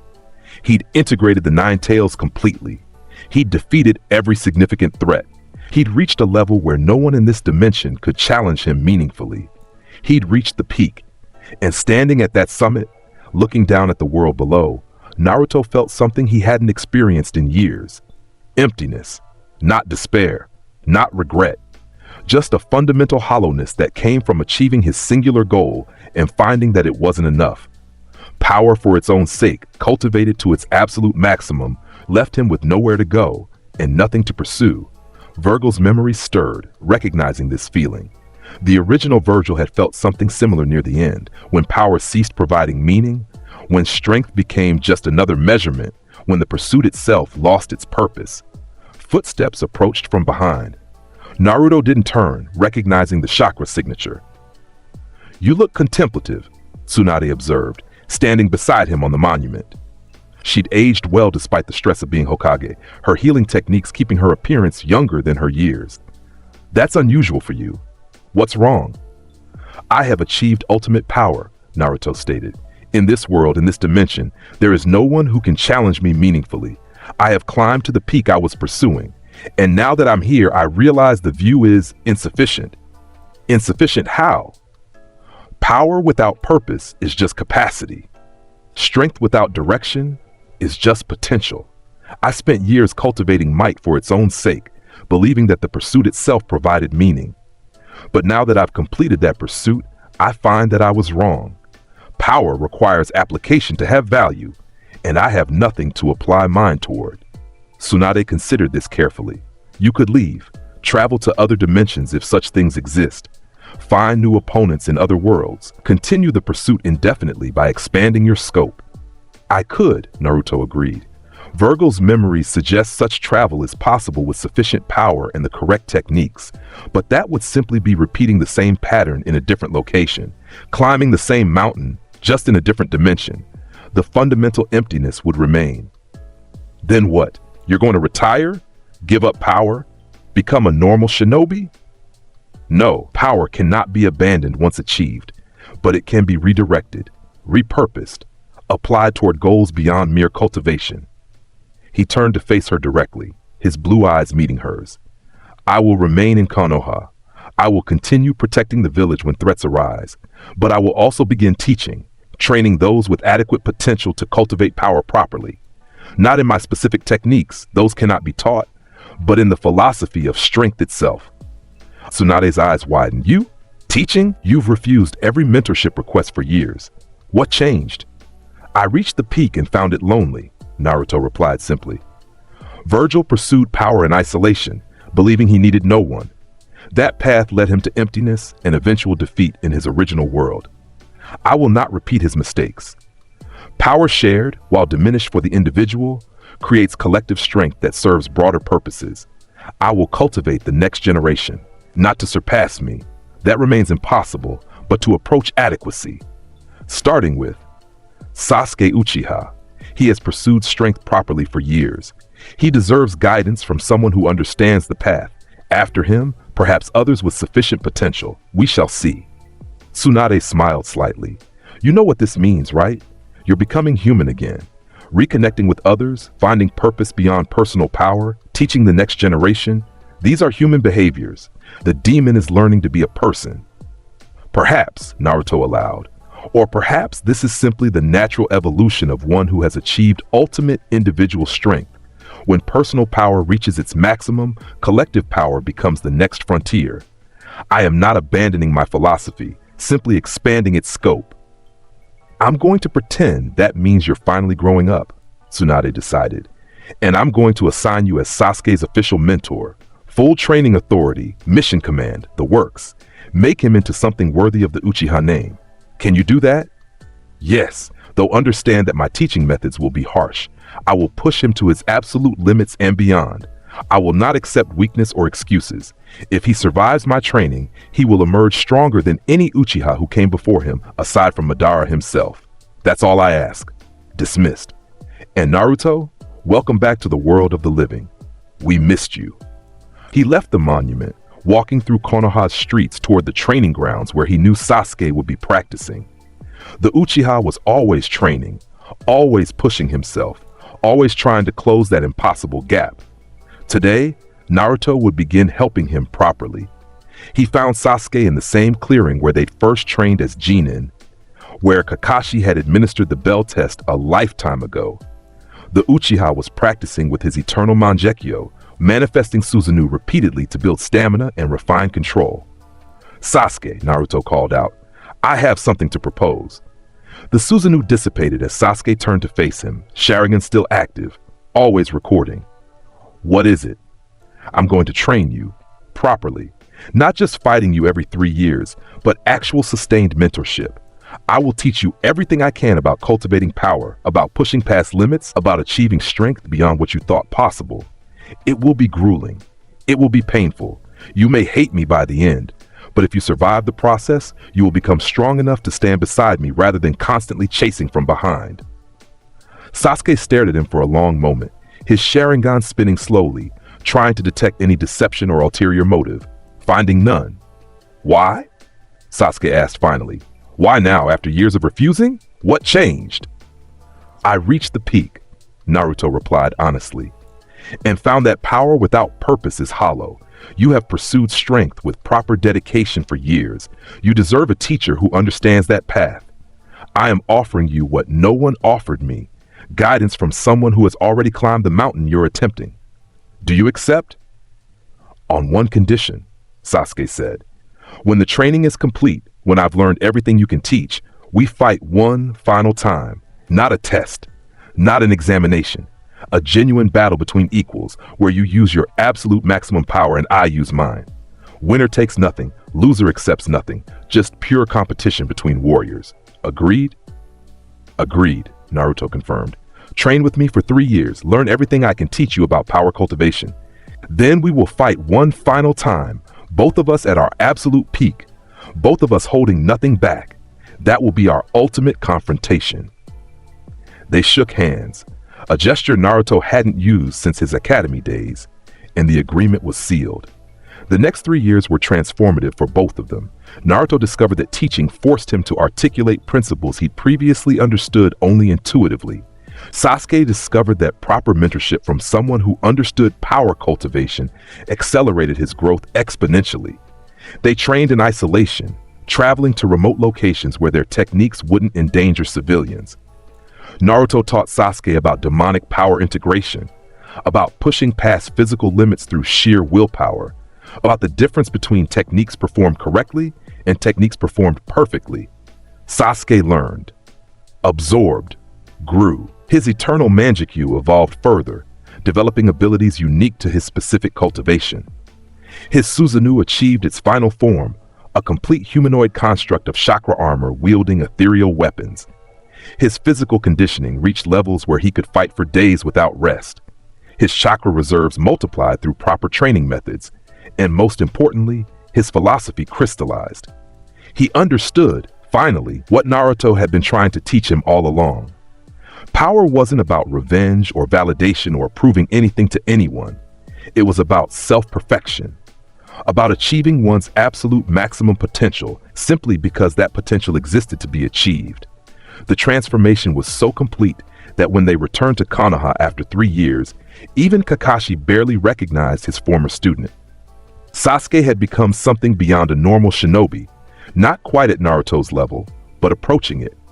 Close enough that the gap between them had finally narrowed to something measurable rather than infinite.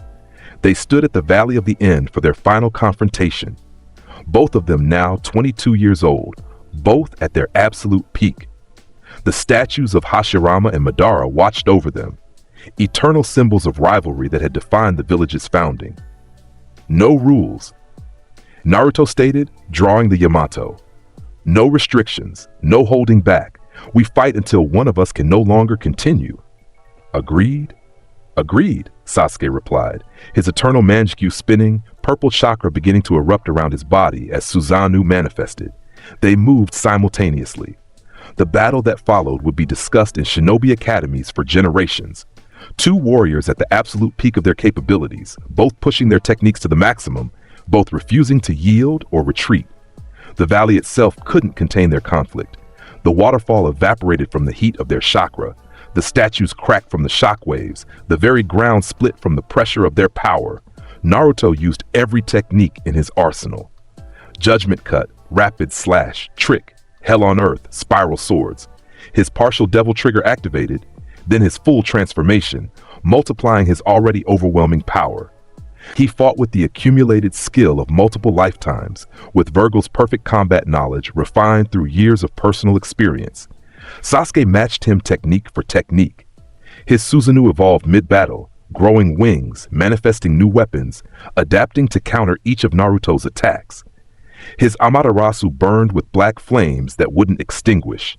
His Kagutsuchi shaped those flames into weapons and shields. His original techniques, developed through 3 years of mentorship, surprised even Naruto with their sophistication. They fought for 6 hours straight, neither gaining a decisive advantage, both too skilled to make fatal errors. The landscape transformed around them, the valley becoming a crater, then a canyon, then something that barely resembled its original geography. Finally, simultaneously, they both collapsed from exhaustion.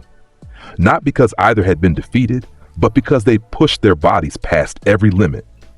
Sasuke's eternal manjikyu bled continuously, his chakra completely depleted. Naruto's devil trigger faded, his demonic energy reserves drained to nothing for the first time ever. They lay on opposite sides of the destroyed valley, both conscious but unable to move, both staring up at the sky as rain began to fall. Draw, Sasuke gasped out, coughing blood from internal injuries. We tied. Yes, Naruto agreed, his voice equally strained. You have achieved adequacy. The gap is closed. Well done, Sasuke Uchiha. Couldn't have done it without your training, without someone who understood the path. Thank you, Naruto. They lay there until Anbu arrived to collect them both, alerted by the massive chakra signatures and environmental destruction. Medical teams treated them for weeks, healing injuries that would have killed normal shinobi 10 times over. And when they recovered, they found the ninja world had changed. Their battle had been observed by long-range sensors from multiple nations. The sheer scale of destruction, the techniques displayed, the power both warriors possessed, it had redefined what was considered possible for shinobi. Villages updated their threat assessments. Bingo books added new entries.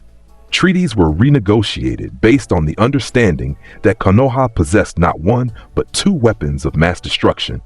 Naruto and Sasuke became co-protectors of the village, both operating at levels that made traditional rank distinctions meaningless. They took missions together sometimes, operated independently other times, but always with the understanding that they'd achieved something rare in shinobi history. Genuine equality between rivals who'd started at vastly different levels. Years continued to pass. Naruto turned 25, then 30. His power stabilizing at its peak rather than continuing to grow. He'd achieved the absolute maximum possible in this dimension, and rather than seeking new worlds to conquer, he focused on teaching.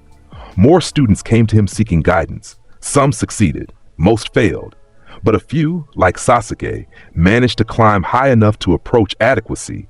He never completely abandoned Vergil's philosophy. Might still controlled everything, power still mattered most, strength still defined worth. But those beliefs became tempered by understanding that power had no meaning without purpose, that strength without direction was just capacity, that achieving the peak alone simply meant standing in isolation. So he built, he taught, he protected. He used his overwhelming power not for personal glory or endless cultivation, but for creating conditions where others could pursue their own strength safely. It wasn't the path Vergil would have chosen, but it was the path Vergil's reincarnation discovered after climbing high enough to see the bigger picture. On his 35th birthday, Naruto stood on the Hokage monument again, looking down at Konoha. The village had grown, prospered, that thrived under the protection his power provided. Sasuke stood beside him, the Uchiha now co-Hokage alongside Naruto in a dual leadership structure unique to their village. Any regrets? About the path you chose? About tempering Vergil's philosophy with humanity? No, Naruto replied honestly. I achieved ultimate power and found it insufficient. So I discovered what came next. This is simply the natural evolution of one who has climbed past individual limits to find collective purpose. I am still Vergil Sparda, still pursuing might above all else. But now I understand that might can be shared without being diminished. That power cultivated in others amplifies rather than diminishes my own. That strength without purpose is just potential, waiting for direction. You've changed a lot from the genin who defeated me in the bell test. I've refined, evolved, achieved my peak and discovered what lay beyond it. But fundamentally, I remain the same. Power still controls everything. I simply expanded my definition of what power means. They stood in comfortable silence, watching the village below. Two warriors at the absolute peak of their capabilities, now using that strength to protect, rather than merely to accumulate. The storm had approached. The blade had cut through reality. And at the summit of absolute power, Vergil's reincarnation had finally discovered what truly mattered. Not power for its own sake, but power with purpose, strength with meaning. Might controlled everything, but it was the choice of what to control, what to protect, what to build, that gave that might actual value. This was the final lesson. The ultimate truth beyond even Vergil's philosophy. Power was important, but purpose made it meaningful.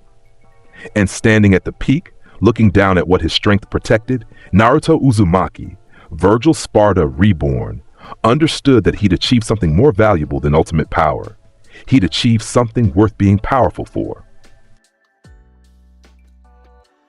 If you enjoyed seeing the Dark Slayer rise within the leaf, show me your motivation by smashing that subscribe button. Join the Brotherhood so you don't miss the next part of this legendary saga. The storm is just beginning, and we're finally hitting the jackpot. Stay tuned for more power.